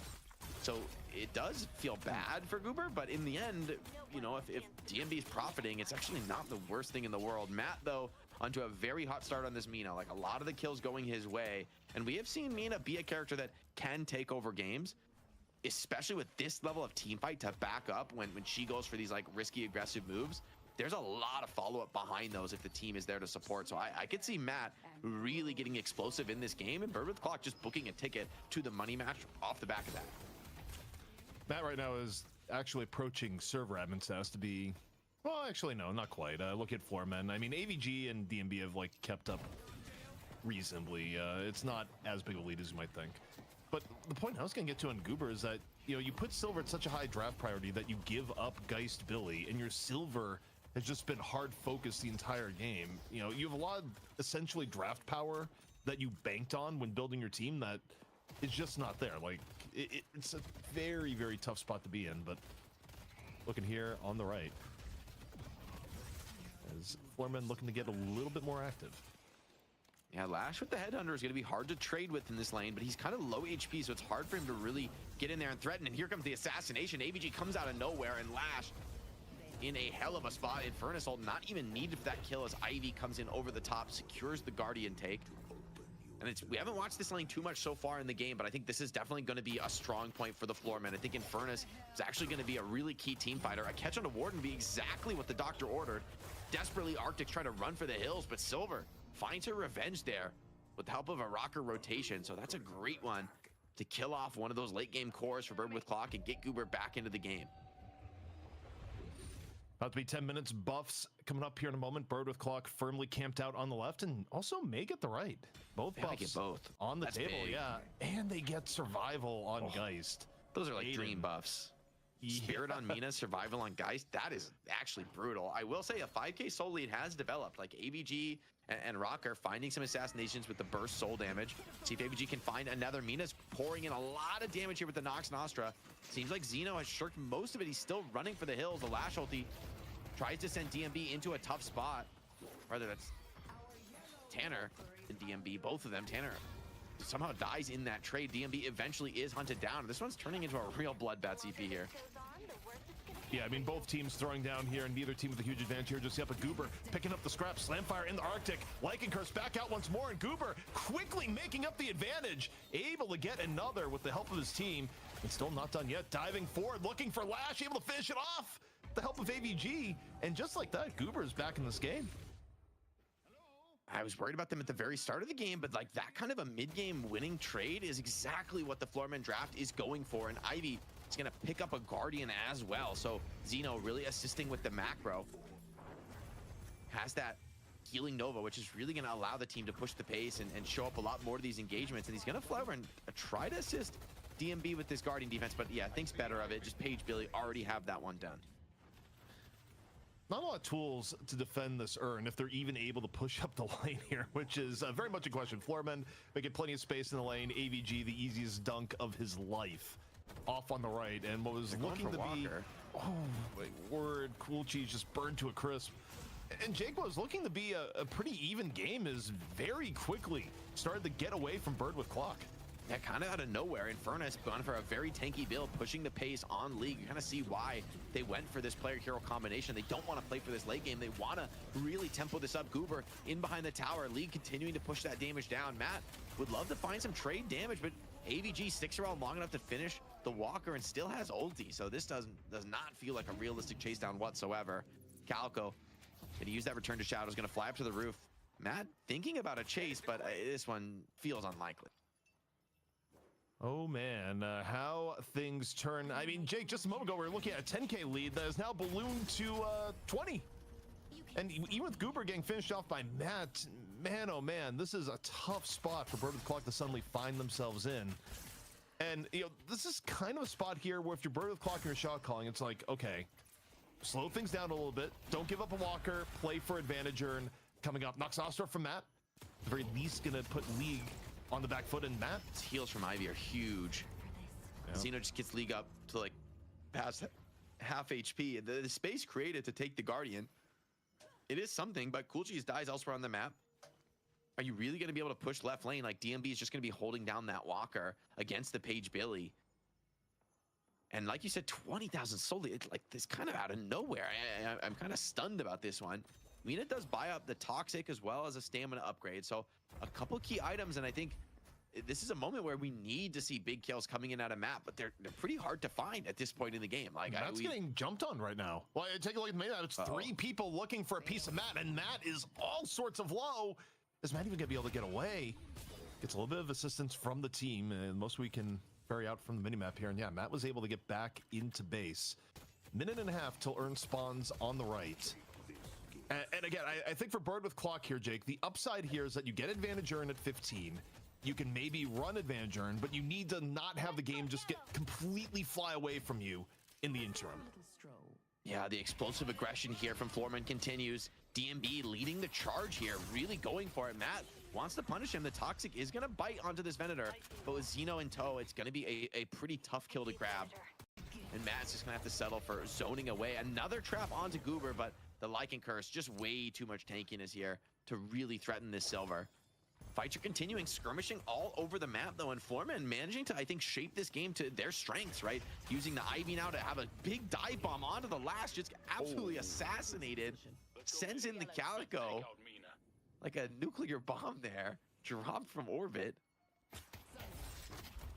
Matt, being one of the few people for Bird of Clock that can evenly fight, but is now again getting jumped on and was looking like a 2-on-1. Instead, AVG says, nah, I don't want any part of this. Instead, see me in left lane. Upsides here for Bird with Clock, though. Urn is spawning in 10 seconds. It is going to be advantage earnable. And while they're down one Walker, the two Walkers they have left are actually pretty defensible health-wise. Like, they haven't given up too much here. The problem is that just moving around the map is such a huge threat as, you know, bit of a deny buff there for DMB. Casting, kind of a sad RNG moment for Aven, but, you know, if you have the casting buff, at least it means that Matt doesn't have the casting buff. Still double buffs grabbed, and with this kind of soul lead, right, Urn is picked up. However, this is that sort of unfortunate middle ground soul lead where, yes, you have enough strength to like easily pick up the Urn, but it's a comeback Urn. I don't know that you're really going to want to go into enemy territory. They're posturing for it, though. They're kind of walking up, and Bird with Clock are going to make an aggressive move on the left Walker right now. Prime put a ton of pressure on, so Zeno feels he's got to go for the dunk. He's got to attempt this to punish. Lash is here trying to deny it, knocks the Urn out of the hands, and the pressure here, Matt finding exactly the opportunity he was hoping for to get aggressive, get into the fight. Still, the punish is good. Florman grab 1 kill back. But they're just fighting all over the map right now, ZP. They're refusing to give this big 6-man team fight a massive 3-man lash ult, pulls people into a tough spot. But Infernus has the means to get out of there, and potentially so do Ivy. They're just pumping in that damage. Matt goes down, all in, trying to follow up on the lash ult. You understand the desperation, but 4 players now on the deck for Bird with Clock. Page off the respawn, but this is Yamato just still sitting on her ult. I feel like Rocker has not been forced to Yamato ult this game. He has just been able to throw out that damage with impunity. No shadow transformations required. Urn dunked in by Florman. The lead continuing to be maintained by the Florman here so far. They don't give up a Walker and trade where, you know, for Bird of the Clock, I think there was a world where if Florman were overcommitted to the Urn, they were actually okay just doing Walker for Urn at that point. Get the flex slot, you know, play for a little bit later in the game. I think like 15-minute Urn versus Walker, it's about equivalent on value, but they, in the end, Jake, all they get is like a little bit of damage onto the Walker. They lose the subsequent fight and still find themselves quite a bit behind. Jake, if they get mid-boss, is this game over for Florman? I think if it's a clean mid-boss take, Florman are going to be in a fantastic spot. However, that is Bird with Clock's best moment fight. Like, I think... Introducing the boldest Cheez-It Crunch. Chop on my cheddar, because I'm going to be jalapeno face. Feel the crunch. Want it, need it, Cheez-Its. Continue to find these skirmish kills. Goober continuing to look for more of that. Pops the Lycan Curse. Pulls a lot of attention on himself. He is the tankiness potentially to survive this. Tanner's going to go for it, but the help is here. Goober is down, but is this an overextension? Bird with Clock bringing numbers. They want to continue this fight. Finally, Rocker pops Shadow Transformation. Bird with Clock potentially just routing here. Big damage onto this Page, who just has to back off to the high ground. She lives for now. And with Matt not in this fight, Bird with Clock, do they still want to commit to this? I think Florman are maybe hoping to find some more trades here. Florman, though, starting to run out a little bit, yes. Bird of the Clock getting their ults back online, and now Matt is rotating back in, maybe for the cleanup. Not going to be time to save Tanner. We'll see how the final parts of this fight potentially go down. Nox Nostra at the ready. See an airdrop to Vet DMB going off on a ride. And yeah, Florman actually making the right choice here to get away. I think if they had stayed a little bit longer, that's something Bird of the Clock actually may have been able to turn, just given the ult situation and where it was at. And even still, Bird of the Clock looked to get a little bit aggressive here. Not quite able to land the jail on the Ivy. A little bit too slippery from Xeno in this instance. I mean, that's minute like and a half, Jake. The first glimpse, ZP, of the strength of Bird with Clock in the 6-man team fight, or with most of the players. I think Matt was pushing, clearing up a side wave. But hey, if you even just get that big group up, right? Some of these powerful AoE tools make your team stronger than the sum of its parts. And Florman, they're insane at finding these scrappy burst pick-off kills, but can they really contend on an objective? They're looking for that decisive fight where with enough Bird with Clock players dead, it's a free mid-boss. But if you can't find that, despite the soul lead, I think this game is actually closer than it would seem. Also, one thing that's about to be a problem for, well, hold on, as we said, 3 members looking for Aiden. Aiden quickly on the way out. Not the easiest kill in any case, holding on to the soul exchange. But taking a look at where we're at right now, Bird with Clock in on the rotation, actually maybe looking for a pick of their own. See if Kulchi's able to find anything in on the Death Slam. Tanner going a little bit deep. Chain Gang pulled out, and nice counter going to be here. It's a little messy so far. Counter spell from DMB. The chain doesn't get the pull, and I think he's going to be out of there. And meanwhile, Matt in massive trouble, being run down here by AVG, and the Torment Pulse gets the job done. That's a really huge kill, though other members have kind of risen to rival Matt in terms of their fighting power. Still, with 1 starter kill, might be enough for Florman to push the advantage. They're looking for anything they can as far as a window into one of those big team fights. And as we approach 20 minutes, buffs and Urn online. This is a moment where Bird with Clock, yeah, you're down 1. If you don't contest, though, things could get a little bit ugly, as it is a comeback Urn, but giving double buffs is a pretty high price to pay. Also, Cool Cheese is just full on support Lash at this point. I just, looking at the allocation, that is about as poverty-ridden as a Lash is ever going to get, which really isn't great on Lash as a hero. I mean, as Lash, you like the ability to have Ground Strike actually be threatening, but here comes Matt. Gonna force Shadow Transformation in, out of Rocker, and Arctic's Rocker doubling is down. just leaving. I like that Arctic's chasing this, though. But, oh, maybe he bought off more than he could chew. He went all in, and inside the small room, man, Rocker is king. Mystic Reaver up on the Yamato, man. Her spirit damage is nothing to scoff at. And Matt even popping the Nox Nostra, but he's just getting gunned down. DMB, man mode there, continues to take that trade and starting to pump big damage into this Walker. Ooh, okay, he's gonna be fine on that one, and he's gonna get the clean Walker take for 2 players, so that's a lot of souls going their way. Earn being right at the same time. The game's starting to crumble here for Bird with Clock. Xeno's gonna get the easiest dunk of his life. Chain Gang here, enough to punish AVG, but okay, while you're looking at AVG, take a look towards the urn. Captivating read, gonna delay it a little bit. Lash from the back, Cool Cheese maybe broke, but still enough. Wait, grabs urn? No, the melee in from Xeno, enough to force a drop. And Cool Cheese, you're not exactly tanky in this situation, goes down, cannot fully prevent the dunk. And now the rest of Floormen looking to punish those who dared to even come over. And Arctic, no way out. Once more, gonna burn. Look at this build, man. No gun investment from League. He is like full tank here with the spirit damage to boot, and I actually kind of like it, right? He's been able to brawl with the best of them up against this heavy team fighting draft, right? That gun investment, you would have been really vulnerable. Instead, he's gone all in on the sustain, the survivability, and just the raw damage he can put out with the spells. And League has been a bit of the unsung hero. I mean, has he died this game? It's been an extraordinarily clean game on the Infernus. If League died, it was in the first 5 minutes, and otherwise has not been the case. And I mean, look overall at the game state now, Jake. 3 rejuves the Floormen, a massive lead. There's not really a bunch of win conditions left here. I mean, ideally, maybe you just get the Death Slam of the Heavens from Cool Cheese, Chain Gang follow-up. I mean, you have a little bit of Wombo combo for Birth Clock, but is it realistic that that's going to pan out at this point? Not really. I mean, Bird with Clock now effectively are praying for a mistake from Floormen. And even if they make a mistake, they still got 3 rejuves right now, so they may need a little bit more than that.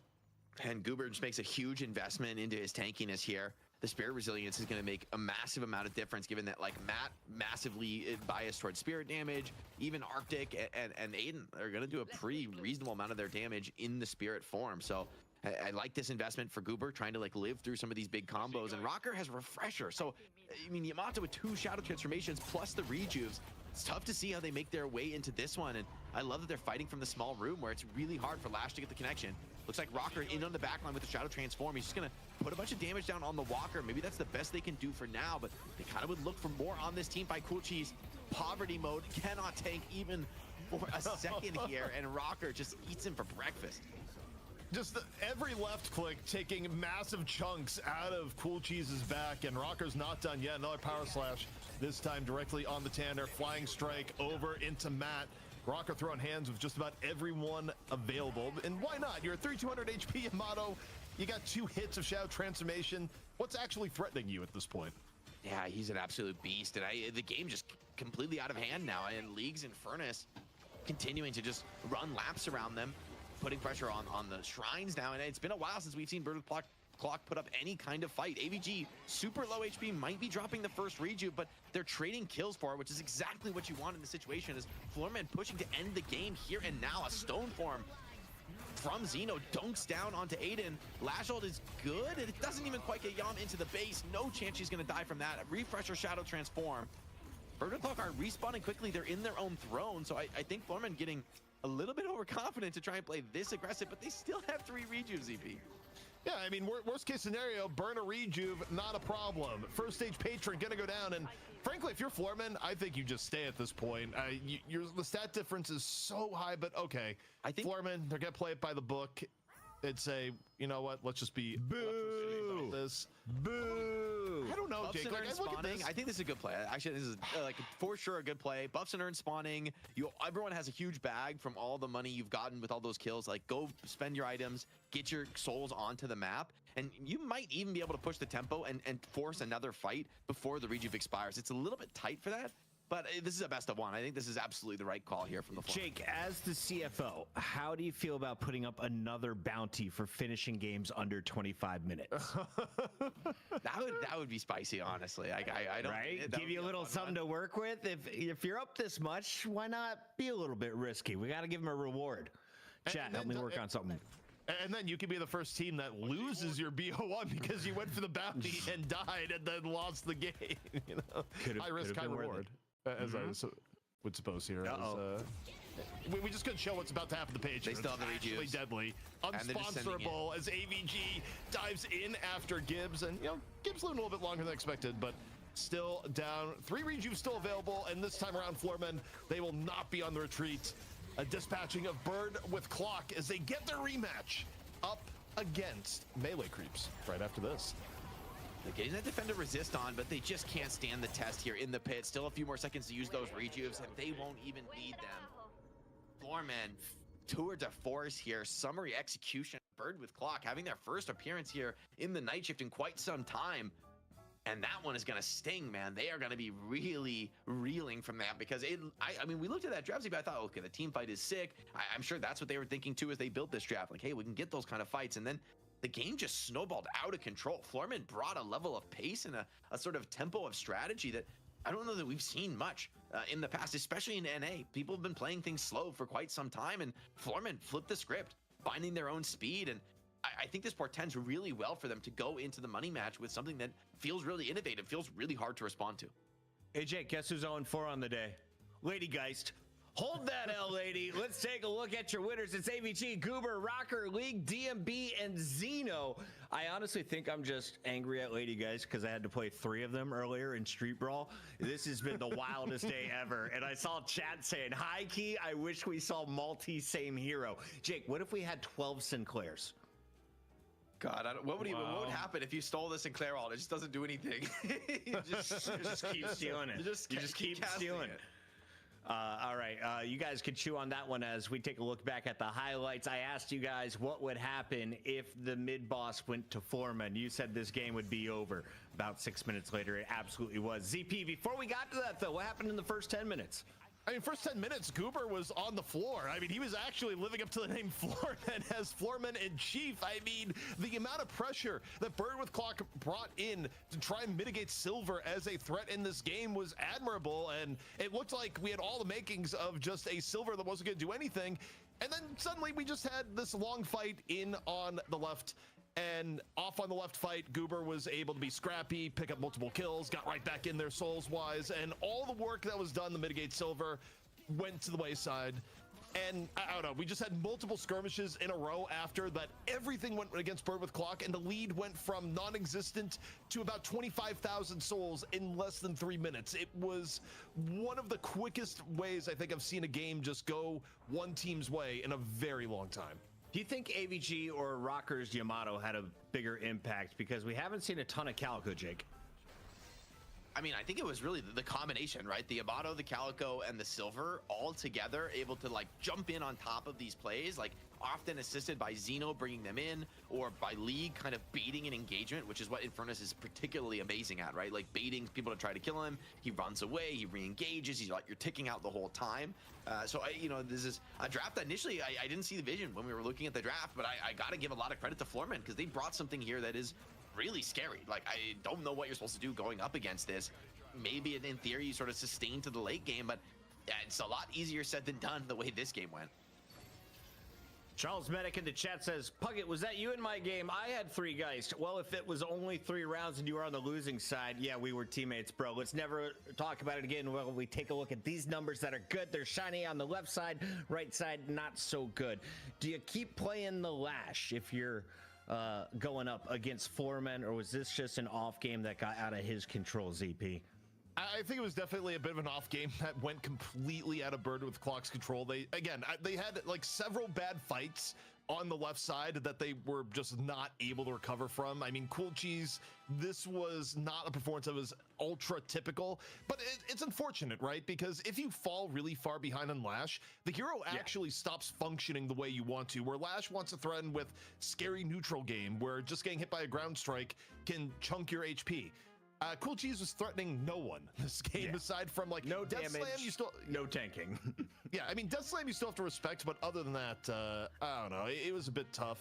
And even though Matt had a really good early game, it just fell apart so quickly that it was gone. And also, the fact that Goober ends up with top damage in the game after that awful beginning says a lot, both about Floorman's recovery and Silver's ability to how come from good behind. Silver is. She was absolutely devastating. Meanwhile, I felt like the Warden left something more wanting there. Jake, is Warden going to be played more in NA? If not, what else can you do on the front line? I feel like this is a pretty big indictment game for Warden because when the start went about as good as you could hope, right? Tons of kills onto Goober. Felt like the game was really starting the way they wanted, but it just fell apart, right? Like the ulti didn't feel impactful, and I think while the Warden was strong at moments, ultimately it was like the Lash and the Page just assassinated every single team fight. They felt like they couldn't really play the game because some of these floorman heroes, like the Silver, the Calico, and the Yamato, just kind of like running at you with the assistance of Xeno dropping them into your backline. It's like that like scary style to play against. Like in theory, you want some of these big team fight tools, but when they're on like an underfarmed Lash or Page, they just become a liability. And the way Foreman played, it makes you think, hey, maybe this is a new way to sort of approach the game. And rather than prepping for these big team fights, you can just scrap it out, take out the enemy threats before they can really get their value off into the game. And maybe that changes we get deep enough into the late game, but I think there's something to be said for a Deadlock played at this kind of pace. Like it's a harder style to play. Like if you make mistakes and throw some big team fights, the game can easily get out of control and maybe you're not able to really contest deep down the stretch. But if you're a team with confidence in your execution, you think we're just going to run the table in 20 minutes, it's a little bit scary. Like, do you really want to go up against that, especially as we look ahead to the money match? Even Melee Creeps, they might be one of the best teams in the world at navigating those kinds of challenges, protecting each other from those burst kills, but they're going to need all of that skill the way Floormen are playing. Goober dropping the 6-7 on us. ZP, as we round out this game, everyone's talking about Silver in the chat. So question, if I steal Infernus, can I burn her down? Like, how do I counter the Silver outside of banning her? Because she seems to be a super high impactful character over the last 2 weeks, right up there with Celeste. I mean, overall, I don't think there is like a raw counter the Silver, aside from the fact that if you first pick Silver, you take high quality heroes in response. I think the Bird with Clock draft kind of did that. I think going with Geist Billy made a lot of sense. The problem is 0-4 Geist.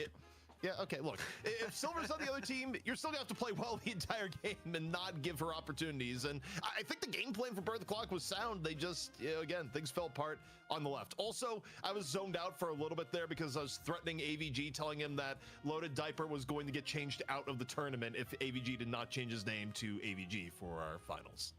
AVG stands for average, not to be confused with the other A guy. Let's take a look here at your MVP, though, Jake, as we stick on the acronym train. Who do we got today? It's had to be Rocker here on the Yamato. I mean, just a huge performance from him. I was kind of blown away when we went to his POV and I'm like, what the? He has reverb. 18 minutes, man. Crazy tempo on the Yamato. 10-1 and 15. He's in more or less every fight after the early game, and with one death, like I noticed at some point, like I don't think he'd use the Shadow Transform, at least not that we saw, for so long, which is a testament to how dominant his game is. He was never really challenged after, I think like one early trade. And it was this crucial parry on Tanner. It kind of started the game off on the right foot. He played his life so well at the start. Yeah, and then we felt it in the late game, man. Like just absolutely walking them down, not really losing the HP. Has a refresher, doesn't even really need it. Like in this game, he probably could have gotten something else. I never saw a refresher until Street Brawl. Finally, I could afford one. And now I feel like it's broken and it breaks the game. How do you maximize the use of a refresher with Yamato? Because he never got a chance to abuse it. I mean, you basically get to go in early, whereas is for Yamato, you get a lot of value if you use the ult a little bit on the earlier side, but you can more freely go, okay, I'm just going to engage with ult, and you realize if you get into trouble, well, you can pop refresher and grab another ult thereafter, right? It gives you a lot of flexibility for using it aggressively, and if you bite off more than you can chew, you still have the second ult ready to go. Also, you pump out a lot of damage between, being able to power slash, ult power slash, ult power slash, in between all of that. It works out well for Yamato, even if it hasn't been seen as much in recent times. I first heard of Rocker when people left Hydronation's team to join Rocker instead of Hydration. Then Hydration even joined up with Rocker. Now you get to see why Rocker's really good, because he just said to use Yamato, and he also has 3 more games potentially to play because he is moving on to your grand final battle. After this, we are going to see the great Melee Creeps, the cats in the suits, taking on the floor people. Will we go to a game 3? Stay tuned to find out if Viscous is still sticky, if the Goober is silver, or if the furries are all gonna be bummed out. And CNA finals after this. Can we talk about furries?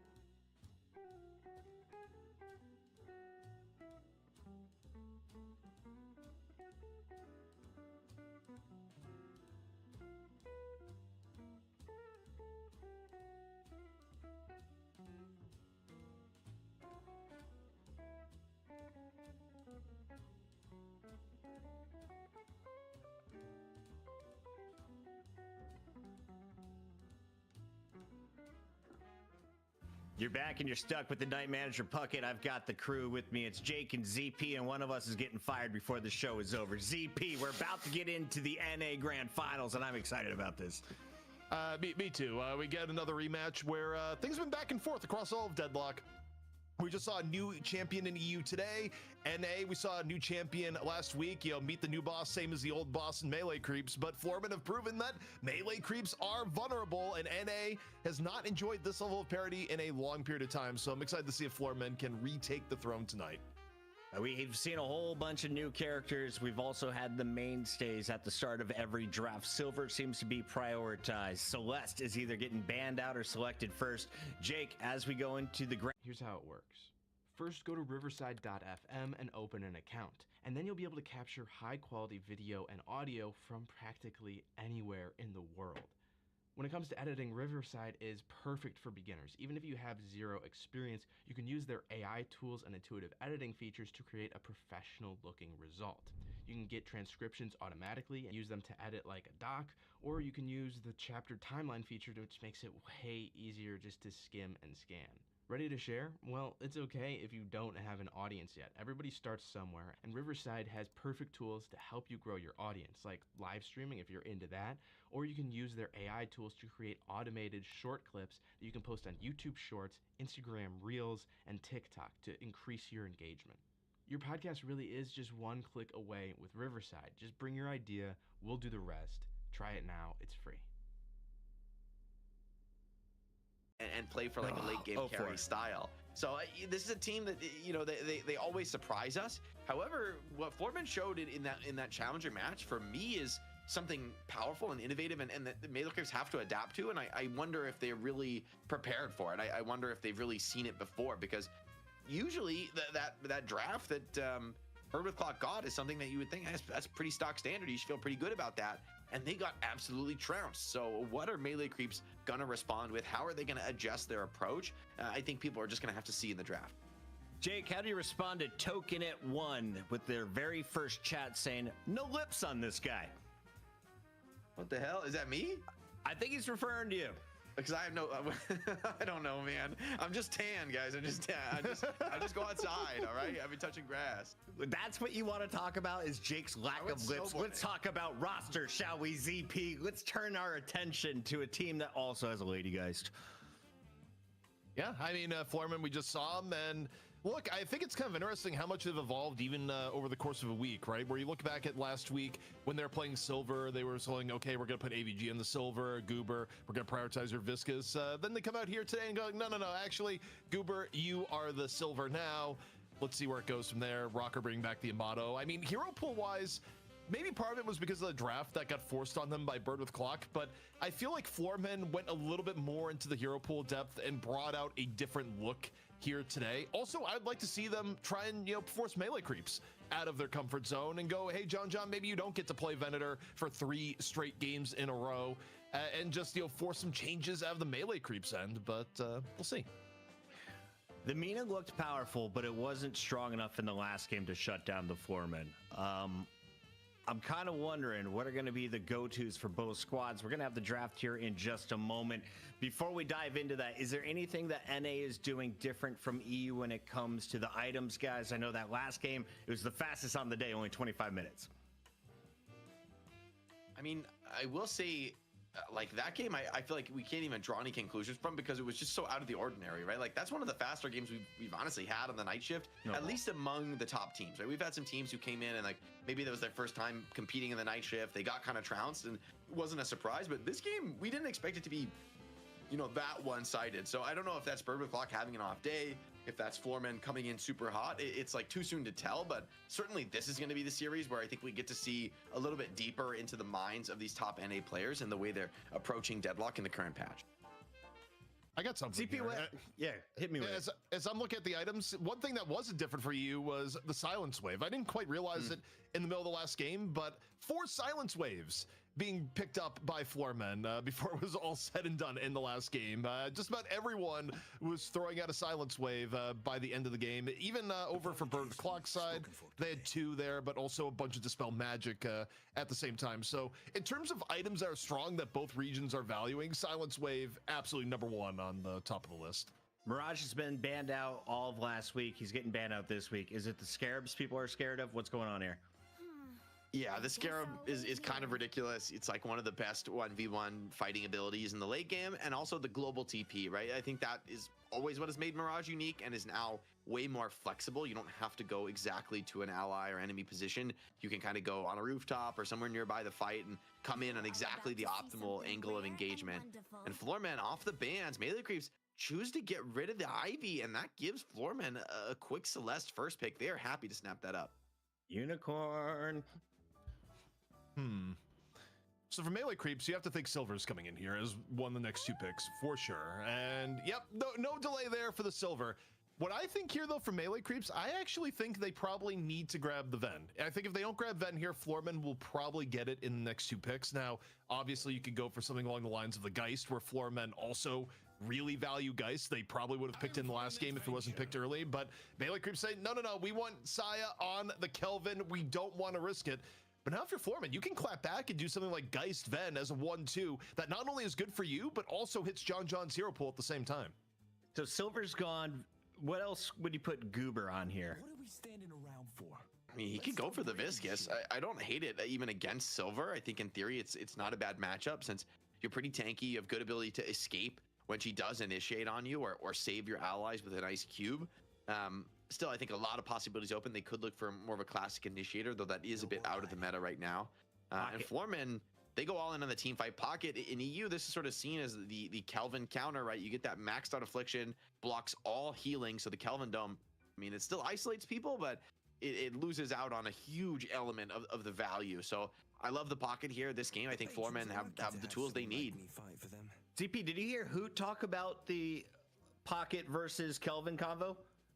He was saying he wasn't afraid of the Pocket at all. He's like, Pocket has to act first, otherwise my Kelvin Dome always wins.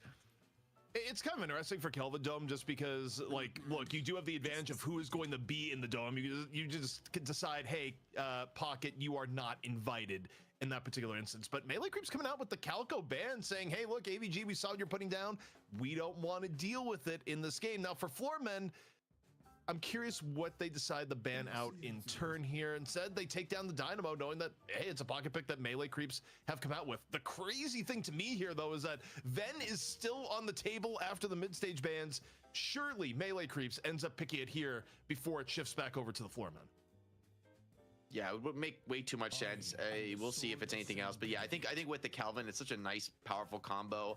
You know, the Dome, trapping somebody in with the Venator. Even Kelvin Silver is super potent, right? The ability to, like, lock people down. And even if you're afflicted and you're not getting into that healing value, like, people could just die, right, inside that Dome. And the fight could look pretty awkward. So I agree. Floormen, they have some good tools as they follow the Lady Guys. Melee Creeps win. Puckett is already ready. 0-5. He's straight calling it in the draft. Still picks to be made.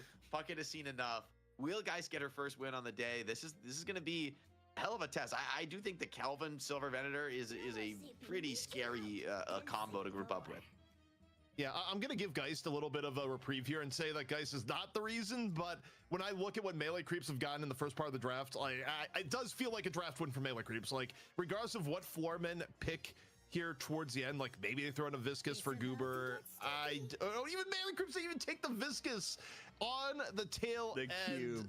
Oh, you love it. You love it. Yeah, I actually, I don't like this Floormen are done. Floormen. They're cooked. They're cooked. I saw it with the Lady Geist. They should have taken the Viscous. Now what, Jake?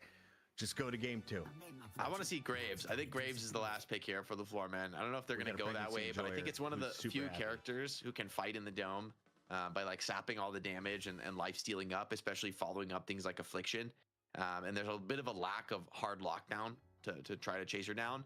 Maybe Viper can be that. You know, maybe that could assist. But they're actually going to go with the Holiday. So they really want to play for this pick-off catch game, give Cooper something he's really confident on. And In fairness, I do think the way they need to play this game is like essentially assassinating the Kelvin. They need to prevent these domes from coming down. I will say that feels pretty unlikely with Viscus behind to Cube. Like you have like sort of a mutual double save there, and you know I'm a little worried for them for sure. It feels like they've kind of thrown together this, like the Rem pick makes sense to sleep people through the dome, but it's so much rides in the pocket this game. You need like an explosive pocket game, people just melting to Affliction, and if you don't get that, if Pocket finds himself a little bit weaker, you know, I think Billy is going to be left out on an island in this game into like you can, you know, go in on Billy and you're just going to get domed 3v1 by Venator and Silver and inside. And I just don't see how you actually come out of that team fight ahead. Man, as I'm looking at here, I'm going to use Goober's own words here of Goober saying words to the effect of Holiday is bad right now because if you don't win in 15 minutes, she's not a hero at the end of the game. And yet Floorman have still picked Holiday, maybe because of how much of Goober's hero pool got decimated in this draft. On the other hand, for Melee Creeps, they actually don't have much of a front line, and they pick Viper last pick, where, I mean, they've won with it before, but I'm still not the biggest fan. It's probably gonna be fish cake on the Viper. The end of the draft here almost left a sour taste in my mouth for both teams. I guess overall, I still favor Melee Creeps, but... Can we get Lightbringer to just draft for everybody?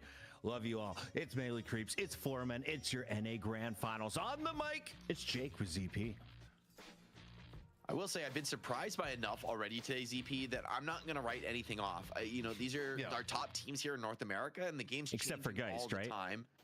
Well, I'm still a believer. We'll have to see. I think if we get deep enough into the late game, we could see Geist having more impact, but I agree. This is a scary one. I think this is Melee Creeps really kind of taking the, like, what Floorman went with last game of bringing insane tempo, and they're going to do it right back. I mean, everything about this draft says playing fast, playing aggressive, with John ready to back it up for the ultra late. So this is going to be a tough storm to weather for the Floormen. They're going to really need to pull out the stops to just keep this early game in contest. And I mean, for even like Pocket to get to the point of having a maxed affliction, right? Like that's the scary part of this game.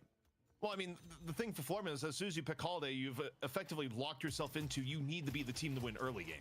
Like, if Floormen end up even or behind by 15 minutes, stick a fork in it. It's probably over. Granted, Melee Creeps are also kind of a weird spot where there is a world where if Melee Creeps fall behind, Floorman can just hold W, and Melee Creeps actually have a lot of issues with their draft. So both teams have some pitfalls to avoid, and man, oh man, that is a lot of damage on the AVG at the beginning. Yeah, he's getting poked down. This is a super scary lane. Kelvin Silver, you know, like when they hit 6, I feel like you're just dead on Billy. Like you just cannot come up to the creeps any longer. And you know, Rocker's going to do his best here to put a lot of pressure on. But this is a tough lane matchup to find yourself in. His ability to navigate the early game is huge. I actually think AVG soaking the damage is, in a way, is quite good for them on the lane. But dying is not worth it, right? Like you need Rocker to get these levels. You need him to stay alive. And I will say if he finds this kill trade here, which I think he might be able to, that would be a great start. However, if Silver gets the counter kill, it's not going to feel worth it. In the end, that's just a lot of money going to Fishcake's pockets. Still had a briefcase to buy a little bit of time, gave him the extra lease on life to get the health creep, and in fact, turns the tables on the Fishcake. Or by the way, wait. I just assumed it was going to be Fishcake on the Viper. It's Fishcake Silver, Ido Viper. Have we seen Ido play Viper? Is that, there's no way, right? No, can we get the Ido cam, please? Show us the lizard. Let's see it. Maybe Ido is playing for the Viper Pregnancy Enjoyers. Okay. It is an April 1st joy. We have been trolled. We have been trolled, ZP. This makes a lot more sense. Oh, okay. Yeah, I was about to say, like, hold up. Ido, you know, for me, this guy's like one of the best Silver players in the game right now. Incredible. Both aim and movement skill in one is what you need to succeed on this hero. And, you know, I think he's the guy to bring it. Being enabled by Kelvin, I feel like this is Ido's game to really take over here, given the tempo we're showing. Let's take a look here at the mid lane. You know, Goober says that you got to win in 15 minutes. Let's see what he's got. Still a bit more time to work with, but it's really, I think, when Holiday hits that level 6 and gets that ultimate online, where you really need to start pushing the pace and finding that kind of advantage for other players to take the reins. I just feel like Floormen did not go into this draft at all with the idea of like, yeah, we want Goober on Holiday. I feel like the draft got a bit away from them, and they're just gonna try and make the best of it. But it's put them in a difficult situation, to say the least. Lightyear comes out into... Oh, it's an Apollo. I don't want to fight it. A quick disengage out of League. Yeah, relatively passive early game. I think I'm not super surprised by that. Like, usually the lane phase, we're not going to see too much action, aside from the couple kills here and there, but ultimately, game completely dead even right now. Everyone just looking for those, you know, tiny advantages. But I don't think we're going to see any, like, explosively dominant lanes. Nice little splatter from Scout, though. Puts a bit of pressure on the mid lane and provides an opportunity for John to step up and put some tower damage down. I'm just curious for Floormen and how they're going to turn this to their advantage early, because I just feel like there's the unwritten timer on them with the composition that they're running. Xayah, a little bit of Arctic Beam, Ice Path, way out of the line of fire, but the pressure comes crashing down on the John here in the middle. Kind of to be expected when you're running the Holiday at the beginning, but where is this going to go? Is going to be the question here. Buffs come up in 10 seconds. Yeah, kind of impressive kill to be fighting there. Geist uses her swap, kind of fight it out here on that earn buff, but it's ultimately not enough. Apollo is going to win the day. Grab a movement buff, which is exactly what you want. He has a pure damage build. All he needs is to really stay on top of you to continue to deal that. So this lane's only going to get scarier here in the side lane. But Celeste and Rem should be pretty capable of defending it. Great parry from AVG, though. Really punishes some overconfidence from Silver. And with ultimates no longer, not yet up, I should say, this one's a little bit scary. Floormen finding the advantage up against Kelvin Silver, and at just the right time as well. Also, John went down in middle again as it was going down. So far, the Geist Holiday lane doing reasonable in middle. Again, something that you need if you're going to run the Holiday early on. Meanwhile, taking a look on the Xayah, quick pressure in from Rocker. Heavy burst damage, not enough to finish off Xayah, but wait, Rocker now, a bit of danger. Punish in from Ido, who's absolutely healthy and hungry for more. Lycan Curse comes out, but you know, not so hungry that turns into a dive. Why? Because Goober rotated in. Goober goes for the lasso. Lycan Curse about to fade, and Ido went from full HP, the potentially some danger. Last minute dive here on the AVG, can't quite finish it off. Wow, perfectly played by AVG there on the absolute limit of his health. Getting those melee lifesteal procs just to stay alive long enough. And Rocker's going to even come back and clean up onto Xayah. So great rotation from Goober, turning what could have been a really scary comeback into the lane into a moment of stabilization. But DMB getting a lot of pressure and he's losing the mid Guardian for it. So actually, in the end, I think Melee Creep's going to feel pretty okay with that. Tanya Losan here onto Xeno. Looking for a little bit more, gonna force out the nap time into the riposte, into I'm not taking a nap at all. The power of Apollo to deal with nap time early in the game on display there. Yeah, styling on them, getting some value out of this movement buff. Another Guardian soon to be falling here. Oh, Holiday's in, is gonna clean up Fishcake for the trouble, so grabbing some nice counter kills and could find more. Great start so far for Cooper. He talked about, hey, if he's only early game, I mean, this is the early game you're looking for. Needs a little bit of help to clean up this Viscous. Can he get it done himself? Couple more shots. Oh, headshot. Big parry, though, onto the Apollo, and I think that's going to give him enough space. Isn't he going to be able to get out of here? Has to dodge every shot from here on out. Kill creep needs to proc in time, and with Celeste showing up, you're not even going to be able to chase down Goober. Really well played by the Floormen, but advantage still minimal. Goober quite literally getting away with murder, and League looking to finish off. Does just that. Getting bloody all across the map, but also, Jake, again, you think about what both teams are looking for here. This isn't the worst for Melee Creeps. You're okay if this stays even at the moment. Yeah, I agree. I do think in the end, it's you know, up to Floormen to push the pace. Actually, as I say that, though, you know, there is a lot of late game scaling on the Floormen draft. Like, yes, Holiday is pretty weak in the late game, but you have 4 heroes who could kind of hard carry the game. And I even think Rem is not a bad scaler in the late game. His ability to support the really farm carries is real. So, you know, with Melee Creeps having Apollo, Viscous, and Viper, 3 heroes that I don't think scale particularly well. I guess Apollo's okay, but it's really a lot on John in particular to bring the damage in the late game. So as I say that, I don't think this is such a cut and dried like early versus late game advantage. I mean, we'll see. I mean, I have a lot of faith in the ability of Silver and especially Ven in the late game to carry through, especially when you have Xayah on the Kelvin, but okay. Bit of pressure here on the DMB. Still has the swap up. So, Soul Exchange being available, Geist is never really that vulnerable. Rotation from Goober, though, into left end. Into the lasso on the Do getting brought to the danger zone, gets taken out before you can do any sort of Apollo evasiveness. Saya down at the same time. And the rotations from Floormen setting up quite nicely so far, and it's going to lead to a Guardian. Yeah, you can't ban out Goober, baby. He's on fire, Jake. Yeah, it's a great game for the holiday. I mean, you know, I think this is the game you need to have, but this is about the dream scenario, right? He's top farm on the server, and that's just from basically getting kills. Like, he has just showed up to every single team fight, and I don't think we're going to see that slow down much at all. As they grab the first Guardian, and I mean, the souls are relatively even, but there's still more Guardians to take here. For Floormen, we'll see if they're able to profit in that way.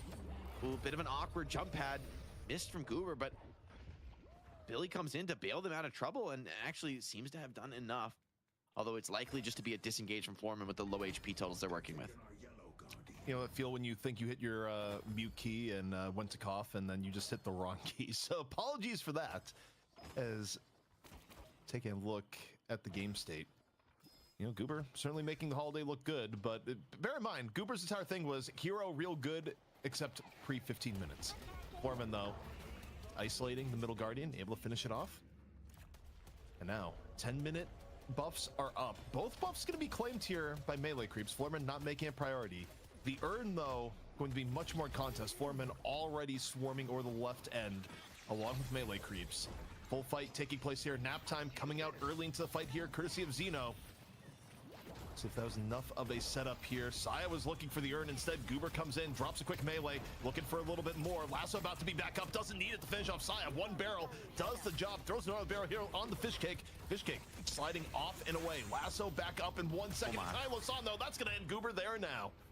They just cut him to pieces there, turning into a bit of a trade. Saya went down into that one, but Floormen really low, and with the life buff due, willing to continue to take this fight even after the health swap comes in. But with Rem on Lady Guy's side, I think DMB is going to be a little bit too strong to fight. Melee Creep still bringing numbers back into this as Pocket looking to pick up a mid walker here on the PIP. Is going to be some nice value, not yet finding the actual take, but a lot of damage done. And if he gets out with his life, this one is going to feel pretty good for a later cleanup.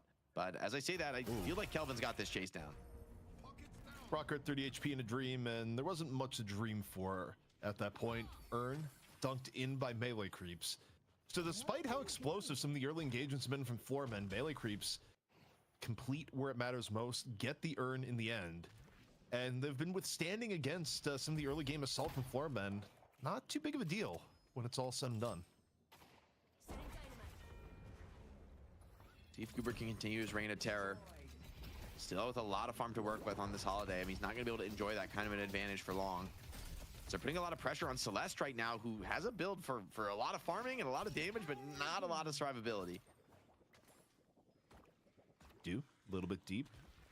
Looking for his exit now at half HP. A whole lot of Floormen in and around Do. 50 HP, no cooldowns available.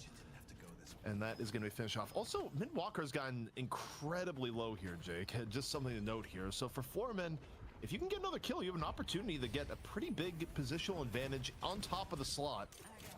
You got to think it's on their mind now. Swapping over. Ido wants to get into this fight. They're trapped in the small room now inside the Kelvin Dome. Made it in just in time. Is that going to be enough to win the fight, though? Floormen actually brawling it out decently well in here. This one is an absolute bloodbath. Hard to see for either team what's going on. Looks like Floormen HP starting to drop. The Kelvin Silver combo proved to be enough.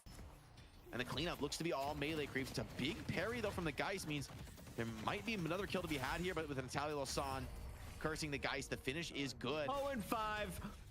This fight is coming out all for the melee creeps. Celeste does pick up a walker in trade, which is actually quite meaningful at this stage, but melee creeps are about to grab a walker of their own in mid.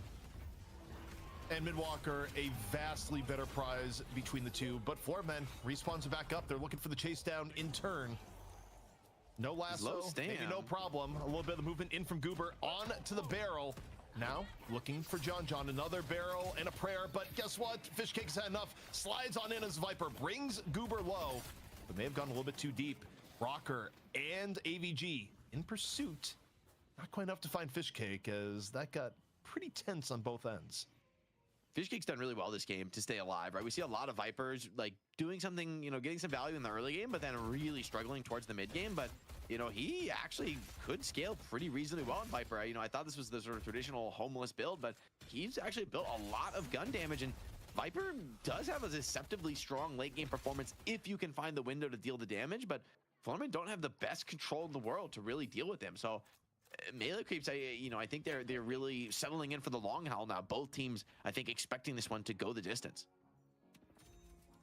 Which, again, kind of based off the draft, we'll see. I mean, some of the points you bring up about the late game Florman can ring true, but we'll see how the Holiday performs. As Holiday, at this point in the game, Holiday goes from, okay, I can kill you with barrel to my barrel disables you so my team can kill you. It is a very different role for Holiday just because of the way her scaling works. So Goober going to be changing off.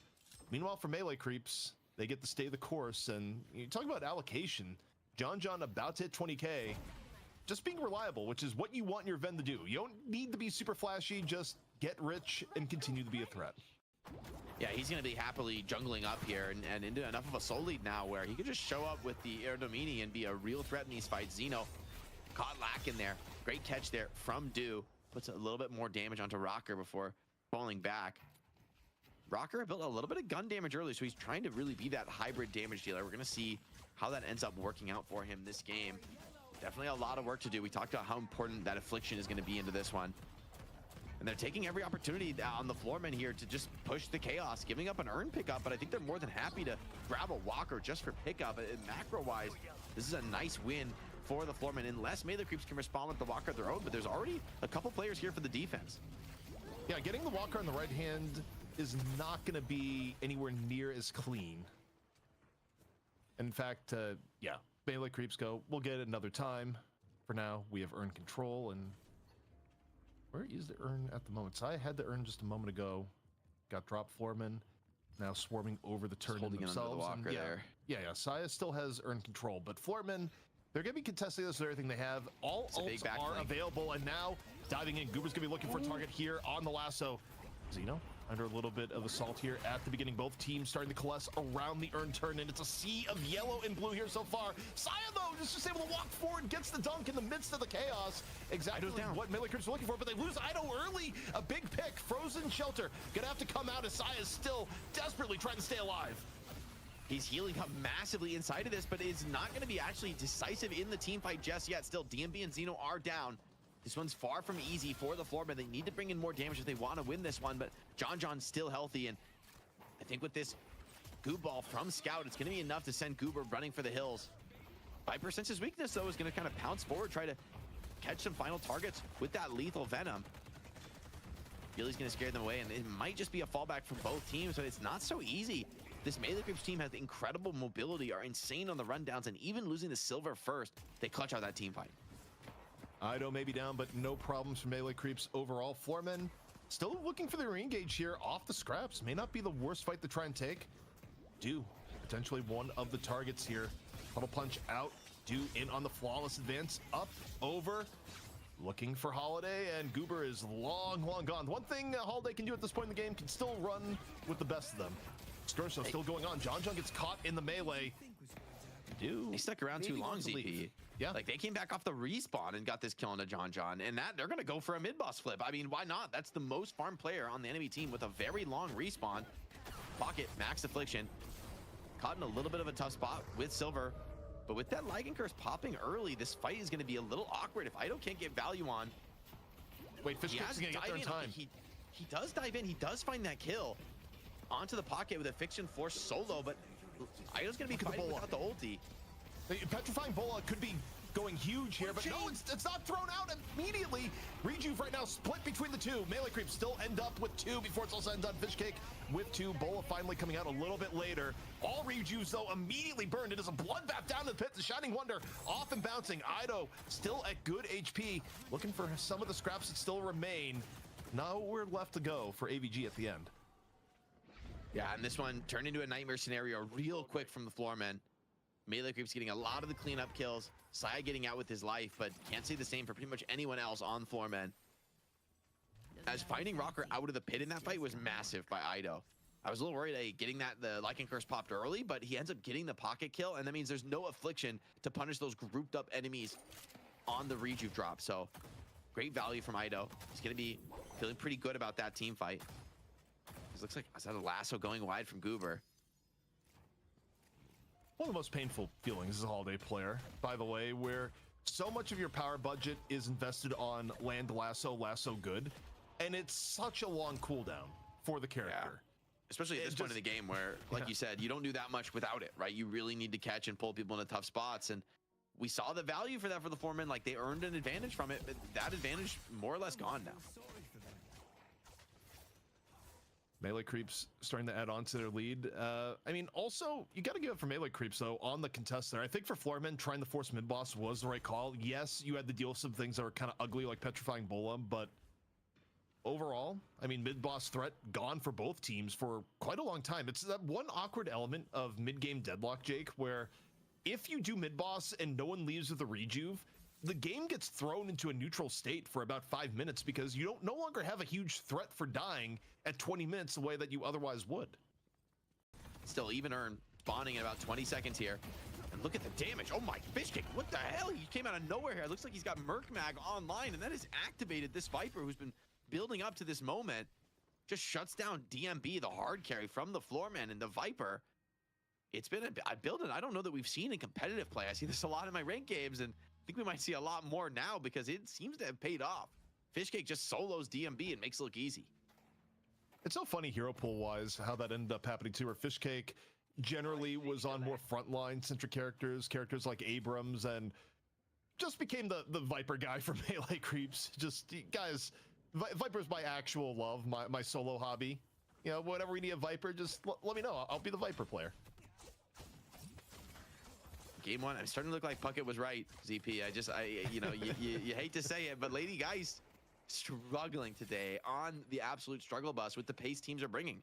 They're just playing at a tempo where DMB can't keep up. I mean, he had some nice moments in the early game, but the burst feels way too threatening, especially with people like Apollo and Viper who can really punish her when she's playing on low HP. Speaking of low HP, once again, Viper sets her down to an absolute minimum, and it's a tough catch to get, right? You're chasing so deep into enemy territory, and Fishcake's long gone. Gonna be another easy dunk for Saya.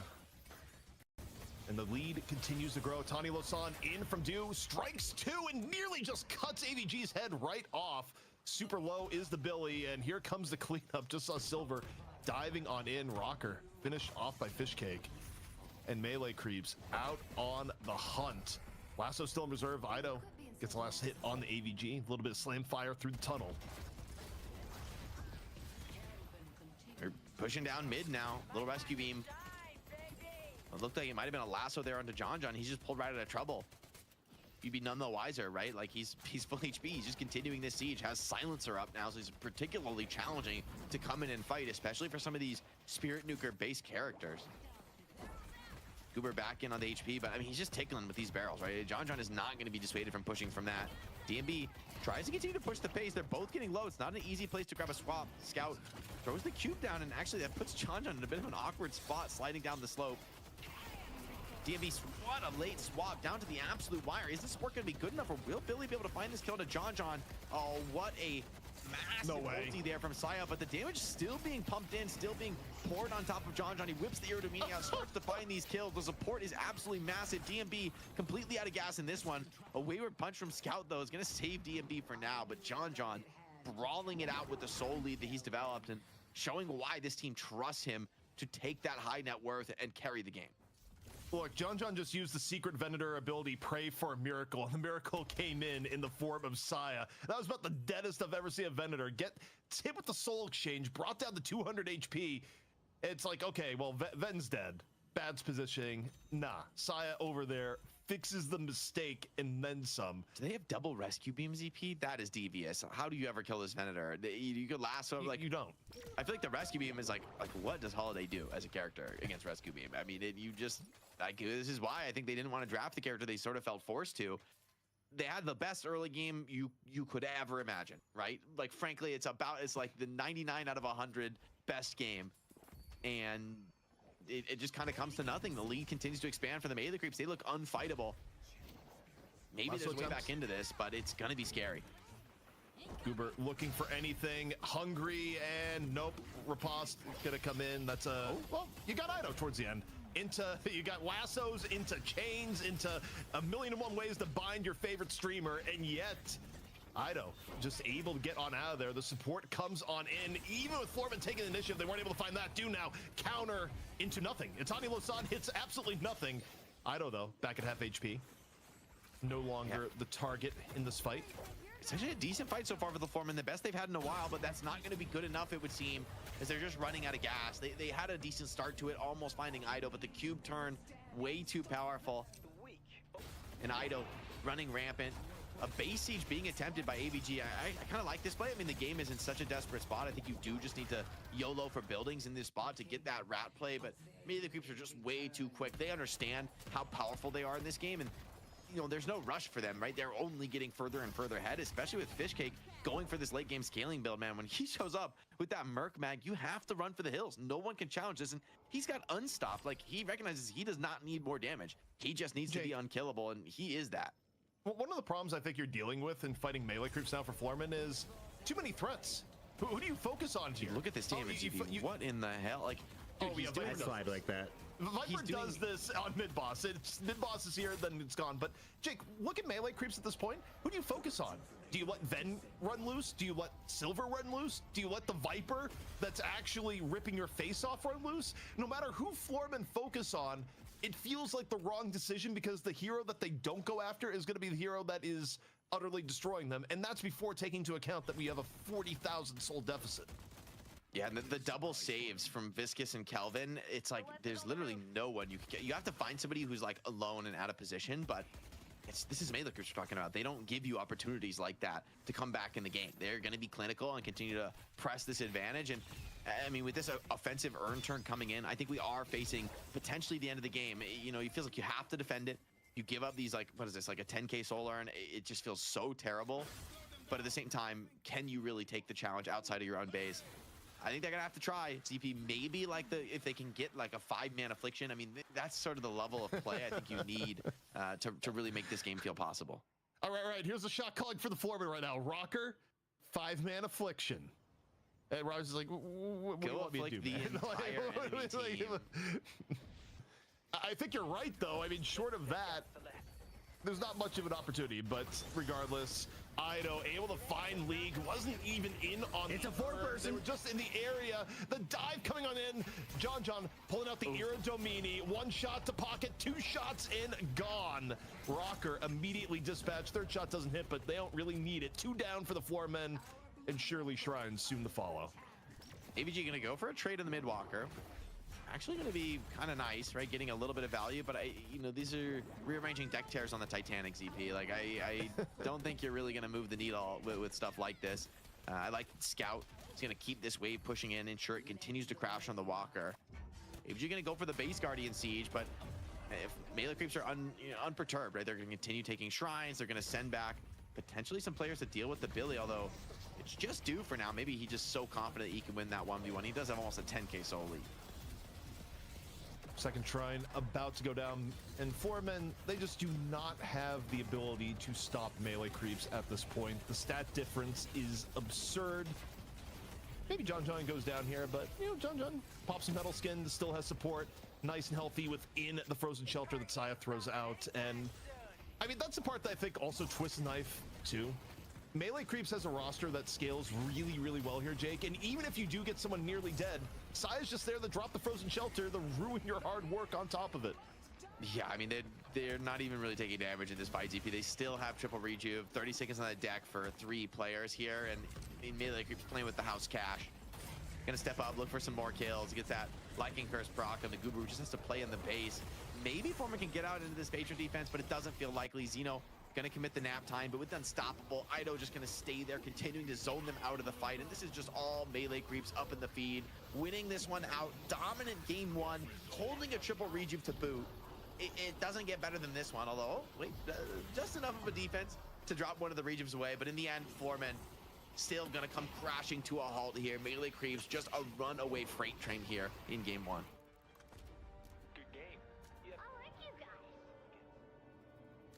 Can't say we saw it coming, though. Impossible to see that loss incoming for the 4 men. They are face down after game 1, but don't you worry, North America. It's a best of 3, and there's no way this could just be a 6-map day. Could it, ZP? It may be the case. I mean, look, we had the incredibly long day last week. Now this could be the universe just writing the scales and going, we'll give you a short day in turn. That being said, I don't expect Floormen to have as bad of a draft the next time around. I really don't think they wanted to play the holiday. I just think the draft warped around on them and they got stuck on it. Also, they probably got really thrown off a little bit by things like the Viper being as effective as it was. I don't think we really expected that, but certainly they will know to expect it for the next time. Do we have any Lady Geist defenders in the chat ready to put their money where their mouth is? Maybe put up a little bounty for our winning team Melee Creeps if they pick a Lady Geist and win it. We give them a little bonus on top. Because she seems like she sucks, Jake. I have to agree with you. It's been a rough day for her. I feel like just the teams that are winning are the teams pushing the pace today, like across the board, right? It's been teams who are willing to really be aggressive. And I think we saw a bit of that in the very early game here for the Floormen. Goober had such a strong start, but I think you're right, ZP, that this one ultimately a lot comes down to the draft. Like Kelvin Silver, you can't let this combo through, and this is Melee Creep's expertise. Like choosing to ban the Ivy. I don't think Ivy is like truly a first ban worthy hero, but as the second pick team, you leave so many strong heroes in the pool. Like, yes, the enemy team grabs Celeste, but you get one of the nastiest combos in Deadlock right now, which is this Kelvin and Silver. And Saya on the signature Kelvin, the guy just does so much. He's always finding the way to make this value. And Ido on the Silver, same story. This is not just an incredibly dominant meta pick, it's also some of their best heroes, some of the best players in the game. Look, I'll go a little bit further, Jake, and say that I actually think NA has gone a little bit into delusional land with the amount that they're valuing Ivy. You look at EU, and Ivy doesn't get picked or banned at the moment. I'm not saying Ivy can't be useful, but the point that you are first banning Ivy over getting rid of other options that clearly were a massive problem in this game is a little bit ridiculous to me. I think the Ivy ban was like way overprioed this time around, and we'll see if Floormen decide to go with the same thing on the second round. Wasn't it? It was. I believe it was Melee Creeps banning the Ivy, right? And I think they just do it because they want to throw the ban away. They want to leave so many strong heroes in the pool that their second pick becomes a huge advantage. Like they're gonna grab 2 of the 3 of those first 3, and they're just gonna have enough of a lead from that to tempo at the draft. And I think Do showing flexibility on the Apollo. Like I think he's probably one of the better players right now who can both play like the late game gun carry and the heavy spirit nuker like equally well, and that's a huge asset to have when it comes to the draft. You look at also players like Fishcake. He made the Graves look good in the past. Now it looks really sick here on this very greedy Viper build that straight out of the pubs and into Night Shift looks just as good. So just the flexibility, the adaptability from Melee Creeps.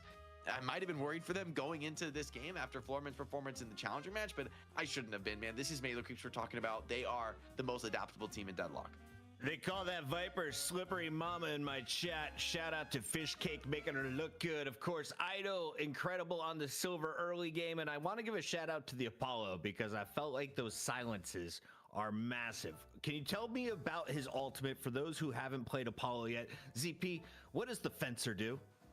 Yeah, I mean, Tylo-san, basically, it does more damage to people that are underneath half HP. It also silences you. It snares you after you get hit. It's basically cool guy anime finishing maneuver. And also, it's incredibly high mobility. So if Apollo has put himself in a really tough spot, he can also use it to get out along with Riposte and advancing or flawless advance, where I mean Apollo's entire thing is I have 8 million tools to move and I can use most of them to get away if I need to, and his ult combines burst damage with the ability to escape if necessary. Great breakdown there. ZP has so much content coming your way, and you should check it out during this break. We're over on youtube.com/Deadlock Night Shift. Drop a subscription over there. Drop a follow here on Twitter. And if you've already got a Prime, you might as well give it to us. We'll take all the subs during the break. We'll be back with game number 2. Lady Geist won't be in it. I guarantee you that. She might be in it.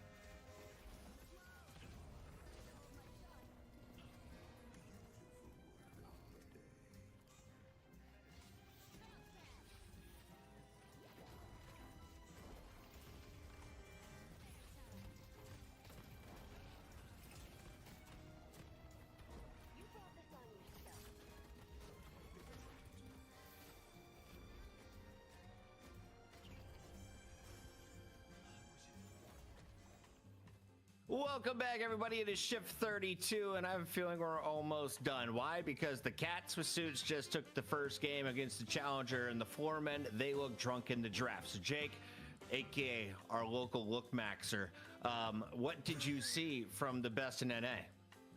Look, I think this was a huge draft dominance, which is something that Melee Creeps, I think they've consistently been the best drafting team in North America. Like they because not only are they so flexible on so many players, but they really use that flexibility to keep you guessing and to, you know, put you in tough spots in the draft. And so, you know, for Floormen, they're gonna have to pull out all the stops in game 2. Maybe some adjustments could bring them a more competitive game. I think we saw in that first 5 to 10 minutes where Floormen can absolutely compete on an individual level. Like, they are a really strong team as well.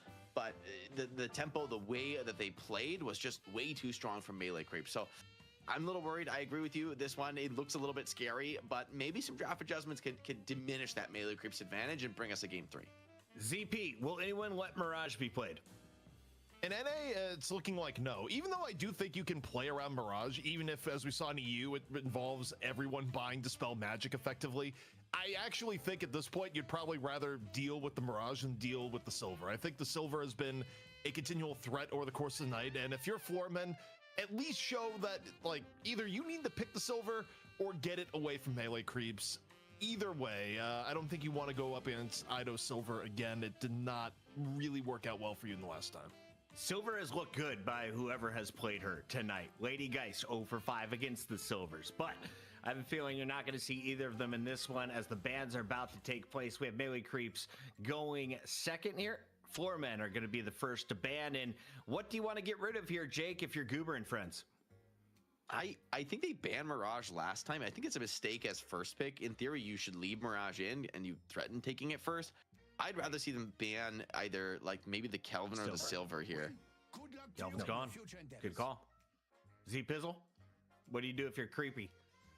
For Melee Creeps here, it's kind of interesting on the ban. Maybe you ban the Silver, expecting the first pick Silver in turn. I don't think they necessarily want to deal with it. They also know that Goober can play it, and they really like the part where Goober was on a bad hero before, and yeah, they take away the Silver.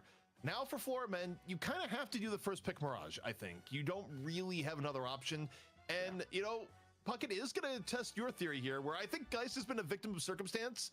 Geist is probably going to get picked the first 2 by Melee Creeps if Mirage goes first for the Floormen. Whoa! Oh, God, no. Oh. NA, why do you do this? I'm so upset over this. You just gave up Mirage! All right, Jake, who banned the Ivy? Because ZP and I got lost in the sauce. So break it down for us. Melee Creeps banned it first last time, which I was thinking was more so that they would have 2 powerful picks to respond with in the second. There it is. Mirage, not there Mina. it is. Thank you. Yeah. Okay, we got trolled a little bit by the Mina. The Mirage makes too much sense, but this is an embarrassment of riches. Mirage has been first banned for the last few weeks after this change to the Scarabs. He's insanely good in pretty much all stages of the game. Much more of a fighting carry down, and you get Celeste as well. So these are 2 of the top pro heroes. Floormen, what are you going to pair with this IV? I would love to see maybe some of what they had so much success with in the Challenger match of some of these explosive ganker heroes combined with the IV for maximum impact. Yeah, I mean, I don't think we're allowed to discuss gambling and how much money you should put on Melee Creeps right now, are we, ZP? No, not quite. Okay, I mean, got it, understood. Billy coming in for Floormen is kind of expected. Interestingly enough, I think they could put off getting Event until later in the game. It's probably going to be John John the Mirage, so... No, they said to grab it here. Maybe there's a threat of mid-stage ban for it. I don't think Melee Creeps is going to pick it, given the early Mirage pick. Either way, though, I think Melee Creeps probably rounds off the first half with Geist, if I had to guess. Man, I wouldn't mind, though, even, like, some more fighting heroes. They do go with the Geist. See if Puckett's got it. If Puckett's curse. If she goes 0 for 6 with Mirage and Celeste as the opener, it's all Geist. She can never be played again. I think Puckett's actually right. If she loses this game, the Geist she's got to go. Is valid. She's got to go. It's valid. Yeah. It's April Fools. They're just effing with me, I think, on the Melee Creeps or production side. We'll see if the Lady Geist is real. It is real. Also, I feel like we've hit the IQ meme where it's like the low IQ, the high IQ are both like, yes, this is the way. It's the middle guy. Like, forget it. No, you're not looking at all the factors that's going on. The way. Also, Floormen end up banning the Viscous, which is kind of interesting because, you know, taking a look at it, ideally, you would have liked to have had Goober on the Viscus, and they're just taken away outright. Let's get this show on. Jake, what do you think of Mirage's little neck bind he's rocking there?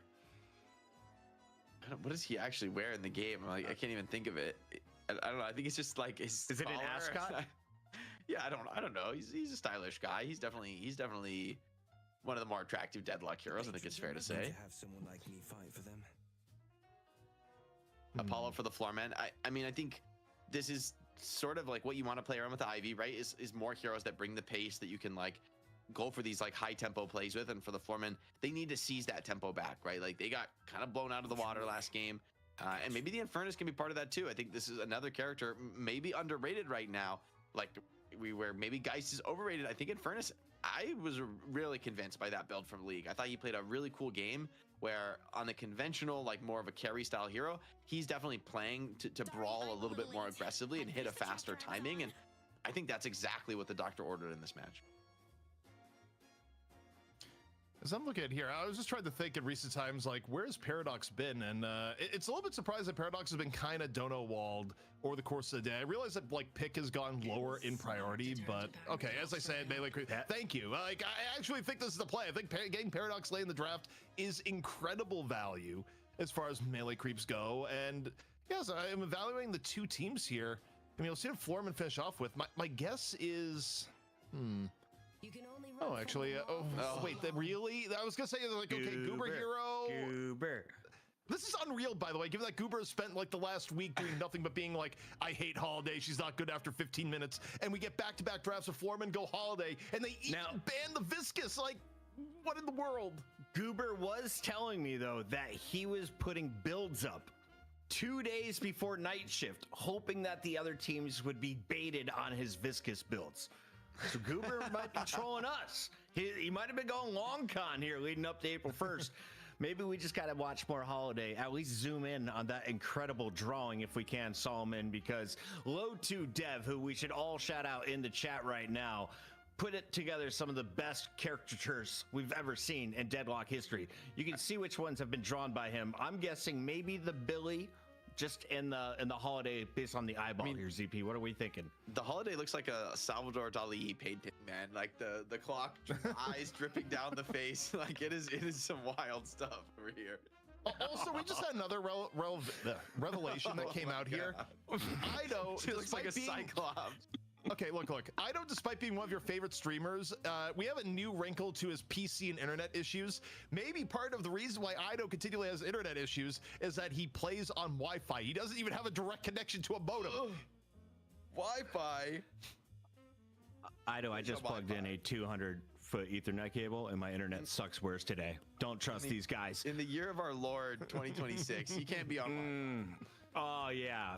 All right, Low2 apparently also drew the Mirage, so Low2, if you could tell us what kind of things around his neck. In the meantime, here's a look at all of our hero redesigns. We challenge you. Submit your art and also your best clips. Low2 Dev drew those four.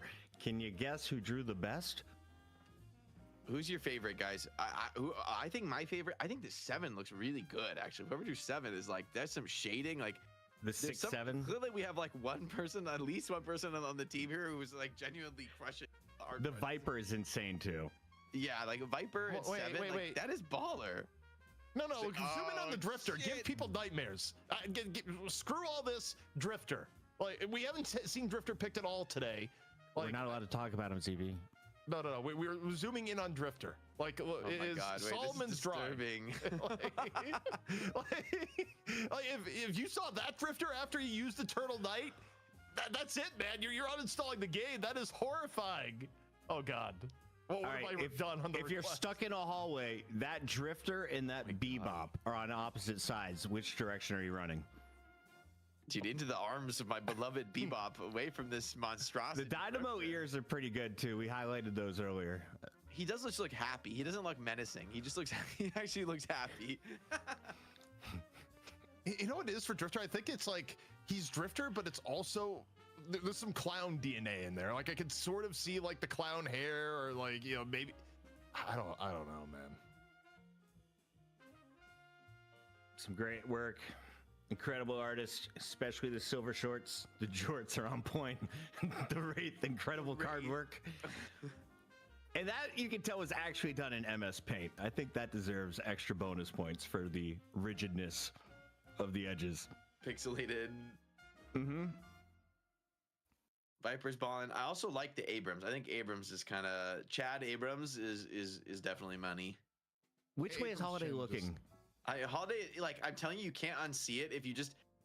The like, she's just like a Cyclops looking straight at camera. You know what I mean? Like it's rather than like profile. It's so much better Cyclops that way. Looking right at you. We just got to move the mouth over directly underneath the eye. There's the Chad Abrams. This is just that's iconic. That's iconic. This That should be or the default ZP. picture. They're the same thing. The Bebop, terrifying. Excellent artwork. These were done by adults. If you could draw better, prove it. Submit it to us on the internet. Please send us highlight your your MS stuff. Paint hero redesigns on Twitter. Just that would just make my day. We'd love to see it. I mean, I will say there's probably some community artists about to pop the hell off and send us some magnificent works of art. So it's a tough crowd out here in the Deadlock community. What if we just all do Jake? Just zoom in on that beautiful face in the middle. What if we just had a community drawing contest of Jake's wavy hair? It's just... The match is almost ready. Jake, I won't talk about your looks anymore because we're making ZP uncomfortable. Let's talk about meat, ZP. I got 14 pounds of ribeye in my fridge right now. Do I chop it up into 14 one-pound steaks for Easter, or do we do the big roast to impress the wife's family?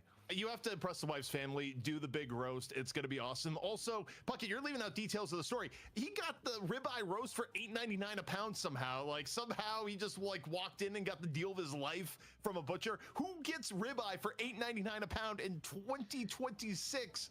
I mean, I feel like you are guilty of crimes here. I can't prove which, but that's unbelievable. Really. It's not a bad thing to flirt with good-looking men in trucker hats who have a butcher icon on their shirt, JP. And Mr. Jake, I just called you JP ZP. I think we should just combine your names. That's our caster combo name. There you go. Officially. Yeah. No. The pro tip here, guys, is wake up at 9 a.m. Try and go to Sam's Club. Realize that you don't pay for the early hour. Get denied by Sam's Club. Go to Meijer, which was open. Get yourself the biggest chunk of meat they have. Ask him what discounts he can give you, and he'll put an extra sticker on it. Take it to the front, self-checkout. Don't talk to anyone. Just leave. Just gotta go. Get the meat and get go. it and go. Yeah, it's a two-person conversation. Take the little official stamp, and you're out the building. The draft is done. The players got nervous. I think we're getting trolled a little bit here by the floor men who are trying to drag out the longest loss they could ever deliver. Lady Geist is in. If she loses this one for the melee creeps, she's not allowed to be played next week. We got an update from Ido, where, by the way, we have to start cataloging all the ways that Ido's like incredibly crappy tech has just delayed and hurt the stream over time. But the full update from Ido is his Wi-Fi is rebooting and the ETA is 5 minutes until his Wi-Fi works again. You gotta send this guy like a 5G router or something, man, just to soften the blow. We're talking about... Jake, we're talking about a man who put his video card in the reverse way. Like I don't put all his stats into play that's Deadlock sort of good. understandable if you've never built like PCs before. That's an understandable mistake. But losing the Wi-Fi, you know, it happens. Could happen sometimes. I guess as we look now more at this draft and like think about more deeply the way Foreman want to play, I feel like with the Ivy, it's kind of like do or die on. Is this Ivy better than we believe, right? We're sort of suspicious of this early pick, prioing it so high in the draft. But on one hand, I also don't hate it for the format because that global presence from Xeno, it does pay huge dividends and it does allow you to play like a different pace of game. That being said, Mirage also with the unique global presence to respond to that is, it's hard to find like the clear advantage for the format. I feel like they need to kind of like grit this one out with just skill and execution. And your roast is green screening. Wait, why is it getting destroyed by the greens? The green screen has devoured the roast. Dude, look at that thing. That is a monster. Are you gonna feed like a family of 50 or what's going on here? Oh, look at the marbling. The marbling I'm on getting, that. Like I'm getting like the salivation. I'm down. Also, I just want you to look Sorry, at these guys. drafts. and compare. If you have Ivy on one side, like, what do you feel better about? Mirage the Celeste or Ivy? Because Ivy was the first overall pick, and you picked that and gave up Mirage Celeste. Like, I can't get on board with this value-wise. Yeah, it's true. It's like maybe you would have rather had the Mirage yourself here, right? And give up the Ivy. And I think Mirage, it's like a little weird when a hero is banned this permanently because like no one gets to play it. And so you're actually just like not used to it. It's banned off so much that people don't really know how to play either with or against it. You know, at least not in the competitive setting where the potential of the global TP is so hard to pin down. I think this does inject a level of chaos because truly, is this, I mean, we've seen like what, 2 Mirage picks in the last 3 weeks since the rework because it has been perma first ban. ZP, can I ask you about something that was unofficially in the chat? If we achieve a subscriber goal, is Ozzy Lion making stuff for us? Are we working with him on a new project?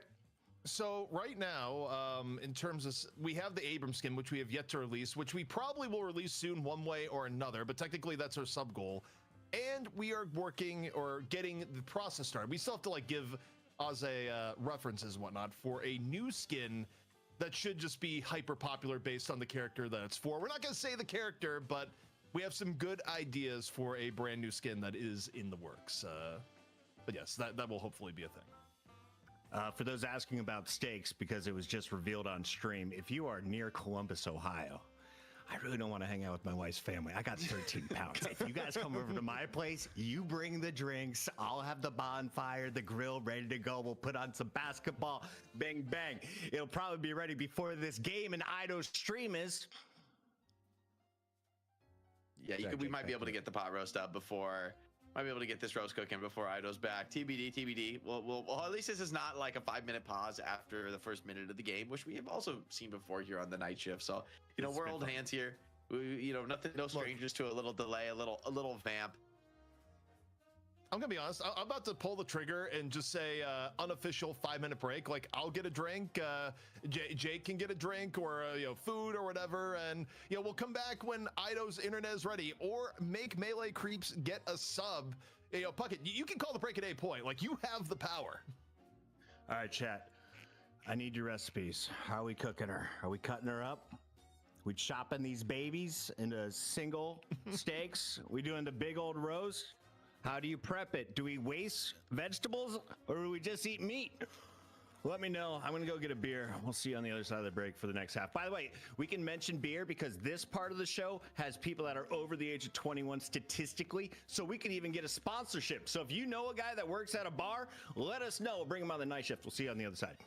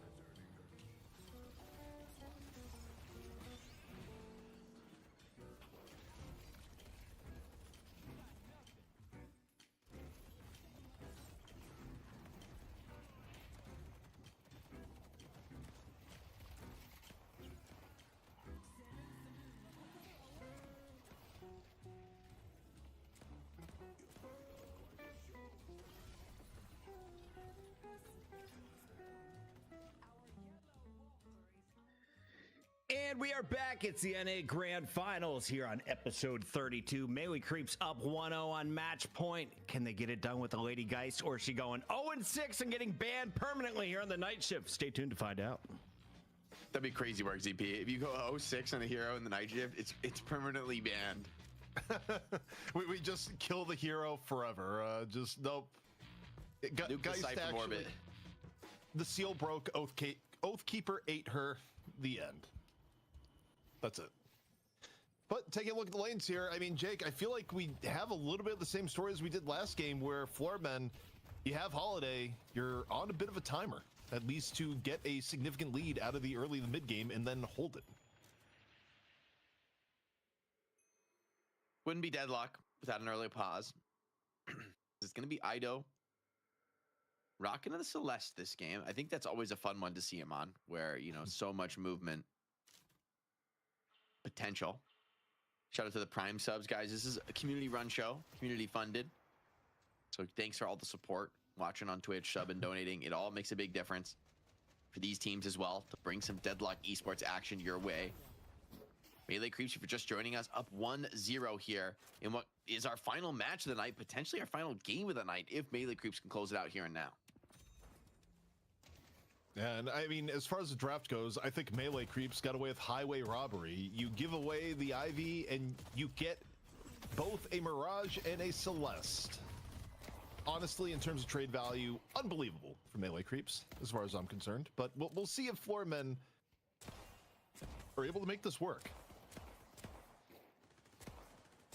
John on the Geist, I think, you know, it's hard to find safer hands to give a hero like Lady Geist to and show what's possible. Maybe you can even make a believer out of Puckett. A lot of threats for the parry here. John can continually faking out these melees. I'll say in general, like, I don't think Geist, like, I think it's hard for Geist to ever be a problem because their kit is just too solid. The problem that you get into is, by the way, John on the chase down, finishes off DMB. The problem that you get into is that if you pay too high of a price for a draft, with Melee Creeps, they didn't pay a high price at all. They got it right before the mid-stage ban, so this was a bargain sale on getting Geist into your team. Yeah, I will say DMB is probably going to be happy to get the Venator. I think generally teams would probably prefer the Venator, or at least in a lot of cases, especially in a draft like this, where I think you're going to be really trying to push the tempo and find burst kills. Venator excels even when you're mostly focused on farming. Show up to a team fight, pop the Airdomini, grab a kill or two, and Bob's your uncle, right? So it just lets you push that pace. Goober, by the way, under a lot more pressure in the mid lane this time. Scout trading right back on the Paradox, who tends to be, I think, a little bit more of a consistent laner, and desperation for Goober as he just gets run down, even with Saya rotating into this one on the page. That's an ill omen. When you're picking Holiday for your early game and the early game isn't going your way, oftentimes things don't go all that well. And oh my word, Prune with the 25 gifted. Unbelievable. Hit of the gifted. 25 gifted? That's one of the biggest gifted I think we've ever seen here on the channel. That must rocket Prune all the way up those leaderboards. Huge shout out. Doing God's work to support the night shift here. We got Dutch Houda, I believe is how it's pronounced. Gonna need a check on that from our Dutch production. But Dutch Houda Kaas with a $25 tip straight to the prize pool.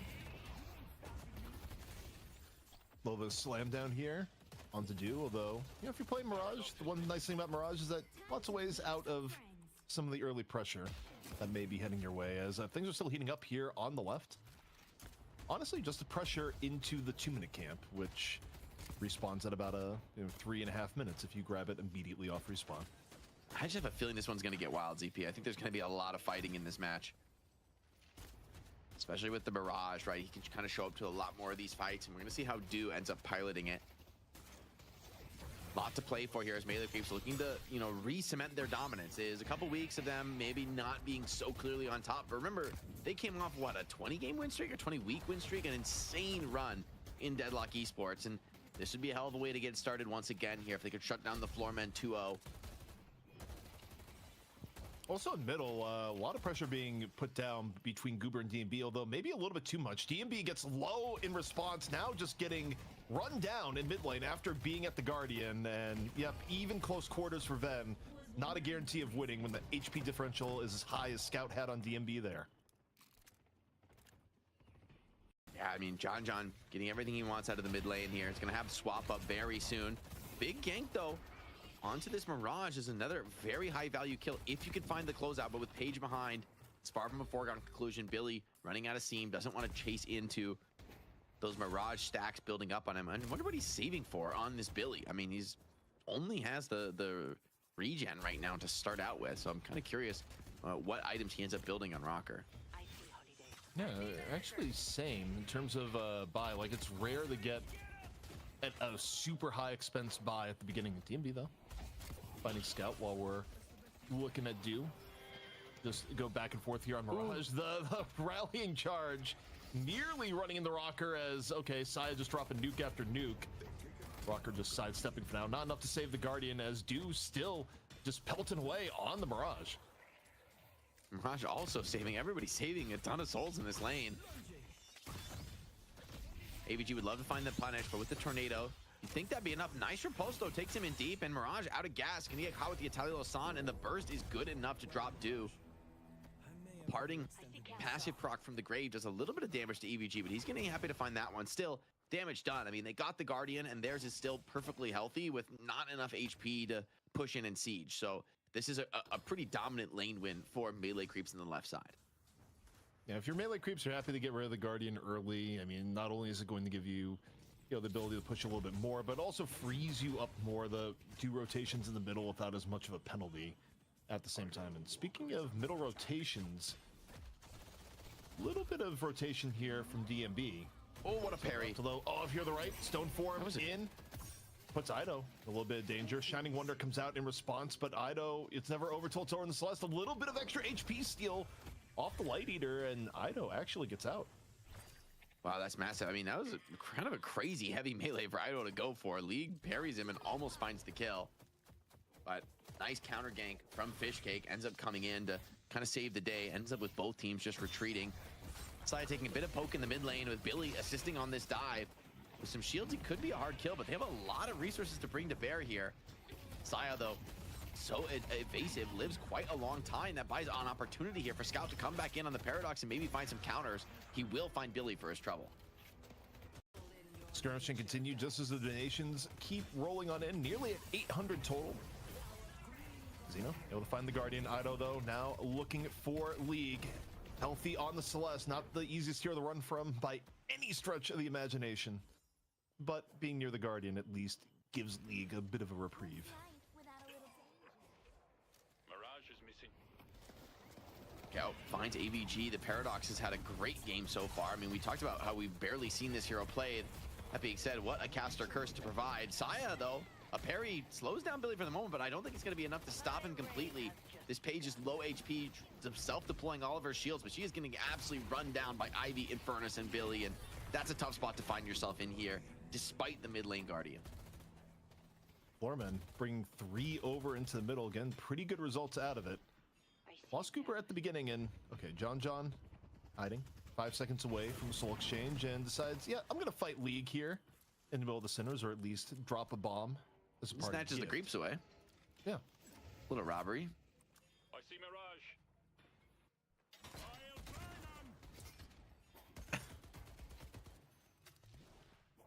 The interesting thing, though, Jake, while things are relatively even and it's been back and forth between the teams, warning signs for Floorman. John has come out pretty unscathed at the beginning, 4-0 on the Geist. And also, you're running the Holiday. You need to be in a better position than I think where you're at the moment. Like, you're still in the Holiday power spike zone. Lasso comes in, and surely Scout's going to die at the end of this. Drops a swap towards the end. Surely? Just needs a little bit more, and yeah, not getting out. Kind of lives surprisingly long here on 1 HP, but in the end, you're just 3 players surrounding. Here comes a counter gank, though.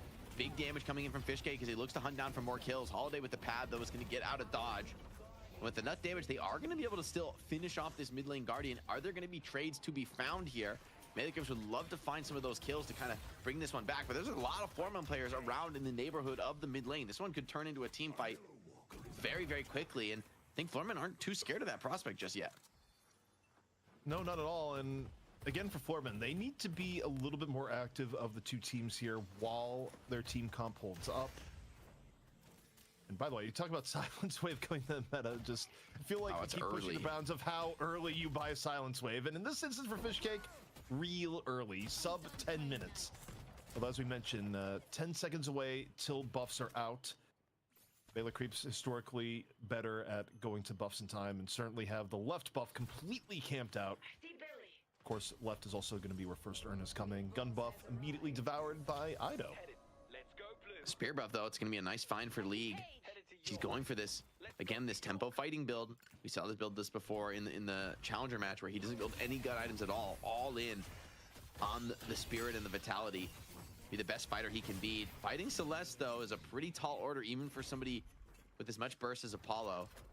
Both backing one another off, and I think that's 2 Silence Waves from Melee Creeps. In fairness, though, this is a great game for the Silence Wave. There's a lot of heroes that really rely on their spells to be able to get out of these gank engagements. So Melee Creeps want to continue pushing. They want to look for all those cheeky burst kills to give them the edge.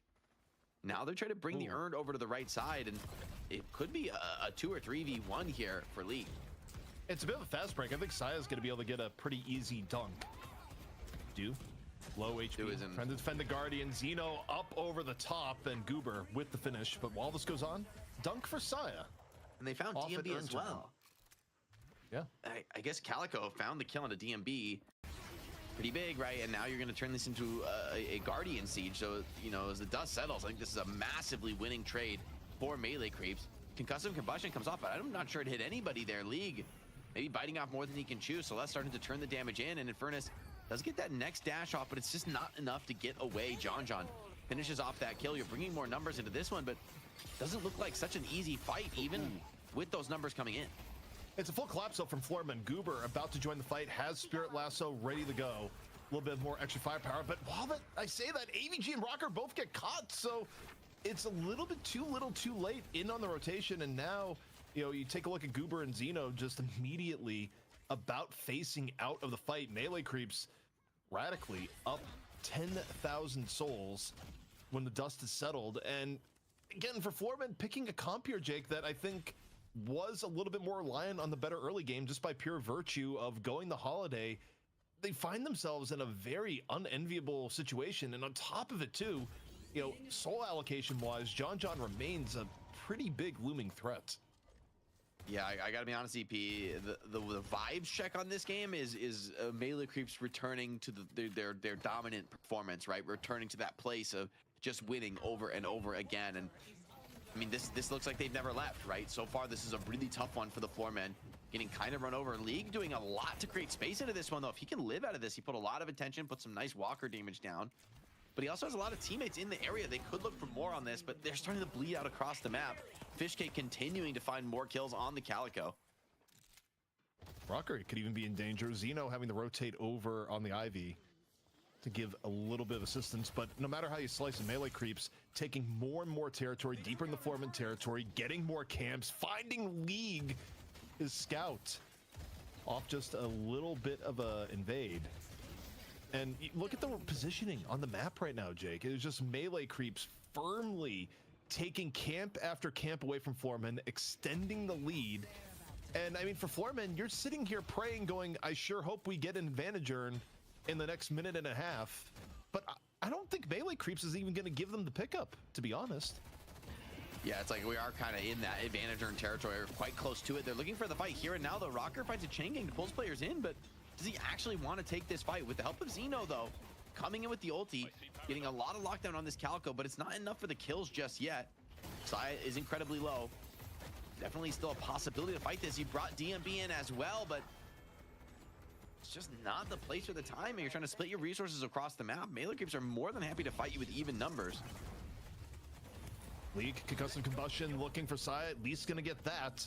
John, though, leaving at full HP with the Soul Exchange in tow. If there's anything you're not gonna chase, it's gonna be a Geist that is this far ahead, where, you know, John just wanted to give a game to make Puckett think. Perhaps. Geist staving off her permaban by winning one game. True. John, I mean, off to the start you want on Geist, just to say he's quite farmed. Although I still think the true peak of this Melee Creeps draft is much later into the game, and that's the scary thing, right? Is they're already starting to win and finding these winning trades in the skirmishes. not gonna bother defending this Guardian, just focused on the farm game. And it's because I feel like late game, you got Mirage, Geist, like you got Celeste, you got very, very scary late game threats and some good tempo heroes to support them and find catches, find saves for them. So Florman kind of grasping at straws. We talked about Goober on the holiday. You picked this for the first 15 minutes, and ZP, that time is elapsed. Yeah, and the time not only elapsing, you also find yourself behind as it's done so. Now, if you can get the advantage earn, you can right some of this. It's not going to change the holiday equation, but at the very least, you'll be more even. But both teams looking to contest this next earn. Xeno taking to the sky, immediate airdrop onto Ido. A bit of grabbed ya and gone. Fish Kick actually isolated in the middle of this fight. Now note, Dew hasn't teleported over here. They could with Traveler, but now they're looking at the Walker. Meanwhile, you got Rocker. Chain Gang coming on out as Shining Wonder. Gives a little bit of reprieve for melee creeps in the middle of the fight. Only one down here so far. League, though, looking to contest earn turn in with Xeno. Saya on the way out. AVG chases down Ido while this goes on. So with the allocation here, melee creeps give up earn priority, but get a Walker in turn. They get the Walker, but honestly, I think this is a big win for the Floorman. I think this is exactly what you wanted to do, is because it's going to turn into a Walker trade here. Yeah. It's going to cost AVG's life to finish that one off, but you got earn pickup for an advantage earn, and you brought back most of that advantage from a winning fight. I guess, well, as I say that, League also dies, going to escalating these costs, but this should just be a free dunk for Xeno.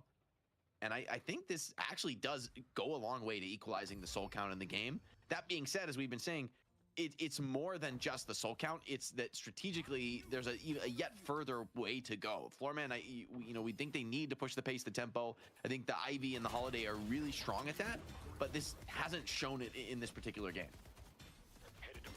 Yeah, and I mean, comp-wise, Floorman are still in danger, but in terms of the very least the economy end, by getting both Walker and Earn, I mean, melee creeps definitely misplayed that. I think I look back at that and look at areas where they could have went about it differently. I think Dew probably should have Travelered in way earlier in that fight. I think that fight is actually firmly won by melee creeps if Dew gives up the Walker and simply comes over. But if Dew does that, they also don't give up a Walker in turn. So you go from losing Walker and Earn and getting a Walker in turn to just probably getting Earn yourself with no Walkers traded whatsoever. Would have been way better for melee creeps. Yeah, it shows some of the risk. What a long-range lasso. Huge catch on the Fish Cake. Are they going to be able to find this burst? A clean kill once again. Starting the fight on Calico, who's looking for some adventurous burst kills and gets clapped down. DMB finds Saya. Caught lacking in the side lane. Saya running for the hills, and wow, just gets popped. Great flick from DMB. Now Geist here trying to run this one down, trying to turn the tables. There's no zip here for defensive players, but I mean, Venator is a pretty scary hero to kind of chase down these tough sight lines. A swap in the mid lane onto Billy, but Billy just sort of unperturbed. He's gonna walk this one off as well. Scout with the quick swap. Also, John did not keep pursuit of DMBs. Decided to let that one go. Lost half the HP on the chase. One save the soul exchange for another day. Ido, meanwhile, getting burned up from afar from League. Not losing too much HP in the process. But Floorman being a bit scrappy here, Jake, bringing things back to even. Melee creeps opening the door a little bit for Floorman to make something happen here. Yeah, these last couple fights have been really patiently and well executed by the Floormen to be able to find their way back in, right? Opening on some key picks, making it so Dew and John aren't really compelled to join the fight. That being said, I feel like they are winning pickups without dealing with the true problems in this draft, which are Mirage and Geist, right? It's not this moment in the game where you should be worried. It's 5-10 minutes from now when Mirage and Geist start really showing up to the team fights. I don't think melee creeps are really going to feel bad about getting picked off here and there, as long as when their carries do join, those are decisive winning moments. That's going to be the key. Now, though, Floormen definitely have a better shot in those opportunities. Yeah, I mean, I think when you look at the team comps, the problem that has to be just really hitting you for Floormen is the idea that, well, hold on, Ido on the chase down here for the Celeste, leading the way. Maybe not a full committal here, but certainly making a little bit of space. But Goober is getting weaker and weaker as the game goes on because that's just how Holiday is. And Dew is getting stronger and stronger because Mirage is one of the best scaling characters in the game. It is a really, really big problem as Dew on the retreat. Brought League a little bit low. AVG still on the chase down, and Billy out of nowhere as Rocker drops a chain gang. An even bigger chase down here in the Mirage, but gets caught. Rocker getting absolutely melted down with the support of Saya and Scout combining. Oh, Rocker gets absolutely rocked on that one. And great save. Kids do out of trouble. Mirage with the Echo Shard now so incredibly hard to chase down and finish off. He doesn't even get all that low in that fight. I mean, I see why they go for it. This is like the kill you've been dreaming of finding on the map, killing off the Mirage before he can TP into the fight. But so many players from Melee Creeps were ready on the rotate. They had a great read on that play coming in. And now 20 minutes, buffs and urn spawning. It's an even urn. It looks like pretty fraught to contest for the Floormen, as it should be more or less a free pickup here for Saya. Also, that's a 20-minute DB on Saya. I mean, it's not the earliest DB we've seen, but it's definitely the earlier end when you'd invest into that. Yeah, it definitely makes things a little awkward for Infernus, right? Especially since he doesn't have the gun build. It's a little bit hard for him to apply the afterburn. If it gets dispelled off by a Divine Barrier, you might not be able to bring it back so easily. Some nice movement, though. I love the double crouch from John to drop down to the next building and really continue fighting for this position. Floormen still desperate to be scrappy, make something happen. Airdrop in from Xeno, bringing AVG on a long ride. They're anticipating a gank on DMB, which I actually think I like that vision of like, hey, DMB's way deep pushing these waves. Maybe you can like bring some assistance to him before the counter gank even comes in. But in this case, they're not really dealing with DMB. They're just letting him push that wave in. There's no objective to take there. They're not worried about the Venator, and they know he's a pretty hard target. Big lasso though, pulls John deep. This could be the opportunity they've been looking for, but they need to find the burst. The silence waves are good. Is he gonna be able to get that health swap off? Yes, he is, and that drops AVG incredibly low. Here comes Mirage as well, layering in the damage. Floormen thought they found an opportunity. Instead, they may have only found death here. Infernus, one of the last men standing here, trying to brawl this one out, but John just standing tall, delivering. Ivy stun is good. Another silence wave follows up. They might finally be able to drop the Geist here. It's a big prize, but 3 players die for it. It doesn't feel worth it, ZP. At what cost? At what cost, Jake? And the problem with that is that the lasso onto Geist makes sense if you can kill in the interim of the, okay, a little bit of burgering here. Parry, Goober, dead. Look, that play makes sense if you could drop John before swap comes out. And the idea was lasso plus silence wave, that's gonna be good enough. It wasn't good enough. You didn't have the damage. John gets a swap off, and everything just goes to crap immediately thereafter. It was not the game plan. The game plan there was John dies before swap, and John quite simply did not die before swap. ZP, why was Lady Geist the only one dead? She did God's work, Puckett. She did God's work. I won't. Okay, sorry. Continue. On John as the next fight already breaking out. Floormen coming out of the map. Still some players off the respawn here. They thought they could maybe catch Melee Creeps being a little bit greedy, splitting and farming the map, but Melee Creeps was ready for it. They'd still have 6 here. They are still absolutely ready for a continued team fight to occur in the mid lane. And with that kill into Xeno, losing Stone Form is actually pretty meaningful when it comes to contesting mid boss. Bit of a risky call, but Melee Creeps are going to go for it. They want to end the series here and now, or at least get a decisive advantage in this game, and the Rejuve Crystal is dropping fast.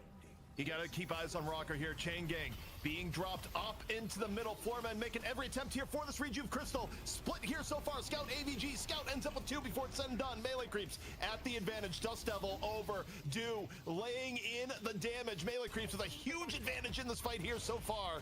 And Floormen now on the way out. Rejuves for both teams are gone. Melee Creeps though with more momentum. Both Dew and Ido looking for some of the cleanup. Down into the brawl hallway. And Goober goes down. League super low. So is AVG. Melee Creeps a little bit wounded, but Floormen far more. Is Lady Geist alive? From Ido. I swear Geist, to God, Puckett. Puckett is the #1 Lady Geist hater. Get him a badge. Sign him up. But Mirage is doing God's work this one. I mean, Dew absolutely cleaning house. I will say, John, I mean, the number of silence waves in this game, it's a little bit scary for him, right? It's hard for him to get that health swap off. But, you know, his contribution may not even be all that needed. That being said, a push on a mid lane walker might be a bit too adventurous. Melee Creeps trying to get a little bit too much done. Floormen continuing to double down, continuing to push this pace. Rocker basically making this defense solo. Looks like the mid walker is going to go down, but Rocker might extract a nice blood price for it. Still, if you're Melee Creeps, you enjoy getting some of these extra macro objectives. And okay, I know a little bit of limit testing too much there. It's like, yeah, you're Celeste, but you're also against people that can aim. 60-second spawn. And you get mid Walker, but I actually think it's a big mistake for Melee Crimps. I think that Walker would have gone down anyway at a later time and maybe for free. Now, Florman have a real power play on the map. What are they going to do with it? Pushing mid Walker feels a little bit impossible, but wait, what is this? Getting farm. Goober, if Goober's able to get a good lasso here, that'd be one thing, but instead, it's more so of a coordinated jungle invade. So they're not going to get as much from this as you might have thought. It doesn't quite turn into a dive on the mid Walker, which, by the way, is probably the right idea because you have 34k Mirage on the other side. Like, the ability for Mirage to just lay in damage as you do a Walker Siege is kind of unreal. Like, even up one, I don't think that's really the play that Florman wanted to do. Yeah, even John gonna do a little bit of invasion here. Earn control. Does go to the Florman though. That's like the real value they get. As Roro Tofu with 110 bucks into the prize pool. Much appreciated. Huge dono there. Buffing this one up as Melee Creeps are definitely in pole position to take it home, but Florman have shown real fight. You know, honestly, like 10 minutes ago, I would have said, man, this game is just out of control, same as game one. But it really hasn't been that way. Like, there's been some serious brawling coming out. And maybe yet more into this one. Saya's being a little bit scrappy on the roof, trying to snatch away a lot of those orbs. But in the end, the lion's share goes to Florman, and this soul lead is down to a paltry 10k. Chain Gang in from Rocker. Do, though, absolutely unperturbed, laying in damage from the back once more on the Mirage. Mirage hitting pure raid boss status, looking to take down Rocker and more. Gets damage onto Rocker on the DMB. Ido on the fall through, but the Mirage now a true threat as the rest of Melee Creeps creates all the space in the world. A little bit of Dust Devil juggling here on the Goober, wondering, good lord, why am I still on holiday? And League just goes pop. Mirage is just unhinged, man. The Echo Shard as well. He's got incredible lockdown. He's so hard to catch with those tornadoes. Both tornado and scarabs are max. So I mean, this please prepare the Do MVP award. For real, man. Do is out of control this game. Game one. I mean, this is what I talked about, right? One of the few players who you'd feel just as confident giving him the Apollo, having him play like a really fast nuker kind of a tempo style, and then you can put him on the Mirage and he's playing the hard carry, and it's like you haven't even lost a single step. He's one of the few players who really defies the role categorization, I think, as well, you know, basically as well as anybody else in North America. Florman on the verge of getting taken out 2-0 in the money match here this week. And Jake, as I look at their comp and look at the scaling of the game, I don't see a lot of hope here. I mean, on the upside, maybe you get a lasso onto Do and you're able to take Do down. But, you know, even if you get the early pick, it's not a guarantee that you're going to get the fall through. We saw the bad side of that where John get hit by the lasso. In theory, the setup was there and John lived long enough to get the soul exchange and everything went badly for Florman. They need to do that sort of scenario again, but ideally without the turn, and I don't know if they have the damage at this point to take down either Do, John, or any of the other priority targets that they would kind of need to open a fight with to give themselves a chance. Yeah, I think a lot rests now on finding some kind of a massive team fight. You just still have Billy and Furnace, so I feel like there's always going to be hope for some sort of like crazy AoE dump engage that actually gets Florman back into the game. So Melee Creeps, they need to be cautious. That we've already seen in this game that things can go awry. Like, you know, you got a big lasso, pull somebody way out of position. Even with a lot of defensive tools, right? You're not going to live in like a 6v1 scenario. And Florman have stayed at least out on the map here, still getting a bit of jungle out of this one. So with the 20k soul advantage, you know, you could easily throw this one away as Melee Creeps. They have to be cautious to log this one down in 2. And I think if you gave up this game, it would be mentally really rough as, oh, another lasso attempt. This time goes wide. Those are the, I feel you, ZP. Those are the ones you really need to hit at this phase of the game. And the counter punch is immediate. The counter. Immediately, Melee Creeps sense blood in the water and just drown Rocker in response to the missed lasso. They know they don't have to worry about it, and the aggression gets ramped up to 11. And now, I mean, you look at mid-boss is up in 45 seconds. Rocker's still going to be dead for a few seconds while it comes up. You can just, you know, pressure for an extra pick here, and all else fails, just start mid-boss as soon as it spawns. Yeah, and using the Mirage to great effect here, Do's going to clear out the wave around the side lane Walker that they're still holding on to so that they don't have to worry about that macro. And if they do find a catch here, the man of that name, Do, is going to be right back into it, man. He's just going to TP into the fight. So with no lasso, you know, I feel like Melee Creeps can really go take a risk here. That being said, Billy's up in 20, so you want to be a little bit cautious. Yes, you have a power play, but it's hard to really progress the game right now. 15 seconds until buffs in earn. Floormen hoping for any form of miracle to keep their hopes alive here, force a map 3. But once more, all eyes got to be on Goober. If it's going to happen here, Jake, it's going to happen off a lasso. But can Goober find that lasso, A, and then B, even if Goober does find it, is the follow-through going to be there? Coming out, but look at the surround coming in. Melee Creeps flanking from all sides. The earn pickup is going to be hotly contested here. Celeste up on the high ground. Goober, great movement, is going to peel back into this one.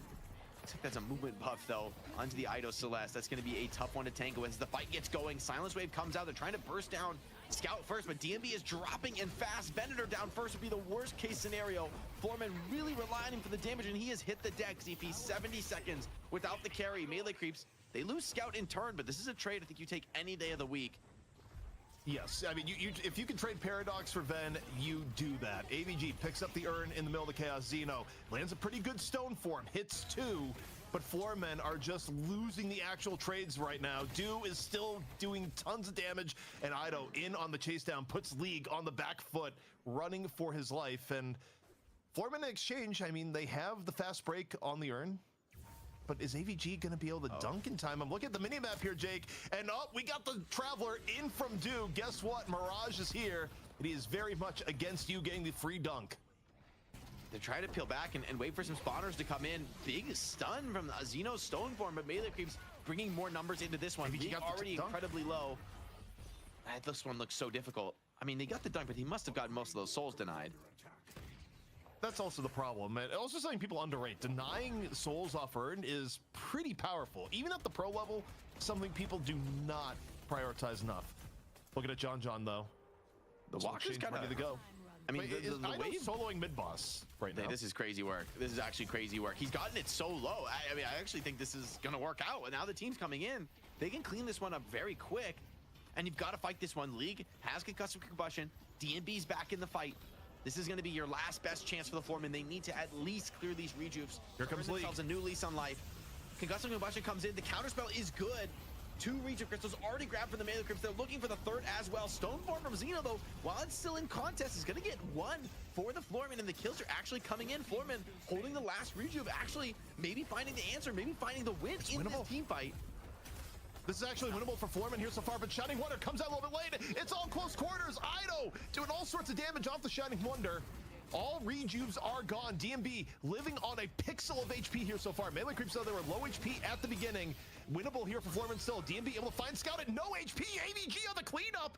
Floormen somehow, some way, have been able to turn this more to their edge. Melee Creeps overestimating just how much they could do at lower HP. Yeah, and the Mirage, the proc is going to tick out on AVG, taken from beyond the grave. If they lose a Shrine here, it doesn't feel like much of a victory, but I think that Shrine hit is going to do just enough to save it. Huge deal if this lives, even on a small amount of HP. Really is a game-changing, right? You don't have to worry about those waves crashing on you. So that, in the end, is a great fight for the Floormen. It's not enough, I think, to equalize the game, but it does give you just like that one last chance and a few more minutes where there isn't an obvious team fight to force with no mid-boss. Okay. The one win condition here, and far easier said than done, is can you kill Do? Because I'm looking at a 50k Mirage right now, and I'm scared if you're for Floormen. It is not what you want to deal with at this point in the game whatsoever. I mean, you're at the point where you're basically at the near full Mirage build. You can have perma uptime Kevlar. I mean, Mirage is horrifying. This is why he's been banned or first picked all day long, is what you can do if you get to Mirage at this state in the game. I will say we should credit Xeno. Like, the Ivy is actually doing work in these fights. Like, it is a meaningfully powerful pick here. I see why they drafted it. It's just, it doesn't compare to Mirage in this particular game, right? It's just the nature of being a support versus a core. Like, you can have the great impact on support, be a key part of your team's success, but an ultra farmed core that's taking over the game, it's just going to dwarf your impact when it comes to these critical moments in the fights. I feel like, though, the Infernus is actually really showing out this game. Like, a League, I think, has made me a full believer that this is a top-tier pick in the current metagame. I mean, the concussive combustion alone in mid helped create the scenario to give a little bit of room for Xeno, the stone form, get the last rejuve hit, which was pretty important. Like, even losing 2 rejuves, the last one gave Floorman enough of a hit, and there was a world where they could have at least gotten 2. Really want to see Fishcake build like a Dispel Magic or a Divine Barrier. I feel like he needs a little bit more escape. There's like Silence Waves in this game. There's stuns in this game. Like, maybe just some like debuff resist, because I feel like Calico wants to take those kind of risks this game, and he's been getting caught off a fair amount. Counterspell on the lasso, beautiful from John. Reads the play. It's Dispel Magic plus Tornadoes, gets Mirage out of this one, and I think this is an ill-fated dive. Floorman agreeing. They're just going to try and run out of this one. And look at Scout is coming back in on the fast zip. Maybe can find a catch here. Would be, oh my god, he gets both of them. And it cancels the fight as well. Now they're caught in enemy territory, and there's a fight as well breaking out in mid. This one is going full chaos ZP. The swap canceling the airdrop, forcing a bit of the fight. Floorman trying desperately to re-establish. In on the chase down is still Scout. Carbine, this time gonna miss. Forced a little bit out of position from Stoneform, courtesy of Xeno. And now both teams feeling each other out. Floorman actually able to restabilize a bit. And if you're Floorman here, Jake, you just want to take a deep breath, wait for the next lasso attempt. But this is part of the problem for Holiday in the later part of the game, is that not only do you have to land the lasso and have the right positioning, but you also have to hope that the other party doesn't have a counter spell and hits F at the right time right as the lasso's coming in. Swaps already. Could be a hard earn to hold. Floorman do not have a walker on this left side of the map. If you stay too long threatening the urn, Dude's going to take this walker for free. So we're going to see definitely a macro challenge here. How are Floorman going to deal with this one? Melee Creep's going to start putting the pressure on, threatening the urn dunk, forcing a response out of Floorman if they want to contest this dunk at all, which I'm not sure they will. They're not really in position for it. Maybe this is just discretion, the better part of Valor here, which is recognizing maybe you're not ready to take a fight in this position. I don't think the urn does enough for them in this case. If you're Floorman, you want picks. Like, mid-boss is coming up in about a minute. You'd much rather save your resources and hope for a pick somewhere on the map. Like, do I think it's likely that you're able to get Dew outright? Maybe not, but that is still one of your best opportunities to flip the script here. It really, at this point, much more of a play for mid-boss if possible. And, you know, if you're melee creeps, the number one thing you are iterating to yourself is don't give up the free pick. Whatever you do, don't be in a spot that you give up a free pick, because that is the only way that Floormen get back into it. And a true even 6v6, I think melee creeps win pretty comfortably at this point. There's so many defensive tools now in the toolkit. Like, even Saya is pretty significantly farmed. It's full aggression for Floormen. Great catch into Ido, but is the damage there? Celeste more than happy to be here in the thick of the fight. And with that rallying charge from Saya, this one is turning around quickly on the Floorman, biting off way too much into this one. The Mirage Tornadoes keeping everybody locked down. Ido delivering the pain here up into the front line, and then he's more tornado than man here on Dew, continuing to go deeper. And with 2 heroes on the deck for 60 seconds, mid-boss spawning right now, this could be all over but the Cryon ZP. Jake, man hooks fish, fish capsizes boat, Deadlock edition. Not the result you were looking for after a lasso. It just turns into absolute pain. You don't have Chain Gang or a Billy here for the contest. The best he could do, maybe League's coming in with the concussive combustion. Here we go, up, over, boom. This time around, though, all 3 rejuves go the way of melee creeps. Xeno and League unable to pull it out of the fire, and the battle is devastating. The Dust Devil goes zoom, zoom, in off the Echo Shard. 4 shots of Tornado and a whole lot of pain in from Dew. I need that replay on the Ivy, just getting lifted higher and higher into the air. And even a Traveler TP back to get the mother of all waves here. Yet more souls for a poor 60k net worth Mirage. Like, what the hell, ZP? That is one of the highest net worths we've ever seen on the night shift, and he is putting it to work. This is 30, we're not even that late in the game. This is 39 minutes. He is absurdly farmed. Is 60k souls enough to buy Wyoming? I'm feeling like the answer is actually yes at this point, Jake. You can be the governor, bro. It's like 30k souls. Like, it's pay to play on this one, and he's gonna just get more farm, clearing the map out. sending a push in, but the rest of the team not worried about the macro. They're here to finish off these shrines, already damaged from that earlier creep pressure, and the patron is going to be dropping so quick. You don't have Do in this fight, so I think you're going to drop and maybe just chill and let Do maybe finish the walker before really committing to end the game. But it's hard to find a way to lose this one on melee creeps, considering the advantage they have. Yeah, I mean, the win conditions were already slim before the last fight. Now they're almost non-existent. And also, I mean, what a heartbreaker that is, where if you're Floormen, you're sitting here going, wait for Goober to land the lasso, work on the lasso. Goober lands the lasso, and you end up dying as a result of the lasso being landed. I don't really know how you internally process that. I mean, arguably not the right timing, especially with Saya being close enough to do a rallying charge, and Ido maybe not being the most ideal target, but it's, all in all, that was what Floormen were looking for. The execution and timing was lacking, and that was when you were at a 20k difference. Now you're at a 40k difference, and I mean, Deuce hit the point on Mirage where you're wondering, what in the world do I do for my build? Like, it's that part where you're so overfarmed that you wonder, I don't even know what items I need to prioritize now. Like I just have to sell stuff I don't want to sell. You just buy a Boundless Spirit for the hell of it at this point in the build. You're like, this is a pretty good item. I mean, I have a lot of Spirit power in this, you know, max out level. I'm sure he's full maxed. He's been full maxed probably for about 10 minutes, let's be honest. Nice gank attempt though onto League, but he's good on the zip, has the safety zip with enough time on it. It's gonna have to be one final fight to close out the game. One last chance for the Floormen to make their hold, but melee creeps taking absolutely no prisoners as the siege comes in. Dude's not quite into this one, but still with 2 rejuves, it's gonna be hard to kind of step out and find the punish. Actually, that's the real BM, is like, let's just end it without the 70k barrage. That's how far ahead we are. Just tipping into the pit.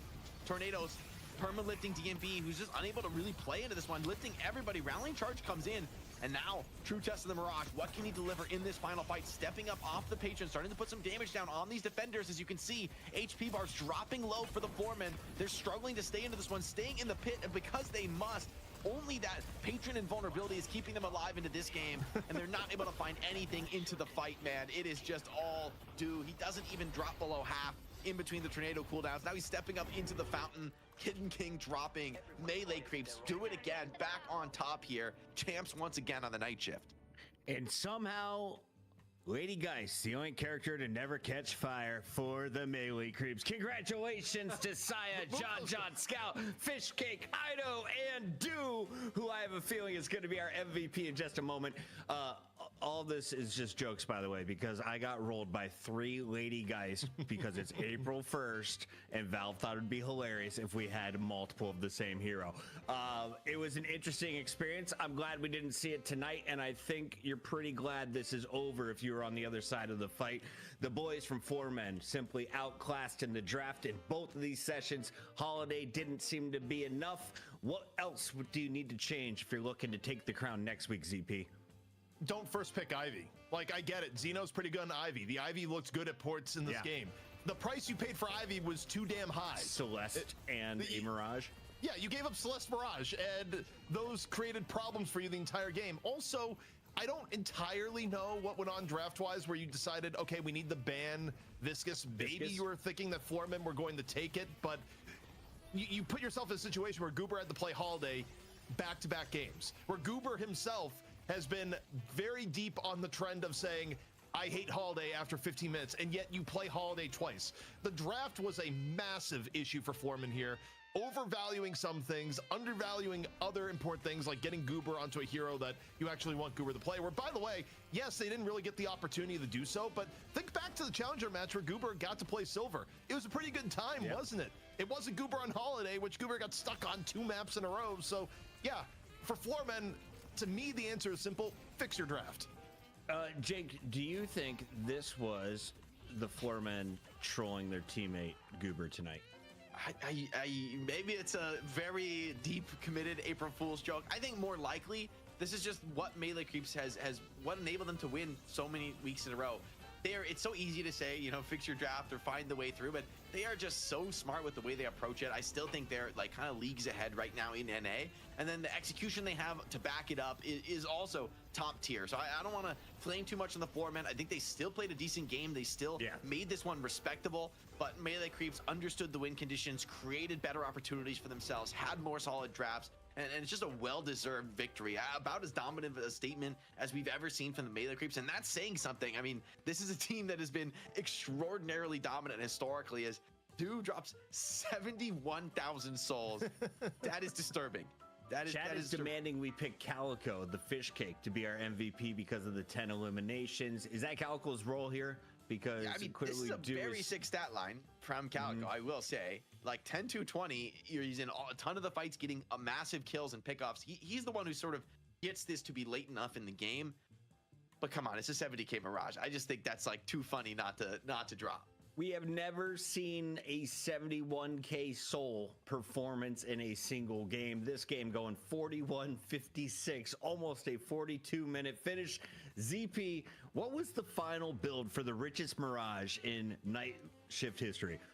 I mean, okay, you take a look here. It's like, how many tier 4 items can we slap into this bad boy? You got E-Shift, you got Ricochet, you got Boundless Spirit, as Jake had called out. You get Toxic Bullet, Superior Duration, Escalating Exposure. I mean, really, whatever you want. We don't even cover, I think, all the items in the graph here. Like, the graph isn't big enough. With the E-Shift and Transcendent cooldown and double Tornado, like, how often are you vulnerable? Like in what percentage of the time are you truly like hard immune in the Tornado or the E-Shift?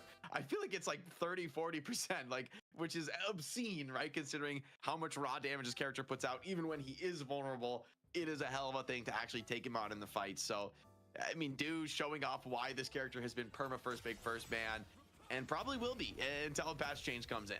Let's go to the first 10 minutes, though, because it was back and forth. And actually, as we cut to the 27-minute mark, we got a lot of Apollo highlights. Things were going okay for a minute there for the Foremen. Where did it get really bad for Melee Creeps? Yeah, as we go into game 2 here, I mean, we didn't even catch the first few minutes here, but I think the biggest omen of bad times for Foreman is that Foreman running a comp that probably should have been better in the early game, and it also wasn't smooth sailing. I mean, Foreman ended up like 10k behind pre 15 minutes as the team running Holidays. So that was already bad. And the fact that they were able to bring it back to even off of the Urn fight. It was basically the Urn fight where Dew stayed, split pushed a Walker, and then Foreman not only won the Urn fight, but turned it into a Walker at the same time. So they got Walker Urn, and all Melee Creeps got was Walker. And that brought things back to even. Like, that was a mistake by Melee Creeps, but that was also the only upside of the entire game for Foreman. Jake, what did you witness here from the Mirage? I feel like